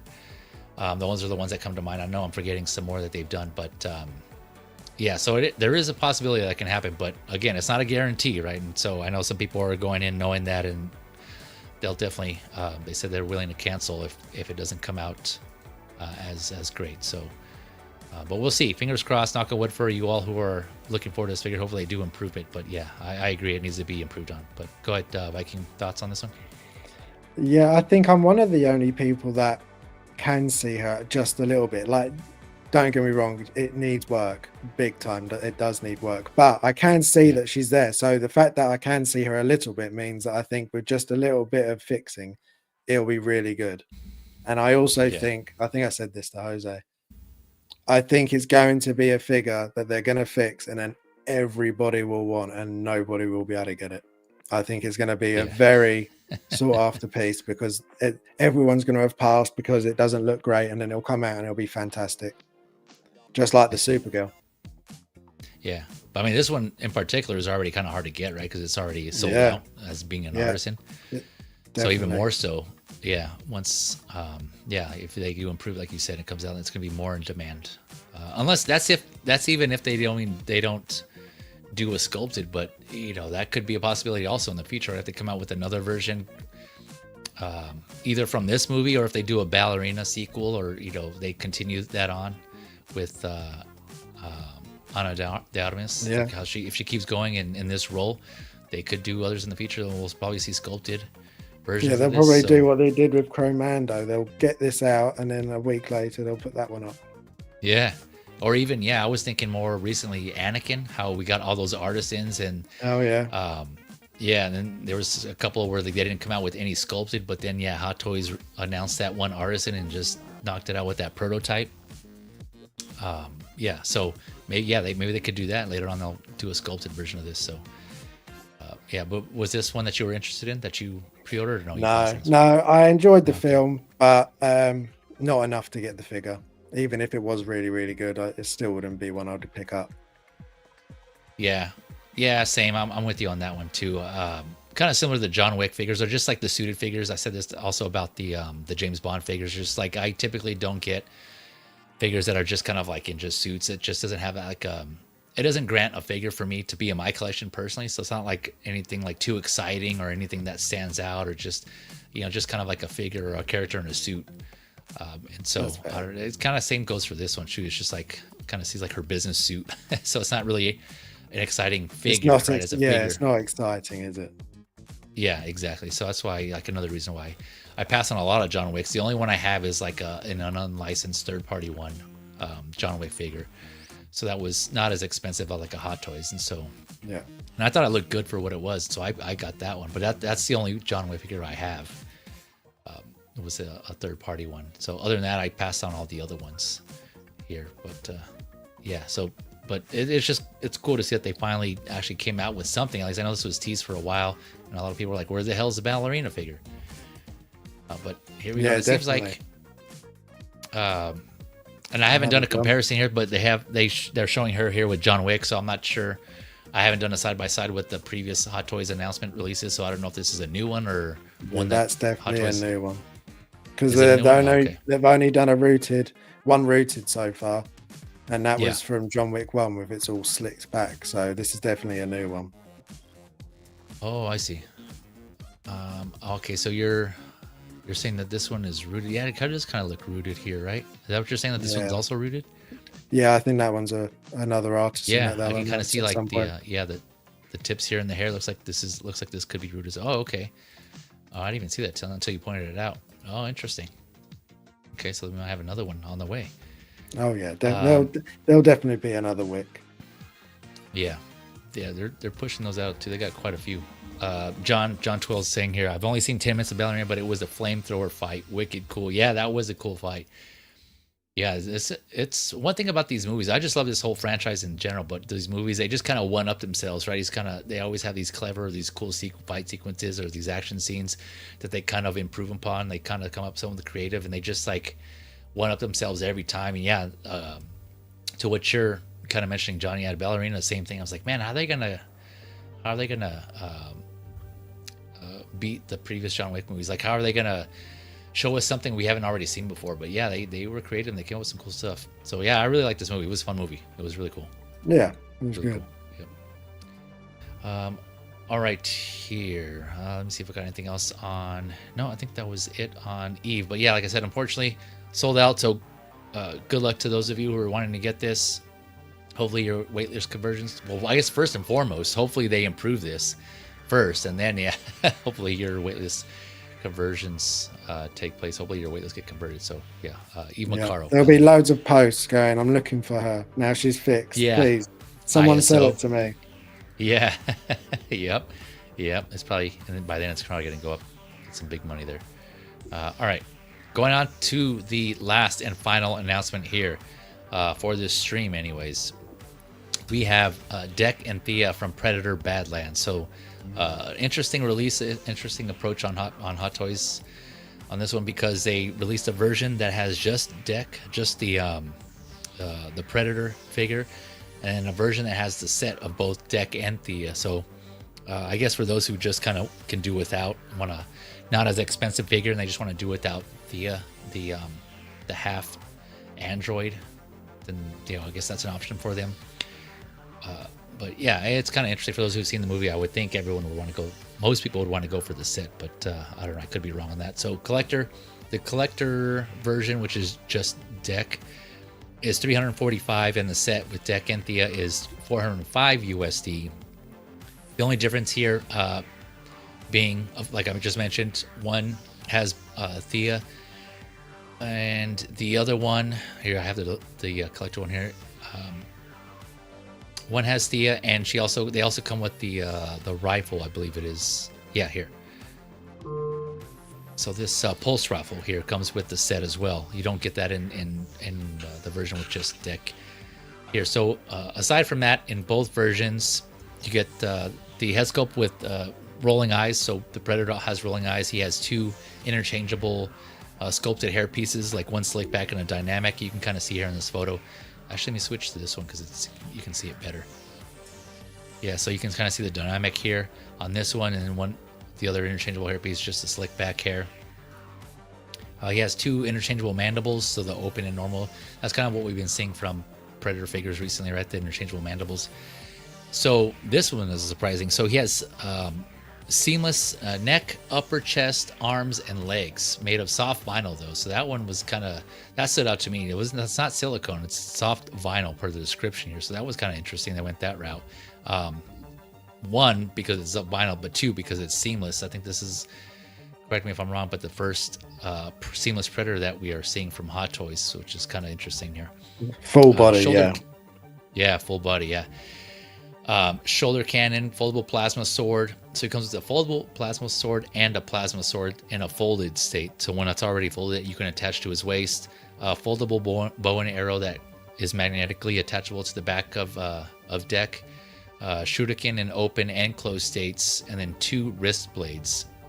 So that's everything you get with just with both sets. But with the set that comes with Thia, she also has rolling eyes, but she also comes with two pairs of interchangeable eyes, right? So you get her regular eyes, her regular brown eyes, and then her whited out Weyland-Yutani eyes. We'll look at some photos, but you can see the Weyland-Yutani symbol on the eyes So those are interchangeable eyes. She has 4 hands, so 1 pair of open hands and a pair of rifle supporting hands. And like I said, the pulse rifle, and then the branch straps that attaches her to a deck that kind of holds her, kind of wears her like a backpack, like these straps here. So yeah, those straps there. So yeah, interesting piece overall, or interesting figure set. I saw the movie. I thought it was entertaining. I liked it. At first, I was a pass on this one just because I'm not too fond of this Predator look. Like, I much prefer the Jungle Hunter Predator, and I know a lot of people are going to compare it to that. And so I definitely have that one on pre-order. But this design, like the way his appearance here, I wasn't too much a fan of. But then I started thinking about it more, and if anything, you know, I can just have him with a mask on. Aside from that, everything else about this figure looks awesome. Like the armor, the dents and the pitting on the armor, the details, the sculpting on it. It looks really cool. It is seamless, like we mentioned. Interchangeable display options in the mandibles. The fact that, yeah, it comes with with Thia, and you can kind of recreate that one scene where he does this in the film. And Thia herself, you know, the likeness to Elle Fanning is, I think it looks good. Again, on this prototype anyways, I think it looks really good. And just the idea of having her, I know it was from the movie, but just having her as like a backpack type of situation, just have her body. I know a lot of people reference it to C-3PO on Chewbacca's back, kind of similar. And a lot of people mentioning that they're going to have them paired together in that pose. A lot of good ideas already going out there. But yeah, just overall thought of it is just kind of cool. And it just looks like a cool set overall to add to a Predator collection. So it's still something I'm thinking about, but I haven't pulled the trigger yet, no pun intended, on this. But Viking, what about you? Is this something that you pre-order or thinking about getting? Yeah, so I loved the film. I really, really enjoyed the film. So I have ordered it. But I was actually quite harsh on it when it first got announced. There was a lot of things with it that I thought that could be better. I think Thea is pretty much perfect. Her eye color is wrong. They're not brown. She's got blue eyes. So that's the only thing. They should be a bit brighter, and I think she'll be perfect. The likeness is great. The sculptor's hair looks great. The body, the bits of robotics coming out from underneath her, they all look really, really good. But with Deck, they sort of just, I don't know, they didn't try as hard as I think they should have. So that picture's perfect. The amount of seam lines on the face and the neck, that you've got the neck color that doesn't match to the body. You've got the joints for the swappable mandibles, which I know all Predators have, but for Deck specifically, the whole film, you've seen it. He wears the mask for 5-10 minutes and then loses it.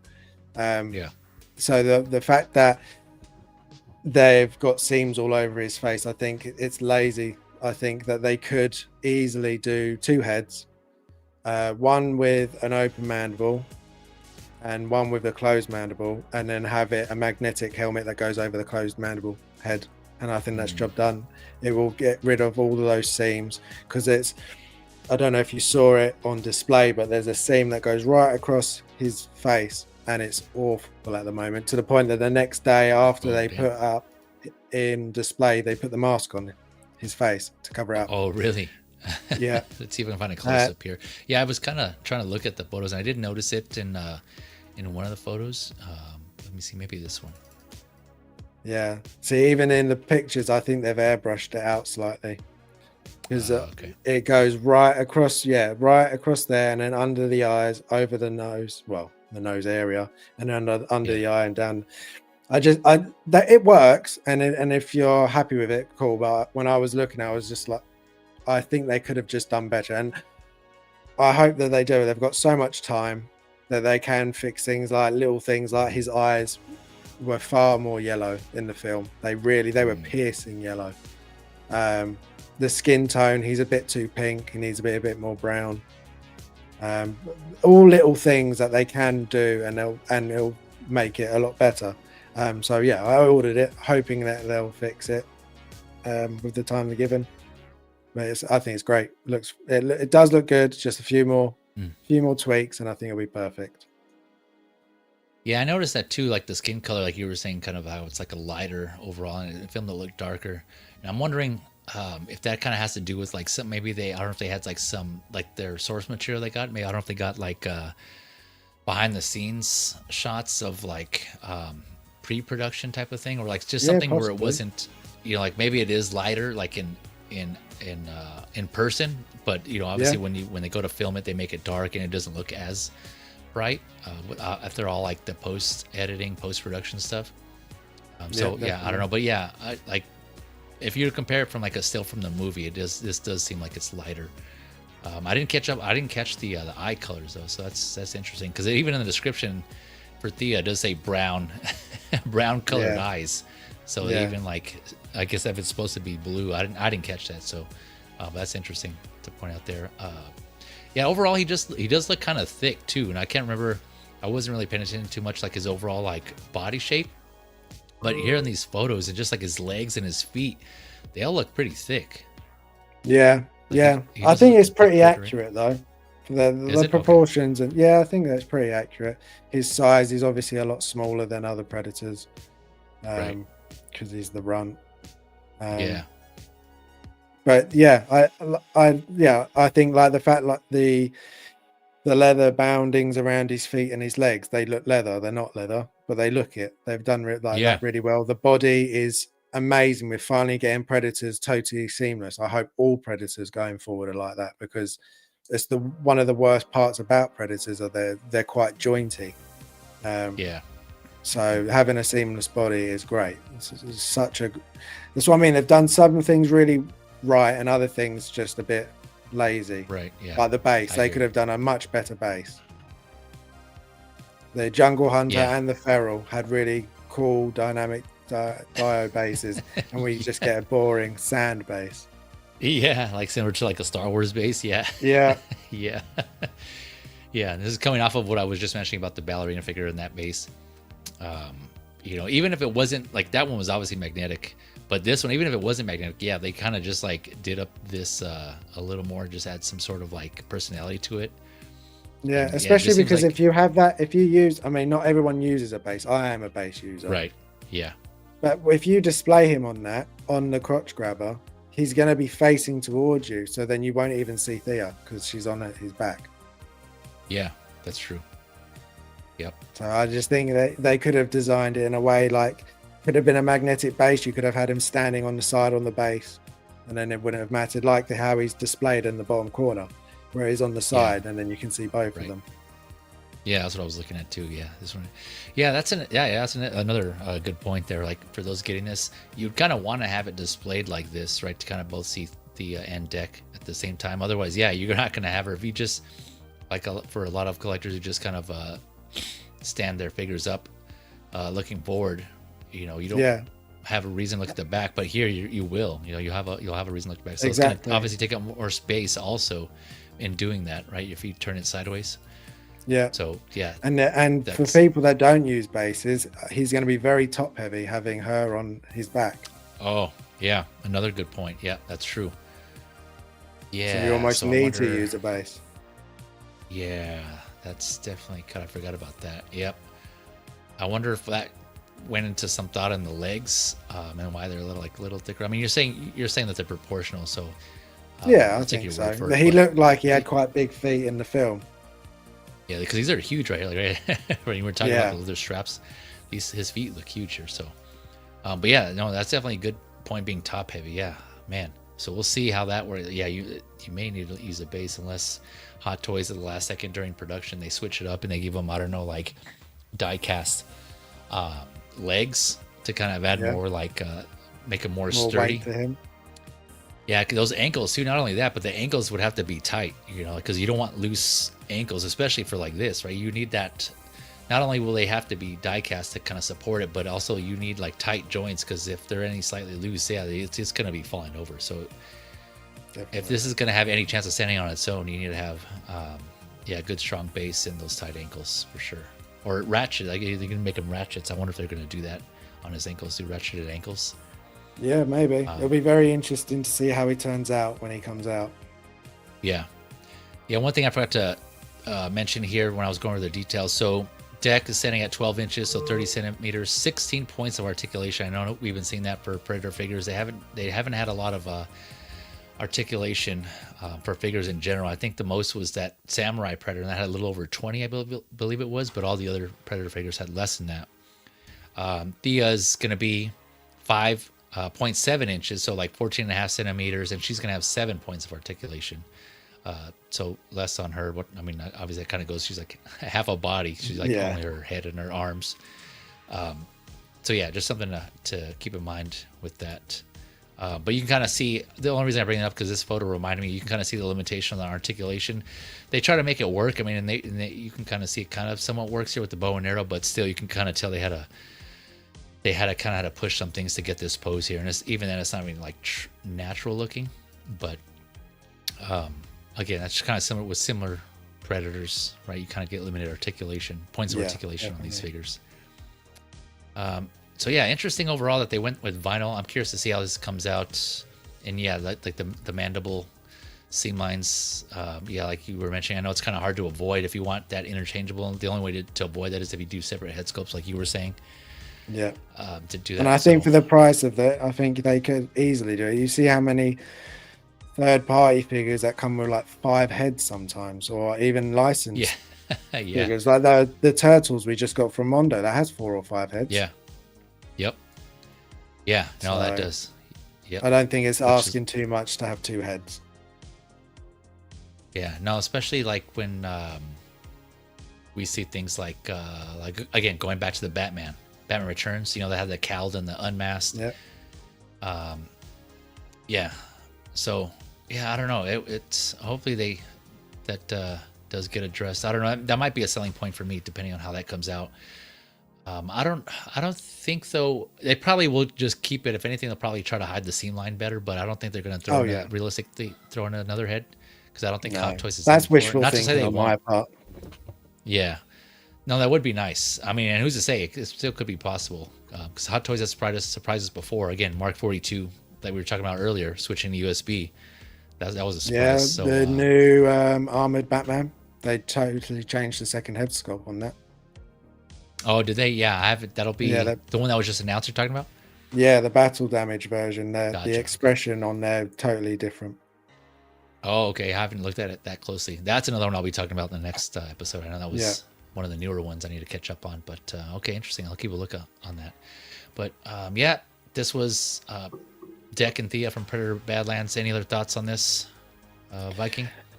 No, it's cool. A few improvements and it'll be perfect. I'm looking forward to getting it. Yeah, man. Hopefully it comes out well. Like I said, it might have me pull the trigger if it comes out killer on the final. But all right, ladies and gentlemen, that was it. Again, another long one. Thank you for all of you who tuned in or clicked in. Trying to catch myself there.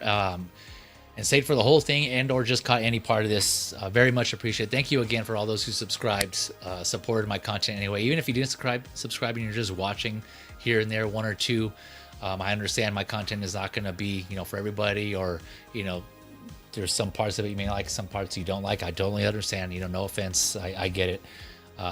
We all have certain things that we look for. So I'm just grateful that you just, again, allow me to have any part of your time in your life that you're able to spend on watching my content. So thank you again to my panelists. I know a lot of them have gone. This is another long one. So my panelists who were here, links will be in the description below. They're friends of the channel as well. So check out their stuff and support them if you enjoy what they're doing.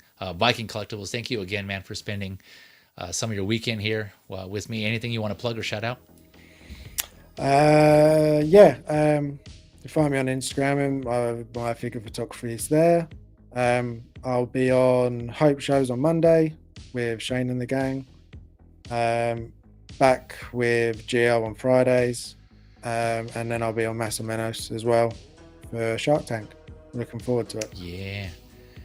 Yeah, that's going to be a good one. And I'll put, of course, Viking Collectibles link in the description to his IG. Awesome photography as well. So check out his stuff.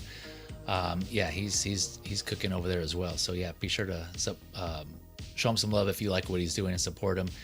And yeah, I know he mentioned this before, but if you want to see, if I remember, I'll put it in the description, but he went up against FeelDaBurn and Menos before. Yeah. And I know a lot of people kind of already like tease him for that. My they're very always first like, stream. yeah. Oh, that's right. Yeah, that's right. Yeah, it's another memorable one. Yeah. So check that out. They both had killer figures. I even messaged Viking Collectibles afterwards, like, man, his idea, he did Isaac from Dead. Oh, sorry, I just spoiled it, but from Dead Space. I won't tell you who wins. I'm sure you already know, but yeah, that was an awesome pick, and the way he did it was really cool. The presentation he gave, they both were good. Him and FeelDaBurn's choices and presentations were awesome. Really so good. Yeah, I think it's worth a watch, if anything, just for that. So good choice, though, man. Hopefully they do make an Isaac, or someone does a Dead Space Isaac figure. We got Death Stranding, so who knows? Maybe one day. Yeah, yeah, for sure, man, for sure. All right, well, that was it, folks. Thank you again. Appreciate it. Just keep it locked. Like I said, I will do a follow-up, a part 2, quote unquote, of the other figures I need to catch up on. So just keep it locked on my social medias.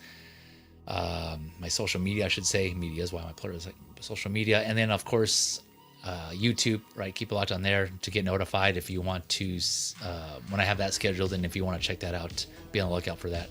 So thank you again. Enjoy the rest of your weekend. Enjoy the rest of your week. Again, happy holidays to everyone. I'll see if I can do another stream within the month of December. So we'll see if I have time to do that. But thank you all again, and have a good one. Catch you next one. Again, RIP, FeelDaBurn. Robert. See you later, everyone. See you.